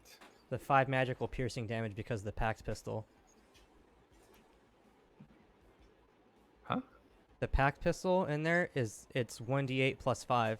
I didn't add the 5 on top of it. You added 4. That was my roll. So I have the 4 plus for my charisma modifier for my attack Right. damage. That's part of the plus 5. Is that what's showing up in here? Does it break it down? Yep. It breaks it down. Okay, so add 1 then. Yeah, so it's Yeah, 1 add on one. top of it. Yeah, add 1. Okay. Yep. This is Oh, you 4, fell over dead. 4 Yes. plus 5, another 8. Or 9. Another 9. Yeah. Jeez. Okay. Yeah. You see him turn and look at you and kind of go wide eye and a little like starts to get angry, like has a little bit of anger just around the time you pull the second trigger and you just slam him again, and he just drops to a knee, and he's just he looks like he's barely hanging on at that point. I say, you ain't looking so good there, friend. And that's my turn. Okay. It goes to Turdik. Let's I'm just gonna. He just kind of follows suit. He's just gonna. He has line of sight from there. Does he? He didn't even have to move.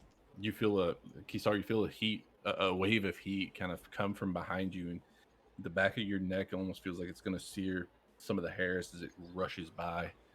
Yeah, he's just gonna follow suit and do one of these on the same guy. Good. God. Yep. Crit. Yep.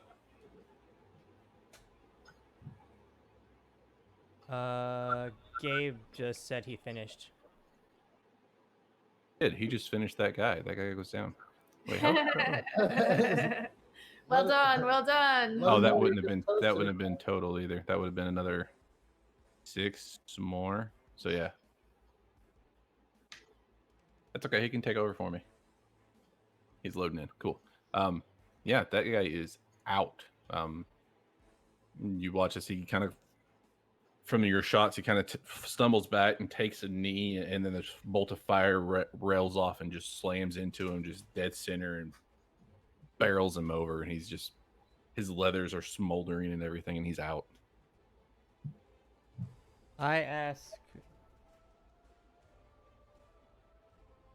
I'm just gonna message Kisar and say, I can end this quick. You reckon I should burn a spell slot, or because I have a reaction that allows me to use a spell slot, or should I pocket it?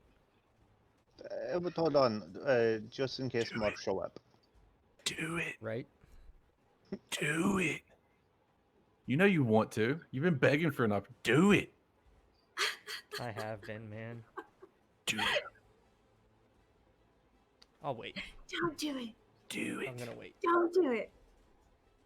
I'm gonna wait. I have no Party. opinion. I would just want to do the angel demon thing. No, I'm this is disappointed. definitely demon shit that I'm about to do. Now I'm disappointed. Oh, really? You just want to see it happen. I do. I want to see it happen. I sit there. I'm like, you know what? You've been waiting for it. I have been. Oh, I and have it's the been. perfect It's literally the perfect opportunity. All right, just do it. All right, I'm like, I'm sitting there and like he's like, you can see Hutch, like his eyes are kind of like, "Roo, roo, roo, roo, roo." And then he's like, I gots to. So he's gonna go ahead and, as a reaction after the body drops, he's gonna go. He is going to cast Let the party Whispers of Hellfire. I think you just make rolls on this one. Each creature must make a dex save. Okay, so 2 and 1 will make a dex save. You try to click on it too. Yeah, I want to know what it means. Yep. What it means. It doesn't let you. Failure and success meets it. What's the number? 15. I think that is my exact DC. Yeah, meets or beats. That's a success. So 1 failed, 1 saved. Okay, half as much on the second guy. First guy takes full. Okay. You all hear, like, you're all Clove and Andronicus are over watching the veteran trying to get ready for him to pop up. You hear a couple shots go off. You're used to it at this point. You hear a roar of a little bit of fire, and you assume that that's Turek. And then you hear a massive explosion. Whenever you turn to look, there's a fireball where there used to be a thug, and around the area, like around the outside of the fireball, there's actually a little bit of blood mist spreading out too. Damn. That's 11 points of fire damage to everything that's there. Okay, 11 for this guy, and the other guy takes half, So 5, round down. and he's actually going to, what is that, 15 feet? So he's going to, like, he dives this way, away from the dude, just in time, and is actually prone right now, as the other body is just gone. There's no armor, there's no nothing, it's just gone. We'll fight him. Knowing what you know about magic, instead of having a spell component or any kind of thing like that, he literally used the body as the spell component and the energy for the fireball. And I blew him up. Here's our message is, Hutch. Is that the thing you did to the tentacle monster? Yep. That's right here. Be more careful. That's so dangerous. But you're so far away now. I mean, I guess. Just let's. Yeah, Gabe, when you're ready, hop into a channel and we'll put you in. That sends it to the guy who took the full impact. That doesn't have any kind of push or anything on it, does it? It just goes kaboom. Yeah, he just It exploded. just goes kaboom. He's okay. Oh, he needs to make an intelligence check. Wow. Was it intelligence? Yes. Sorry. Okay. That's a lot. This will be broken for just a second. Let me go ahead and make that. I don't think he saves. Yeah, that Gabe, doesn't. turn your camera on, my guy. Okay, so he's going to assume, knowing what has happened and everything, he's still under the effects. He's going to run over here, do a quick multi attack, miss both times. Oh, that one hit. Good. Second one hit. Do a little bit of damage to that guy. Sweet. Okay. And right there, while you're since you got to adjust that, let's I'm go ahead and actually take a already quick. I'm done. Oh, well, in that case, never mind. We'll take a quick break once we get done here. Before we go a little bit further, we are on the Jungle Cave entrance map. Thank you. Yes, sir. That will put it to this guy, who's going to look at his buddy and just rear back and just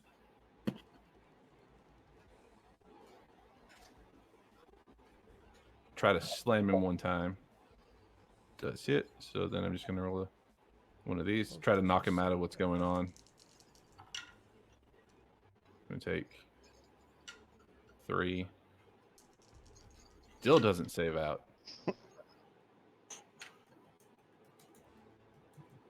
Nope. Yeah, that's right. I've really agonized on what spell to take. I'm so glad I picked this one. Okay. That's both of them. That guy's dead. Puts it back to Kisar. Alright, Kisar will move. What's the range on a hand crossbow? It's like 80 feet. Short. I think, yeah, it's short compared to the others, but it's still Try to take pretty far. off. I'll look it up. Just go ahead and do what you want to do. And then if we need to adjust, we can adjust later. Okay. Should be fine. I'm gonna shoot at the one that's basically getting the shit kicked out of him. Okay. The one on the Oh, right. Sorry, I accidentally hit twice. That's fine. I'll take the first one. 22. Yeah, they both hit. You're fine. Alright, and it is... Hand crossbow is 30 feet for non-disadvantage and 120 for disadvantage. So, but that's fine. Either way, they would have both still hit. So okay, I'll move up to like there. that's fine. Yeah, he tries to knock his buddy out of it, and as where most people would be like, "Hey, this dude's pretty thuggish to just like stop hitting me," and catches a bolt to the side of the shoulder and everything. Like he's just getting wailed on, and he's not having a good day. Anything else? Oh, actually, I want to do Psychic Blades on top of my bolt attack. Okay. Which will burn one of my Bardic Inspiration, and then I'll take 2d6 extra damage. Okay, go ahead and roll it. Shit. 10 more. Okay. Yeah, after the bolt hits, you see him kind of look over at you like, fuck me. And then, like, the psychic energy hits him, and he just, oh. And he doesn't really come back up from it. Like, he starts to, but it's just, he's not in good shape. Clove. So what do you say, friends? Is this main guard here a casualty or a prisoner? Kizar says he is a hostage. Hostage situation? So take him and ask him whatever questions you wish. I said you murder him. Because then I don't have to give answers. I don't know if I'm big enough to take him. How big is this man? He is, looking at him, I can't exactly hold a knife to his throat. You know what I mean? what you see in front of you, now that you're a little bit closer and it's a little bit easier to see, you see pretty large, muscular guy,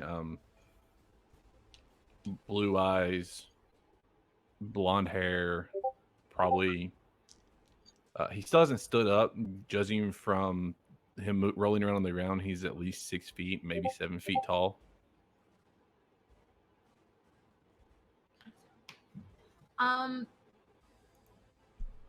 What kind of weapons does he have on him?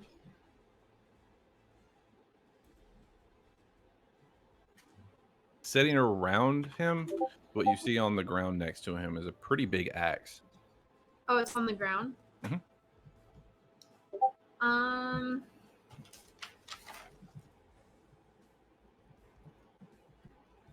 I mean, I know we want to take him as a hostage, but I don't know really. I mean, I could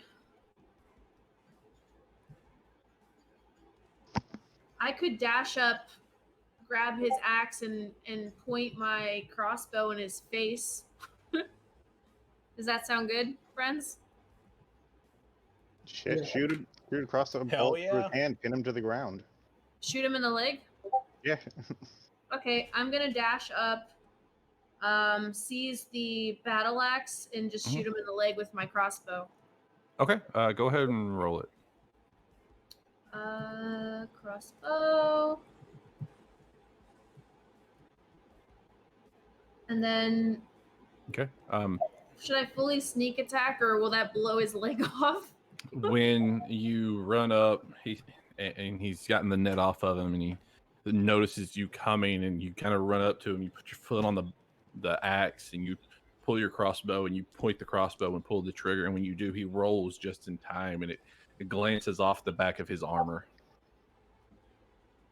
as he's rolling across the ground. So he's actually going to move this way just a little bit. I'm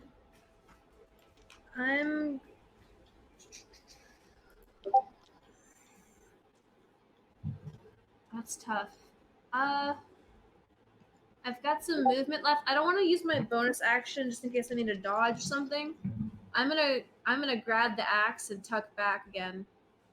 Okay. As he's rolling away, and you notice the bolt has kind of skated off of the splint armor that he's wearing. You reach down and grab, like you stow the crossbow, and you reach down and grab the axe and start pulling back and get back around the corner.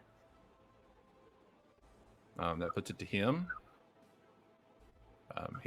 So Andronicus, what you see looking at him is he's rolled just a little bit away, and he's still wearing his armor, and he rolls and kind of almost bounces up onto all fours, and he's just sitting there looking. And then he's going to go ahead and stand up fully. He sees you just right there nearby, and he's just coming at you. Dope. Let's dance. Party on, dude. All right. Party on, Bill. Party on, Ted. He's coming at you with just his fists. Then I'm going to go ahead and using more so the blunt sides of my weapons, because I don't necessarily want to cut his head off. Okay. 15. That is a fail. Okay. 7 or 12, brother. That's a fail. Also a fail. And then a 21. That Okay. hits. And a 1, which is also a fail. He comes over, and like he wanted the battle axe, he didn't get it, and he kind of rolled over and he looked, and he noticed you, and he pushed himself with his hands and came up, and he just like got a couple steps in, and then just came in with a straight and just like started doing this combo on you, and one of them got through. You take 10. Yeah, he catches you with a clean in the middle of the combo. He throws a clean left, and he just. That's all good. I mean, that's it for him at this point. All right. Well, and it's your turn, so by all means. we're gonna answer back with some shit. Okay, so first things first. Just don't kill him. Yeah. I'm Oh, gonna actually, kill him. We can bring him back to life. Fuck it. Melee No, we damage you can can't. do. Melee damage you can do non-lethal with normal attacks. You just say that you weren't out to kill him, and you were just trying to do non-lethal. You were trying to disable, not to kill. Yeah, that's the goal here. Is I'm not trying. Yeah, to that's fine. kill him. I'm just trying that's to whip his ass. You don't have to stop at any damage point. You just, when he hits 0, you're not. It's not a death risk. It's just he's down. Okay. So attack number 1. 21. That hits. That's Okay. a 7. And then here's number 2. That one does not. And then Then you got 2 with the offhand if you have the axe out. yeah, I do. So Yep, 2 with the hand axe.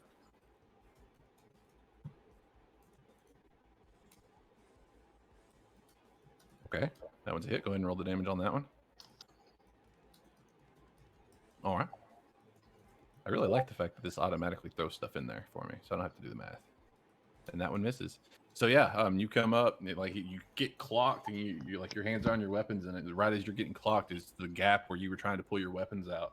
So you come back at him, and you're like, whew, with both, and then you come back down with one, and you come back up with the other one, and you catch him with one across the front, and then whenever he's watching for the sword, and he misses the axe on the back across, and you catch him with that one. He looks like there's a couple little there's a couple gashes along his armor that have went pretty deep, but you don't see any blood or anything. But yeah, you did some damage to him. It's pretty good. Pretty good. Anything else? Action bonus. Haven't really used any movement.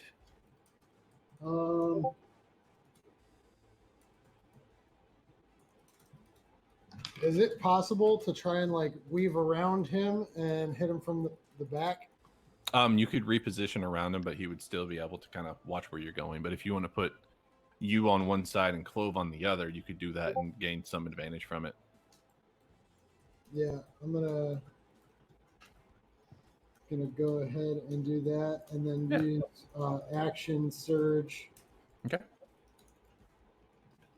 So now you have another set of full action, not bonus action. So it'd be 2 more attacks with the sword.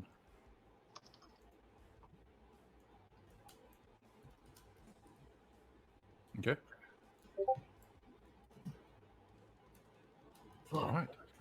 While you're trying to like reposition and everything to try to give Clove a little bit more advantage and give her some protection and whatnot, you're slowly shuffling and skirting to the side and working your way around this dude with attacks. And the attacks are more for just trying to move while you're attacking and get him in position, and less so that you're actually trying to hurt him with those. They're more just setting him up. Tactical advantage. Yeah. Okay. That'll put it to Hutch. Hutch Hutchinson. Which dude's the one that's looking pretty messed up? The one on the right in the middle, number 2. Oh, I'm just in range. We gross. I'm gonna shoot him. Don't shoot him. Yeah. You don't say. Right, I'm a one-trick pony with my 3 spell slots. Shoot him. I mean, I could back up 20 feet and it could get real nasty, but we're gonna save that for later. Chitty's like, oh man. Just wait. I don't want to see what happens to that body. That's dude, it's gonna be so glorious when it's done. it's like anime where there's just this hole in the middle of. He's just like, huh? And there's No. smoke coming out of it. Exactly. He's like sitting there, he's just like. His buddy reaches over and sticks a hand through him and is like, No, what I'm envisioning is the end of Akira. yeah. Another natural 20! Are you kidding me? No, dude, dead serious. Okay, that's 8 plus another D8 plus another 5. Yeah. Jeez, man. Is he already down after the natural 20 or not yet? We'll see. I mean, I get a second attack because if he's already down, I'm going to shoot the other guy. I mean, roll damage before Alright. you. Okay. Yeah. So 8 plus 3 plus 5. So 16. 16. I mean, I could have just said, yeah, but yeah. Yeah, he out. did. He's out. He's caught this bolt. He caught the other dude clocked him with the mace and everything that they have, and he just and then you just with the shot, and he just crumbles to the ground. All right, so I still have my second attack, and I'm gonna just look at the other guy. I'm like, hey, partner, it's about to end 2 ways. You can either put your ass on the ground and put your hands behind your head, or you can end up like the other 2 buddies of yours I just finished off. Pick. When you say that, he looks down at the ground and goes, "Oh," and then he turns and looks at you, and he moves 5 feet towards you, like he just starts coming at you. I'll shoot him. Doop, doop. Kesar, having heard this brilliant speech delivered after an epic moment, goes, This is the one who cannot tell friends from foe and will just attack anything. He is ensorcelled. Oh, you got your little thingy on him. Yeah, he's got He is my minion! he's got a mind control thing on. Well, not he's got A berserk. He hit him with berserk. Okay. He's furied. Another natural 20. I'm kidding. That's a joke. That's a joke. It's a miss. I rolled a 4. It'd be a 4 plus 4 plus. Are you sure? Yeah, I mean it'd be a 4 plus 7. That hits. Okay. Really? Yep. They're only Okay. wearing leather armor. They're only wearing leather. They don't have Okay. any dex. They literally have 11 AC. No, that has to be a full action. Okay, it's fine. He's I gonna know, go boy. ahead and take 8 more damages. Okay. Okay. Oop. There we go. Okay. Yeah, you shoot him and you see 9 because of the +1. 9. Right. you shoot him and he's already got to step in when you shoot him, and like he just put his foot down and stepped towards you, and then he kind of rears back and he keeps going. Just chugging along. Yep. Todik, welcome to the party. Glad you got here, and even though you're a little late, that's okay. It happens. We understand. You're up. What would you like to do? Okay, so first off, how far away am I from like everyone? If you click on your character at the very bottom, and then hold Control and click on an enemy, it'll tell you the distance. What? That will also, when you have one targeted like that, if you make an attack on Fantasy Grounds, it will roll the attack and it'll tell you if you hit or miss automatically. And then if you hit and you roll damage, it will automatically put that on the totals for me. So I'm 85 feet from the nearest guy? Mhm. Question? Yep. Okay. And you have a 30-foot movement. Right, if I remember right, I can do a movement and then I can do an action, right? Right. Yeah. If you want, you can move double your movement, but that counts as your action as well. Okay, what's the lowdown on my teammates? How are they doing on their health and everything like that? They got the drop on these guys. Nobody's been touched. Well, Poggers. Andronicus got touched. He got popped in the face for like 10 damage. Okay. All right, so no one's really like in danger here of losing their life. No. Not yet. All anyway. right. Okay. I'm gonna sprint forward, I guess, to Thug 1, and then I'm gonna hit him with a firebolt. Okay. Actually, Well, the I'm firebolt, moving- you don't even have to move. It's 120 feet. Well, like it would look cool, no? Okay. Yeah. I mean, you can move. You can move. You got 30 feet of movement. You can move however you like. Okay, so let me move. Let me see. It's just that's a really long range spell, which is kind of awesome. Like right here, is that okay? Yeah, that's fine. It's pretty Cool. close. All right. And then I'm gonna cast my firebolt, which let me drag that bad boy over there. Boom. Nope. Yeah, you're close. Let me get you Close. I'm so close. The where it says it, yeah, there you go. That's it. That does it. Boom. There you go. Yeah, that will hit. Go ahead and roll damage. All right, and then damage. Oh. Yikes. Did 2. Wait, that should also shouldn't that have your modifier on it? Your spell attack modifier. Range spell attack. No. on it? Should. Give me a second. Let me. Oh no, It it doesn't have my should have. bonus on it. It should have, but it didn't. All right, so what is? Oh, okay. Never. You said you're gonna take care of it. Yep. Stat. There we go. Your spellcasting is charisma, I think. Yes. Okay. There we go. So it would have been the 2 plus your charisma bonus, which is a 4. So it would have been 6 total. Oh, looks like things are still up. There we go. Cool. Oh man, I left my beer. What I do with my measly 6? Yeah. This dude that's charging at Hutch, he's been beating on his friends. Kisar kind of walked up and was like, "Oh, I'm sorry, I'm lost," and then turned around and walked away. And while he's walking away, he cast a spell on him, and dude went berserk. He started attacking anybody nearby. He's currently charging at Hutch, and he's got leather armor on, and it just turns black where you've hit him, and he just stops running, and then he just takes off again. That actually lets him do another save. Okay, he finally saved. When you hit him, he looks down and his senses come back to him, and he looks up and he realizes what he's done, and he turns around and he sees his buddy dead, and he sees the scorch mark on the ground where the other one exploded, and he goes, "Oh no!" He actually just drops to the ground and stops fighting. Damn, I was gonna drop the spell next turn just to get that effect and then go attack him. I mean, that's fine. You can, yeah, he's currently non-combative on the ground, just like. Andy, look at this. That's nice. Oh, all right. I'm gonna go grab one. Like he Right? had his mace and he just dropped his mace and just sat down and just. Him and his homies just got eviscerated. It's actually his turn. He does nothing. Like he doesn't try to run. He doesn't. He's just sitting on the ground doing nothing.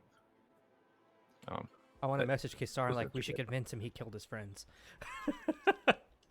He remembers what happened, but he also knows that he caused some of it. Okay. So he's racked with guilt, and just from the power that y'all have displayed, he's just like, I can't. So this there's spell, nothing like I- they're conscious of what happened, they just can't control it, kind of thing. in post. Okay. They know what happened after the fact. Whenever they gain, This dude's There. seen his homie's Ability, head blown off. He saw his other homie explode.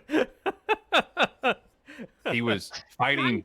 Like he instigated the whole thing and just like started trying to beat on his friends, and just like he's completely demoralized. He doesn't want anything to do with this anymore. Like Aw. what you do to him is up to you, but I'm not going to say any more than that. Yeah, it's Kisar's turn. Kisar will walk up to my friend,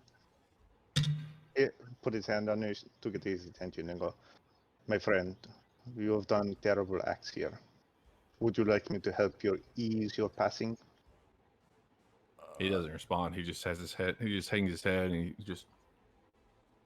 I want to Kisar, go up to Kasar, and I'm going to speak to him. And at this point, you can do what you decide to. But I am going to say, I'm like, if you end this man's life, I was like, this is murder. That's not what we're about. That's not what I'm about. I'm trying to rectify situations that we have made in the past. This is no longer combat. This is murder. And I back off after saying just that, and I leave him with that, and that's it. That's all I do. you caught Kisar right as he had his rapier to the guy's throat and was about to ram it through.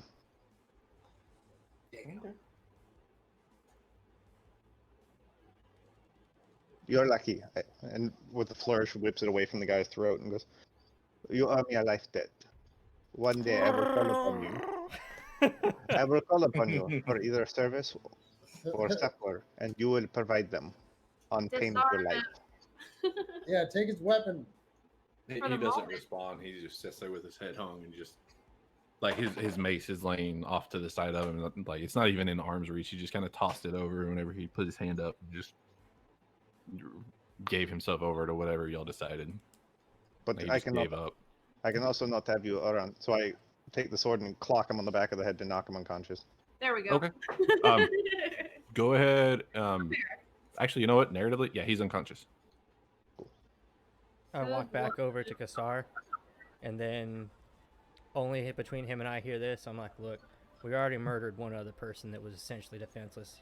I don't want any more blood under my belt for that situation. I'm talking about Zorok.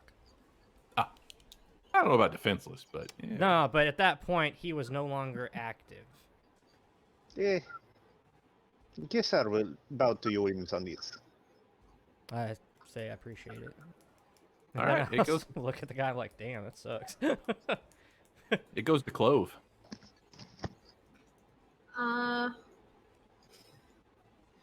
So our situation's different. This guy here is still hostile, correct? Still hostile. He just watched one of his friends give up and get clocked over the back of the head. He can see it kind of happening on the other side of Andronicus. He also watched the other one get hit by a firebolt and just fall over dead. Pretty much just kill over from taking damage. The other person, he doesn't know what happened to them, but they're missing. The dude. And he's not coming back. There's just guts. Okay. So, Andronicus, your turn's after mine. I say I try to apprehend this man, and then you hold your knife to his throat. Well, you Or could. does he wait after He's- me? Then he goes. Then Andronicus. Right. And you don't have to do it. Like, you can just say that you weren't trying to, like, any damage that you do can be considered non-lethal, as Non-lethal. long as it's melee damage and you preface it by saying, I'm not trying to kill him, I'm just trying to hurt him. Like, I'm Oh, dealing okay. not, I'm trying to just Yeah. detain or disable. He's engaged with me, so you would have advantage. Yeah, with the sneak. No, because he's actually fighting me currently. You so would already have He advantage. doesn't Yeah. know. He's not looking at you, so Yeah. you would have an advantage. Yes, plus I the get sneak. automatic sneak attack. Oh, Yep. sweet. Basically, yeah. And a +2 from being flanked. Flanking. Flank. Well, last time I tried the crossbow, that didn't go so good. So let's try something more close range. Got a new toy. Um, Actually, huh? I need to add the new toy to your thing. I know that's what I was just about to ask. It's not in my repertoire. It's an easy fix. It's an easy fix. I'll just go to items and I go to and tell it to find a dagger. So I start to sneak up behind this guy here, There you and I pull out my exquisite dagger. Your blazing immolation. Well, ooh, It's changing. There it goes. oh, my blazing immolation. What is my exquisite dagger? What is that? Oh, whoa. One is There you go. two-handed. No, one's a thrown and one's a melee, but they're Ah. essentially the same. That's Thrown, thrown. That's melee. melee. Okay, I'm gonna see where would I attack him that would be non-lethal from behind. Hit him in the head with the butt, with the hilt. Wow. Well, I wouldn't want to use that little thin dagger to hit him in the head. But you still get to use. You still get that damage. No, you're for fine. what- It would still be the same. Like, it would still essentially be the same stuff. So Okay, Yeah. should I just knock this dude out? Hell yeah. I'm gonna creep up behind him and I'm gonna use my rapier to just knock him in the back of the head, knock him out. what? Why is that so? No. That should be. Hang on, that ain't quite right. Let me fix these real quick. The rolls are not quite right. We didn't add the magic bonuses to the rolls. It's a Yeah. little better. There you go. Yeah, that's better. That's Oh my better. gosh. Plus 10. That's better. Yeah. That's Yeah. a sweet weapon. That is Yeah. better. It's fancy. That's better. It's Wow. fancy. Go ahead. That's hard to miss See, with if it. I was tall enough, I'd hold it to his neck, but I can't. Fine. I'm just gonna knock him out with the butt of my rapier. Do I need to roll for that? Yes. How do I roll? You'll for still that? have to. He's still in combat. You'll have to roll attacks and stuff. It's just like rolling a regular attack. It's a regular attack. You're Just roll my rapier. You're just not going to give him the pointy end. You're getting the butt.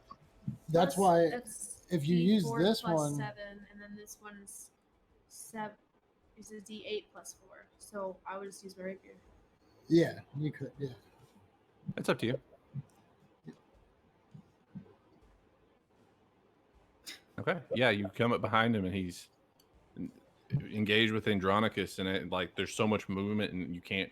He has combat awareness. I mean, he's fought a few times, quite a bit. Like, it's kind of his life work, and he hears you coming from behind him, and he just kind of readies. And while he's fighting, he's kind of turned sideways and facing Andronicus, and keeps glancing while he's trying to avoid combat from both sides.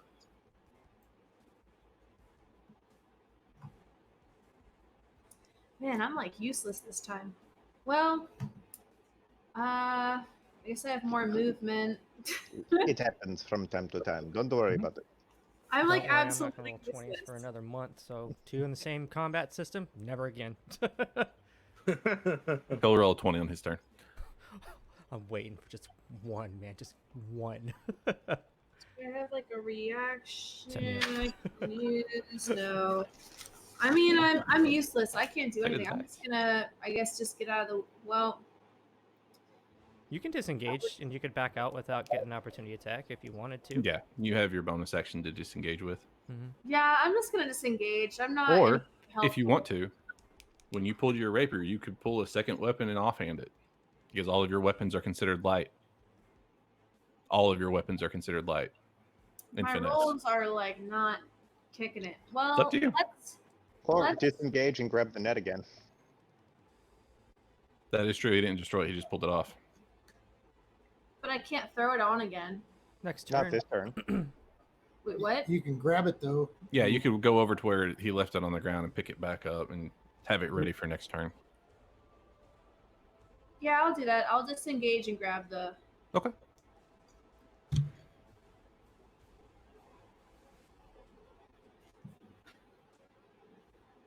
Okay. That puts it to him. He notices that Clove has kind of backed off, and he squares back up and goes straight for Andronicus. That dude's got scraps, bro. He's like, come on, let's go. Each time he bounces on the balls of his feet, you hear clang, clang, clang. Right. He's His not breath and unexperienced. I'll put it I mean, that he's way. got like he's getting what +5 damage for his melee attacks. That's tight. That's monk shit.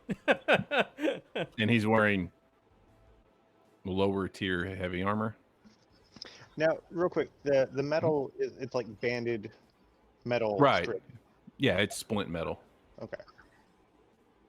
It's more banded metal bracing, like he has runners down both sides of his arm, and then it's leather along the top and that kind of stuff.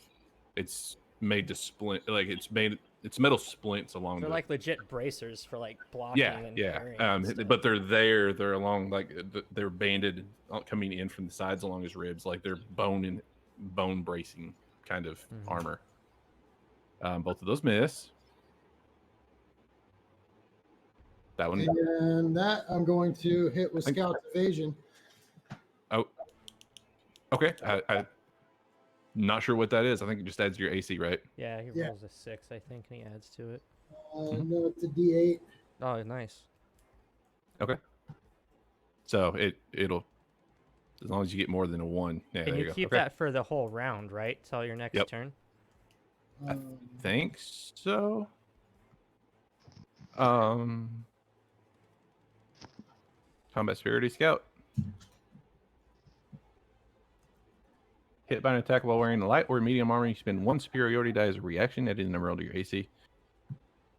Attack still hits, you take half damage. So yeah, that should Oh. stay for the round because it just adds to his AC. Or maybe, I thought it was per superiority die roll. Oh. yeah, yeah, it would be just for that one attack for that roll. Okay, so it's Yeah. just a reaction then, basically. Yeah. It's like my shield. Shouldn't Yeah. I have gotten a And sneak one more. attack on my last attack? Only if you hit do you get sneak attack damage. Okay. And a 17 also meets your AC, so that one would also hit. But he takes half, right? Because he rolled the dice, he's at least taking half damage. Is that It's a what that's different like? attack. Oh. So So he gets 4 attacks per round. Okay, okay. this dude was hitting pretty hard. He a beefy boy. He's a strong boy. 1-2 attack, offhand 1-2 attack. Yep. You so got it. What?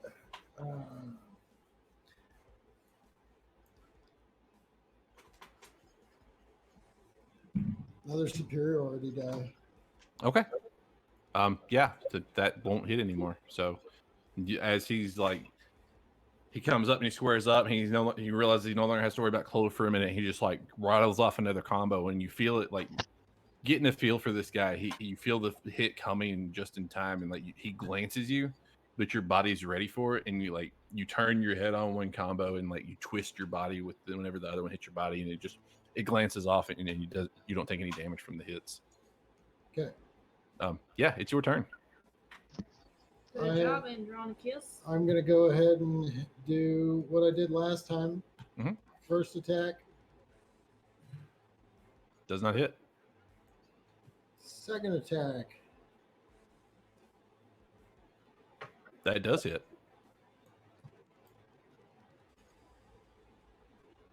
Okay, and then I'm gonna hit him with the that's offhand. pretty good.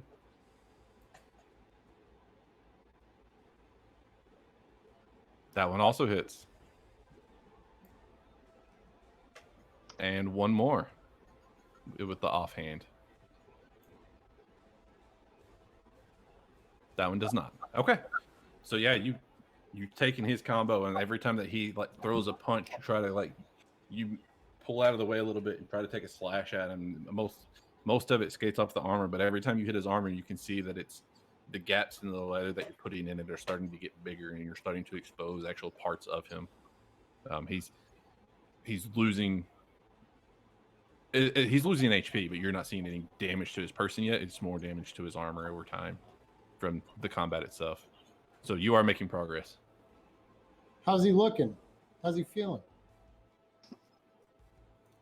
Is he still He hasn't. determined? He hasn't. Like you haven't actually got to his body yet, but he is noticing. He's starting to be a little bit more defensive. He's starting to. You notice he seems to be very thoughtful.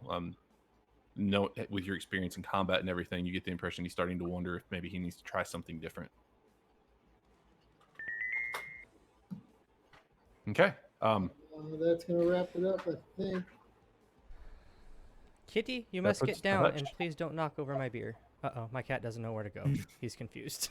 Come That's on, bud. okay. There you Once you get that sorted, it's to you and your very lethal damage. They ain't seen nothing yet. Don't blow me up, dude.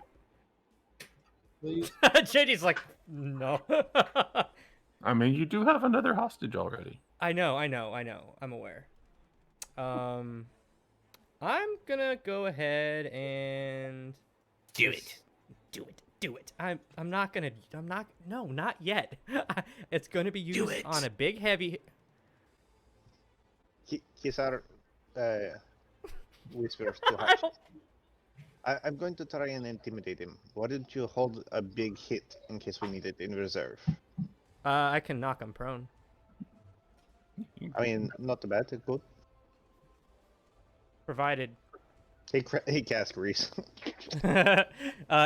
Sort of. It's this weird shot where they knock him stupid. You're gonna get a nat 20. I'm calling it. You had 3 tonight. 2. I made a had joke 3. on the 3rd. No. You had one earlier Oh, well. on then. the check. Oh, yeah, that's true. Do we want to finish this guy off, or do we want him as a hostage? Kisar would stay hostage because it doesn't seem like that guy's going to be much help anytime soon. All right, so I'm gonna just go for broke then. I'm gonna go ahead. Whoa. I'm gonna go ahead and get right next to Clove. Mhm. And I'm gonna go ahead and do something I haven't done. Actually, no, I did roll a check on this earlier. I'm gonna say, look, I blew up your homie. I blasted one to shit. There's part of your other homie just scattered out throughout. You got 2 choices: hit the fucking deck, or I'm blowing your head clean off, and I'm gonna roll a punk out check on him. Okay. As you say this, I'll let you roll for it, but then we'll see. Okay.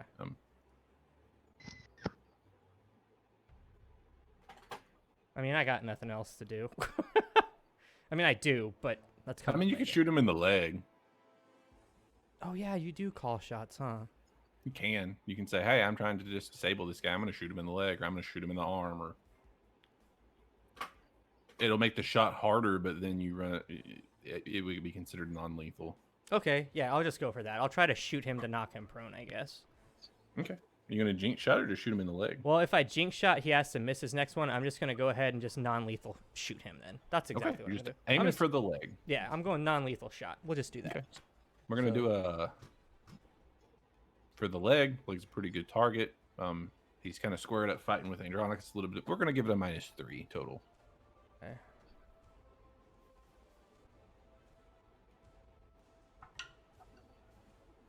So 14 minus 3 is 11, plus 5 is 16. I think that barely misses. That does miss. At a 16? Pow! Yeah. You His notice AC 17. Oh, okay. You're trying to line up a spot on his feet, and he just happens to move at the right time, and he notices the dirt flap around his feet, and he turns and looks at you, and turns back just in time to dodge the sword back up from Andronicus. He's actually trying to skirt his way around Andronicus to Wait, get wait, wait, wait, wait. Andronicus's back to you. 14 minus 3 is 11, right? Yep. Plus your bonus. Plus 3, Okay. So plus it's back to 4 for 14. charisma, and then the 1. The extra 1. So it's actually because it doesn't look like it changed in there because my charisma bonus, which goes in my attack, is 4. My proficiency is 3, so it's at 17 plus 1 because that thing, right? So it's plus 5. It's 11. Wait. It's plus 8 total. Okay. So it's 11 plus 8 then. So 19 minus 3 is 16. Okay. So I'm going for the second shot, I guess. Unless there's something missed. You get a +1 from that being that. You get your charisma. Yeah, it's all right. Okay. Yeah, it's you missed it by 1. Second shot is also a miss. Okay. Now that he's noticed that you were there and you're taking shots, he's trying he keeps moving more steadily than he was before. Before he was kind of squared up and just changing out blows, and now he's actually actively trying to move to make it hard for you. Goes to Turdik. Okay, so I'm gonna immediately move my boy up. You said I can move up 30 feet, right? Up to 30 feet, yes, sir.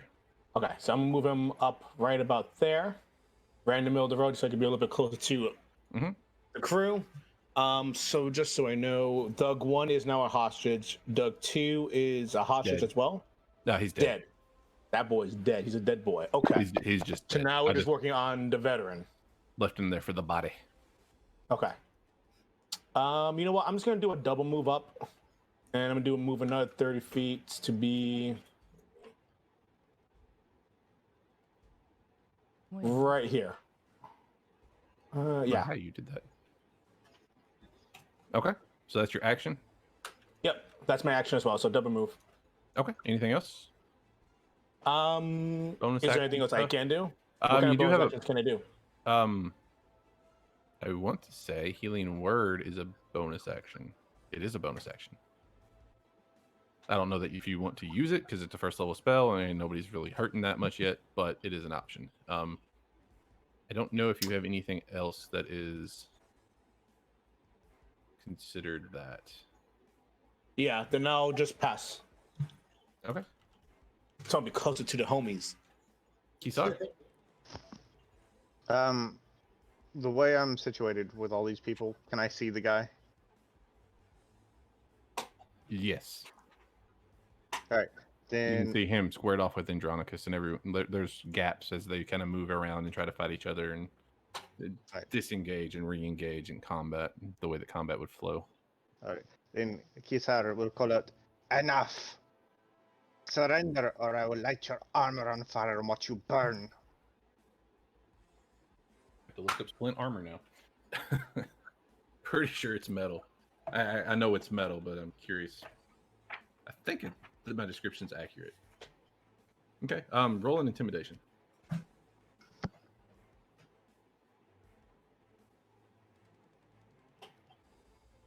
It's okay. Yeah, that's heavy stuff. 6. 6? Okay. He kind of you notice as he's squared off with Andronicus, he throws a punch and kind of pulls his head off to the side, and you see him just like full smile, like okay, and goes right back. Okay.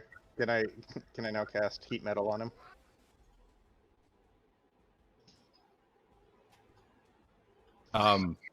If you want to. Yeah, I'll cast heat metal on his armor.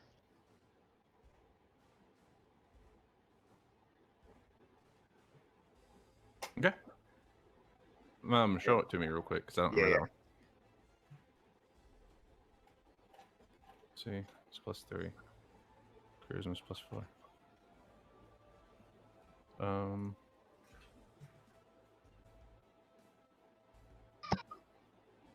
Give me just a second.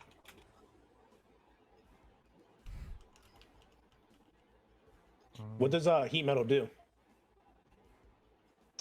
I choose a piece of metal, manufactured metal, on a person or being held by a person, and I cause it to heat up while they're touching it. And they do. Oh, so it's literally what it says. Okay. Yeah.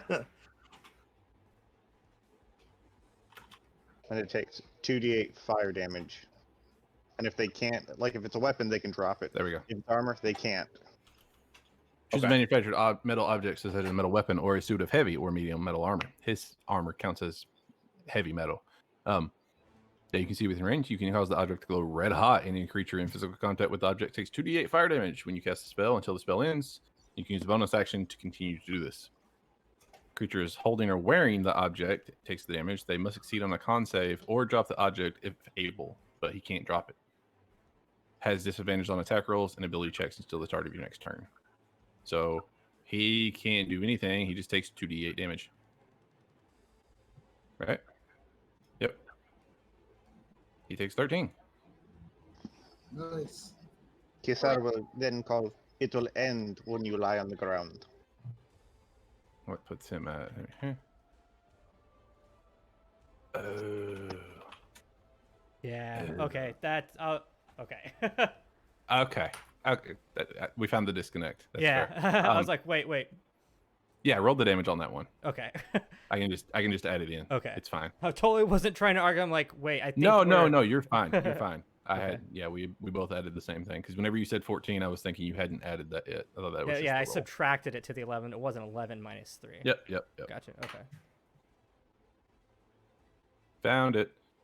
Yeah, his armor is red hot, like every run of the metal that's wrapped in the leather and everything, and you can see that it's starting to burn through the leather. He suffers 9. 9 more. Yeah.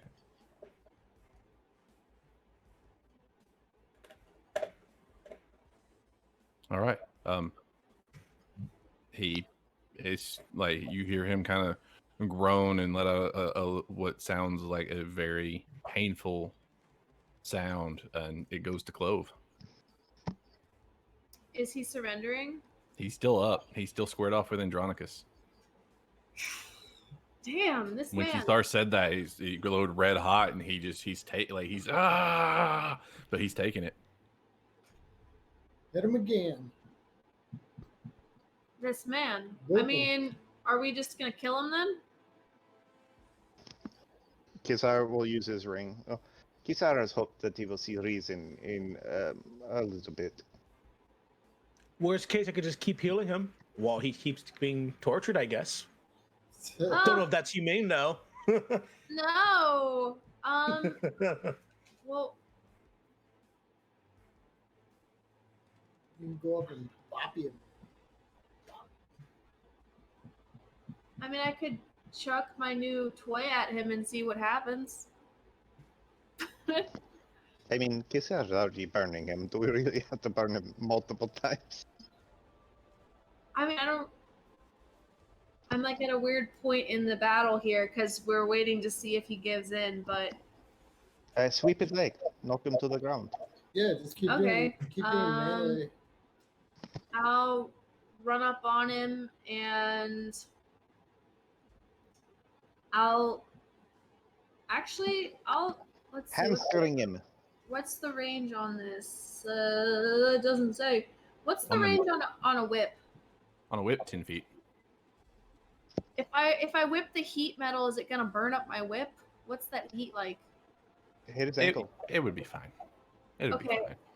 I'm gonna use my whip to kind of like whip around his legs and pull him out of underneath. Make an attack with the whip. You have the option to pull with the whip. As long as he's no more than one size larger than you. He counts as medium, so you would have the option. Yeah, that's it. If I remember correctly. Yeah, I you did a can. good It's like a strength check on it. roll. I Okay. did a good roll. Damn. Everyone's Now so we got it. excited. It's got to be like a grapple check on it. I think you can do that with whips, right? Yes, I have to look that up. Whips are weird that way. And I'm really glad somebody has a whip because whips are one of my favorite things. I just don't remember it offhand. I did a good roll. Start You getting did fancy, good and we're gonna roll. start. You can start using fishing poles as improvised weapons that get like a 60-foot range, and you can grapple them with it. I didn't Aim say right for the eye. grapple checks. Sponsored by Bass Pro Shop on the weekend. Exactly. Cabela's, what up? Yeah. Roll a strength with true advantage. because he's currently tied up on the opposite side. How would I add a true how do you advantage? do Just roll true 2d20s.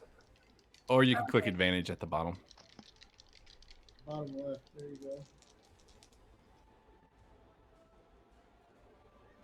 Okay. Oh no! He's squared off with Andronicus, and he's pretty much I had good rolls. forgotten and you. then they just went away. You pull your whip out from your belt, and you don't even like let I'm it so roll out. You useless just in one today. motion pull it off your belt and just throw it on his legs. When you get it, you grab it with both hands, and due to your size and your being a small gnome and everything, you grab it and you pull as hard as you can, and it's like pulling a wall. You're just like, and he's just like planted solid. You only hit one foot. He just planted that foot, and he's just still squared off. But now, whenever like he doesn't really try, like whenever he picks up the foot, you kind of go. I'm pathetic. You No, tried. you're fine. You're fine. It's a really good idea. It's just he's really freaking strong. He's really I mean, I'll roll it, but he's really freaking strong. Come on, that one. Oh my god! You got him! You got him! You catch him at just the right. Like you get kind of used to him picking up his foot and kind of pulling you. You catch it at just the right moment. When he picks up his foot, you yank it, Oh my and he god! falls over. You've actually pulled Hush him was 5 just like, feet. what the fuck just happened? You pulled him 5 feet as he falls over. Andronicus, you can make an Oh. attack if you want to because he moved out of combat. I am absolutely going to. Oh my god! An attack. Wow! Oh. I thought it was a done deal. Now, do I still get double attack, or is this just like a It's a reaction. It's a It's a reaction. reaction. Yeah. Can I still attack with my offhand? That was so No, good. It's a reaction. That It'd be opposing for hand strength, only. like that's like Bueno. you better go play the lottery tonight, Clove. Because Yeah, Man. Wow. 6, Jeez. Okay. 1. Like, no, you don't even. You know what? Let me roll it just in case. Just. Oh, that was too I feel good. like I feel like he kind of felt a tug and like laughed and then turned around and I was just like, boom. Right? Like, it's like, oh, okay, this is fine. I'm just going to give it a little yank. And then you were like, nope. Oh, you think Okay. it's funny? You're gonna laugh at me? Well, it goes to his turn. So now he's getting yanked back. He Oh felt it anchor. He So felt it anchor. And then I need you to roll another. I need you to roll another strength. Me? Yep. Not me, right? I'm good. I'm scared. Oh, that was good. No, yeah. He looks down and he grabs the whip and he yanks on it and pulls it out of your hand and makes it loose. He picks himself up using half movement, and he's going to use the rest of his movement to move over here. As he starts to get toward the sunlight, he kind of turns at the last second and looks at everybody, and he has this giant smile on his face. Remember that the light outside during the day is mostly moonlight right now. Mm. As he hits the sunlight, you see the armor start to like sink into his body, and his face elongates, and his hair starts coming out everywhere. Werewolf. He gets Is another this the 2 lost feet. Doji? Is this the lost dog? Did we He gets find it? another 2 feet taller, and where he was like his hands were fists before, now they're just claws. His muscles are just grown, and he just is just this massive werewolf now. All right, I am setting this phaser to kill. Oh, that was so clever. You snuck a werewolf in here. Yeah, I snuck. Who are you talking to? Come on now. Damn lycanthropes. but I called it, man. I said it's gonna be a wizard who's got a pet werewolf. How do I change that? I need to change that. Give me just a second. I have to update this. Holy fucking shit. Yep. So just to be clear, I can't heat metal because his armor's gone, right? It's part of the. Oh no! The armor stretched out with him. The armor is actually made for him, and it stretches out with his body. It's not a full. It's not a druid's wild shape. It's a polymorph kind of effect. Hey, you know what I just found out? What I just remembered? Lighting his ass up with 2d8 fire damage is a bonus action. Yes, it is. That should be that. This should be.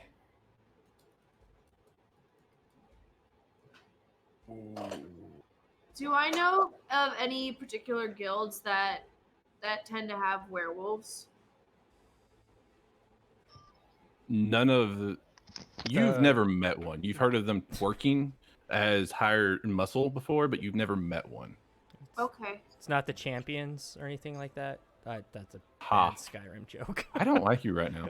You're just on point with it. Like you're just all over the references today, and it's man. Dude, it was the Dang. nat 20s. They went to my head, man. They're not happening for like another week, so it's fine. I'm telling you, dude. You basket keep is saying He that. peeked. Okay. You It's keep Hutch- saying it's that, and you're gonna Hutch Day. roll one in just a minute. We should change the name to Hutch Day. Hutch So we're gonna- Hutch Day. Day. It's It's Hutch Hutch Day. Hutch Hutch Day. Day. Blowing up bodies and shooting people in the face. We're gonna remove that, and There's now guns all over the That's place. it. There's a little bit of body here and a little body over there. there we go. That's his whole. That's everything for him. He's Okay, that's his nat turn. 20 this werewolf, Hutch. Alright. like, Um, please help Why us. it's so tough. He's gonna be in the same place in the turn order, and I'm just gonna remove this one. There we go. Okay, we're good. Well, Um, can we that just get puts him it- out of the moonlight? Will he puts it still to be Andronicus. a werewolf if he just gets out of the moonlight again? There's a Yeah. reason he was sleeping in the shadow. We just put I'm a blanket gonna- over him. I'm gonna Who's move. got a really big tarp? He's a Well- bird. Whatever he's gonna go back. I got to a really sleep. big something. That's Wa- fine. That's Once fine. he is You out stop of the that. moonlight, does that make No, it- no. You're on a different page, bud. I Um, wrote the book. Roll a nature. What if we just stay in the shadows? Then he can't get us. We'll just hang out over here. We'll investigate 7. the cave. You're What not if there's sure. more werewolves? Can Kisan You think it roll- might be a good idea to try. All right. Well, then I am going to circumnavigate here. Yep. Ooh, why are you And- meeting And him? bear in mind, like he literally got to where just the edge of his toes was out of the shadow, and just hey, guess Well, what? Boom. I'm not only going all in now and Why not are you trying out to there? subdue him. I am going full shoot to kill. Okay. Little doggy biscuit. And so if with any of my attacks I'm able to Peanut butter on kind a of spoon. Oh my god, we'll send Kisarin and we'll use him as diversion. Cats and dogs. Yes. um, 4 does not, or an 11 does not hit. um Why'd you go to the moonlight? so I'm going to Oh, man. use combat superiority for precision attack, which allows me to add that, which still does not hit. Does not hit. Fuck. All right. I think you're at a superiority now. Yeah, I was gonna say, how many die do you have Oh, left? I've got 4. I got Okay, so you got one more. That does not hit. one. This is my Nice. second David. attack. Offhand. That hits. No, that's not. That's my second attack. That's not offhand because I get 2 attacks. Right, you made 2 attacks. Right. It's attack, offhand. No, Yeah, you've I- already made 2 with the sword. I'm just counting that one as the hand axe. You had 2 11s with the sword. What you doing? Really? Oh my god. Well, shit. Okay. I don't know. I didn't think I rolled 2, but apparently I did. Yeah. Okay, he takes.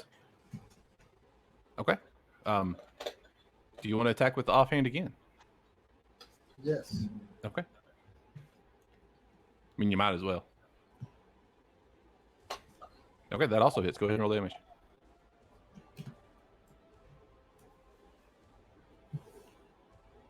Okay. You come across with the sword, and he takes his claws. They're actually the claws on each hand are about this long. He takes it and he grabs it, like he pulls the sword away with his claws every time you bring the sword around. When you bring the hand axe around, he doesn't even react, and he just lets you hit him with it, and it kind of goes through the fire, and you see a little bit of a trail. Or no, it's still hitting the armor. You find purchase through the armor in one of the gaps, and you see a little bitty trail, like a little bitty sliver open up in the fur where you can see a little bit of flesh poke through, and then it closes back up. He needs to get out of the light. We need silver. He needs to get out of the light. Silver. Oh, we have that silver samples. You also Anything else you'd like to do? you have your little sickle too, Your sickle is made of silver. and you also have your fancy new knife. My It's mother also a magic. don't know about that. Oh yeah, my bad. But Goes he to did Hutch. also magic. But I gotta get up next to that dude. Oh man. Get up next to him. You'll be fine. Get up next to that thing. Worst case, You'll I be can hear fine. you, right? I'm just gonna Worst go case. pet Worst- the- I'm Get gonna up go worst off pet the case- this werewolf. thing. Let's worst just go pet case- the werewolf. Worst case, Torvik has to walk over and go, "Hey, you know what? No, you're all right. Stay in there." Yeah. I mean, I could. Just Jam- take I mean, it. if I can After the drop down werewolf. Mr. Jelly Monster, you know, Ki- that Kisaru- tactic worked before. Kisaru would say, "Didn't you always think you'd look good with a natural fur?" I mean, you're not Kisaru wrong. seen you admiring. Join the I'd be club. such a cute little werewolf. You're not wrong. But truth is, I'm gonna go ahead and step back about. Like a Oh little no! Here comes the 20. Here comes So the Hutch is big looking at gun. this guy, but like, man, Now, bear in mind, if you roll a 1, Andronicus is standing right next to him. where? Oh, he's over there. Okay. Yeah, homie. Don't fuck up. This is the DM trying to intimidate you so you don't make a decision that ruins the DM's plans. Or ruins your best friend's day. Hint, hint, hint, hint. Honestly, if you rolled a 1, I probably wouldn't do anything except for say that you missed. Why But- can't I? You know, it sounded good at the time. I can't even click on him. I can't Hell, you're tell. not I'm DM trying to than I get am. I'd at definitely 50 be feet like, out. All right, did you hit Andronicus? There, I got you. I just need to be 50 feet out. There you So yeah, that's plenty because I've got movement. All Yeah, right. that's fine. So I'm sitting there and I'm looking. I was like, man, that is one big, hairy, ugly son of a bitch. He sits there for a minute. He's like, he's just kind of staring at it, and then Kokoth is like, "Do it, do it. Let me help you. Do it, do it." So Hutch is kind of just like, "What the hell?" He pulls out his pistol, points at it, and she says, "No." The other thing sits there, puts up, pulls out the rifle. Roll a percentile. You want me to roll percentile? Yeah, I want to see what. We'll see. Don't ruin my fun here, JD. Oh, you're giving me more fun. Uh, You're giving into Kokoth. I mean, technically, yeah. Technically. Kisaru doesn't know why, but he pulls out his viola and starts playing Big Gun. 29. Okay. Okay. Go ahead. So he's sitting there and he's looking at it as he's got this big ass can in his hand, and like he looks at the cylinder that's on this can. And he's like, I don't know what this is, and he spins it. When he spins it, he's gonna go ahead and he is gonna cast predatory shards. Before you do, you notice that you have a canister in your pocket. You sure? You sure he's not happy to see Kisaru? Is it this? If I look looking at my pocket, is it the same canister that was there before? No, it's different. It's blue. It has white letters on it, but you can't. They're celestial, but it would take you a second to be able to discern I what speak they are. celestial and I can read anything that's written. Right, but in the heat of combat, it would take you a second And just because you I'm weren't ready for it. celestial. Can I help him with that? I'll say if you want to pocket it, you can pocket it. But given the way that these have worked before, I might not have access to it later. it was very much a Kokoth was like, use the big one, and then you felt it in your pocket. Okay. I'm like, all right, so I'm going to say, Andronicus, I think you might want to get out of there as soon as you can. So I'm sitting there like, man, I sure hope this don't bite me in the ass. Not even So- that. You just Andronicus down. All right, I'll load the cartridge into the chamber, and you see the symbol that's flashing on the barrel. You pull the whole barrel, the back of the barrel back, you release it, and load the cartridge in, and slam it forward. If it's a 20, I'm just gonna walk away. Oh my God! Come on, dice, stay in my hand, will ya? Oh, I heard. Oh my God. that's Wait a so minute. funny. Wait a Off the minute. table, you gotta roll it again. You want to take the 18 or the 19? Off the table, you gotta roll it again. Okay, that's what I'm saying. That thing went clear out by my cat's 20, food dish. 20, 20.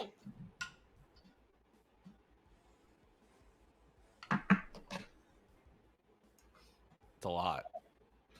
If it hits. Plus 8. 12 plus 8 is 19. 12 12 plus plus 8 is Or, 20. sorry, 20. Dirty 20. Yeah, I told you to get a 20. It's different kind of 20. That hits. Okay. Let's go ahead and stack the dice that I've got first for the attack. So let me read you this spell real quick. No, you don't. You know what? Let me send this to you. No, just go ahead. Go ahead. I'll do the effect in a minute from the cartridge. Go ahead. All right. So right off the bat, because I now have 2 attacks, my rifle does 3d12 damage. Mm-hmm. What? Hang on a second. I gotta grab these quick. So 3d12. Mm-hmm. Put them down in one of the hotkeys, and then you can just hit the F button for that hotkey. Okay. roll it all And at then once. as the spell goes, I'm gonna add an additional 2d10 towards it. Yep. And just drop those in the same hotkey, and Yep. it'll just add them to it. It needs to make what save is it? It's gonna have to try and hit a. Where are we? Attack spell, blah. Miss range attack spell. If the attack hits, the target takes an additional 2d10, which I've already got. No, not that. That's not right. Hit or miss. Da da da. The target needs to make a dex save. Okay. Let's find out. 15. It meets. It meets the spell. It meets it, Yeah, like right on the nose. and then it saves. Okay. So then we're just taking. Meets or beats? This is just the straight attack damage then.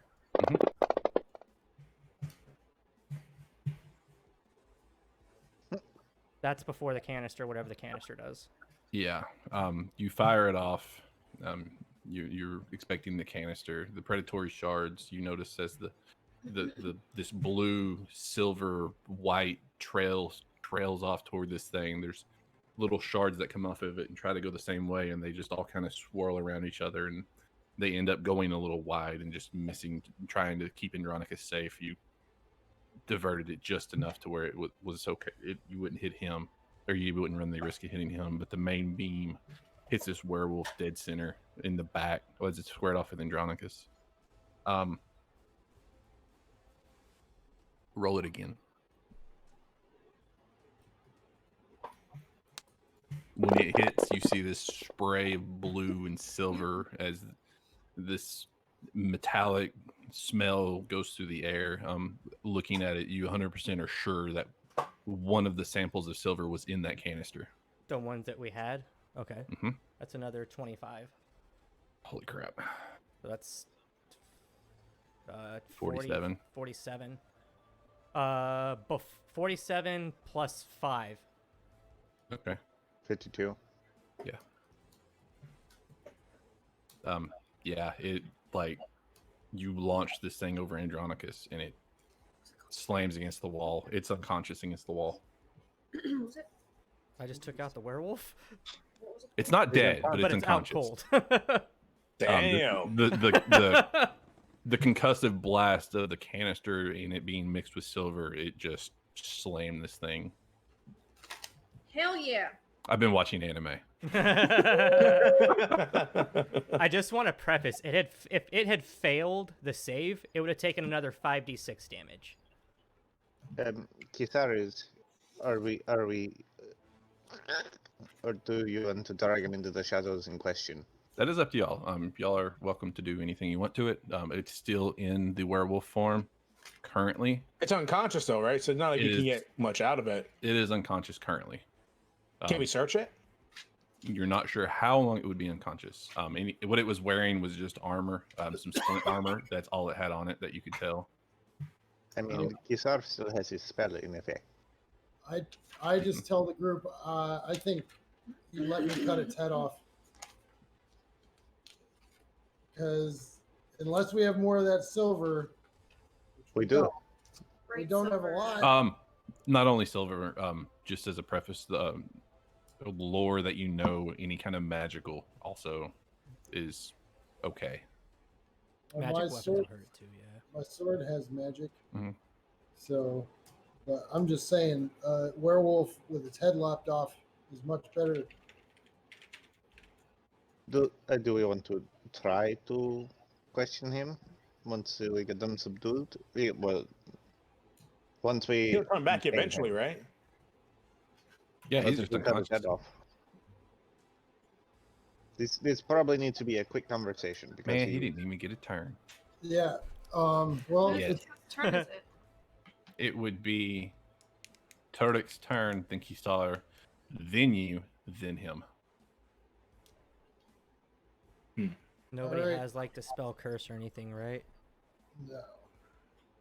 no. Restoration. Yeah, greater restoration. Yeah. Well, Up to y'all. Hmm. the clock is ticking. We've got Let's go one on. that's already incapacitated, just out cold, right? Drag him back into the shadows and see if he turns back into a human. If he doesn't, chop his head off. Back that, Okay. I guess. Do Yeah. it. Okay. Yeah, That works. Andronicus, you walk over, you drag him back to the all the way back into the cave to where it's as dark as possible, unless you like go fully in. There's no change. It's still an unconscious werewolf. From what y'all know right now, and just having heard of these things in stories and never actually seen one, it could be this way for a day. It could be this way until the next day. It could be this way until it decides to not be. You don't know. Well, we can't sit here and babysit. If we kill this thing, we all agree. Yeah, Yeah. we should. Yep. All right. Is that an agree? Like we're all saying end it? Well, we Yeah. gotta wait for Kasar there, but I'm. No odd man out on this. I'm done. I'm done killing innocent things. Yeah. I'm not. I'm not done innocent things, but I'm done killing things in cold blood. I'm not. right. Sorry, Kisar had to. What? Do you want to kill it? We gotta decide right now. Yay Yeah, or you're the nay. odd man out. Pick yes or no. It's on you. Or what's the number so far? Just answer the question. It's your decision. Yeah, it's on your hands. You get to have a say.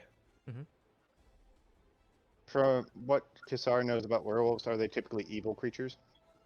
Not necessarily. Probably not. From what you know, roll. Everybody, go ahead and roll nature. That's a good question. Nature. That is a good. I'll let question. you roll nature. I'll let you roll history.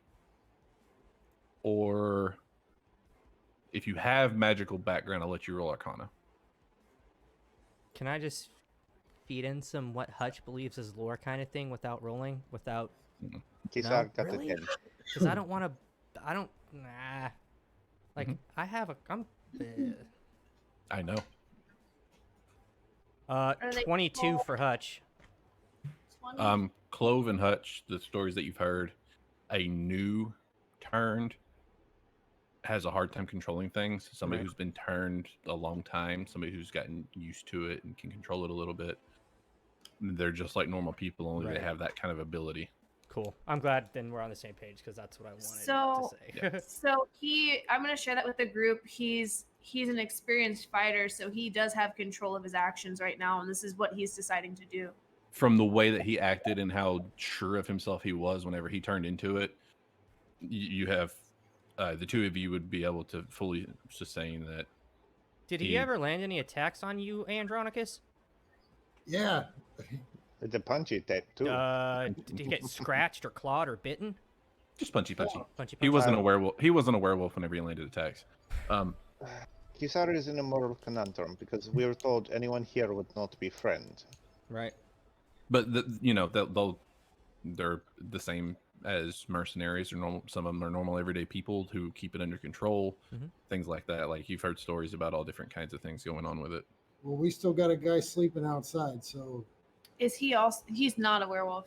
No, that you know of.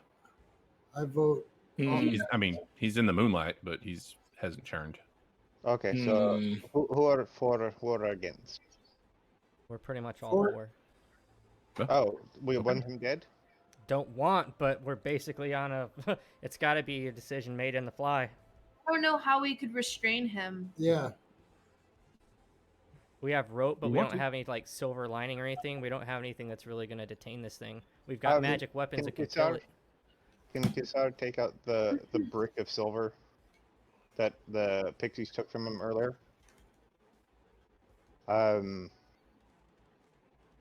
Did we have some kind of string I have rope. I have a lot of rope. from I don't have anything to hold him down. So you need a immovable rod. gold Yeah, cloth? just not put it silver right on cloth. his chest. Thunk. I mean, you guys said if I cut him, he's gonna heal. But if I make the cut fast enough, I can make it through his neck and I can take his head off. I That can was with the also hand axe. blow his brains clear out his skull. That was with the hand axe that you hit him. You didn't hit him with the sword. This is, That sword I have silver. like I These said, if swords me are and magical. this being's locked, and we're all in agreement to do so. The sword's magical, is why I say that. Yeah. Oh yeah. Kisar is okay with this because I don't think people that would be here would be good people. And I've already spared one. So who wants to do it? I'll put my head down and I'll spawn my pistols. I'm like, I mean, we can all go in on this together, and it's ride or die, or you guys can be hands clean. I've murdered once. This is...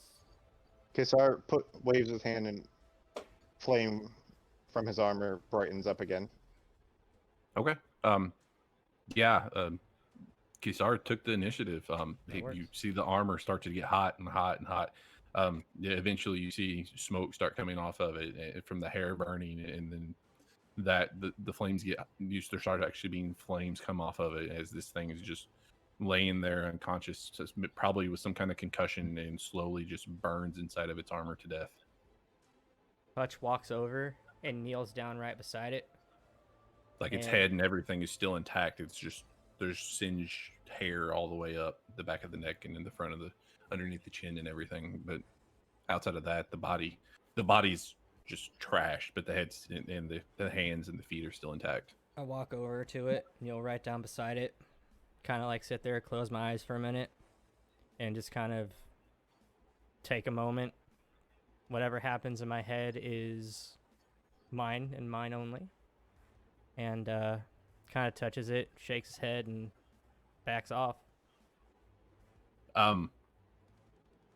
Now that everything's calmed down, and you'll have a second, and it got very quiet after Kisar let the spell go. You hear rustling down the cave. You hear more movement.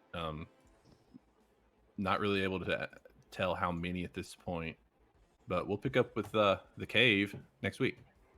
More cave, more cave. Every time. Every time. From us to everybody out there, thank you for stopping by. Appreciate the raid just a little bit ago, all the Thank new you. follows, the regulars that have come through. We really appreciate it. We will see y'all next Sunday at 4 p.m. Pacific, and we'll see what happens inside the cave. Have a good night. Catch y'all later. Thank you so much. Bye. Good night.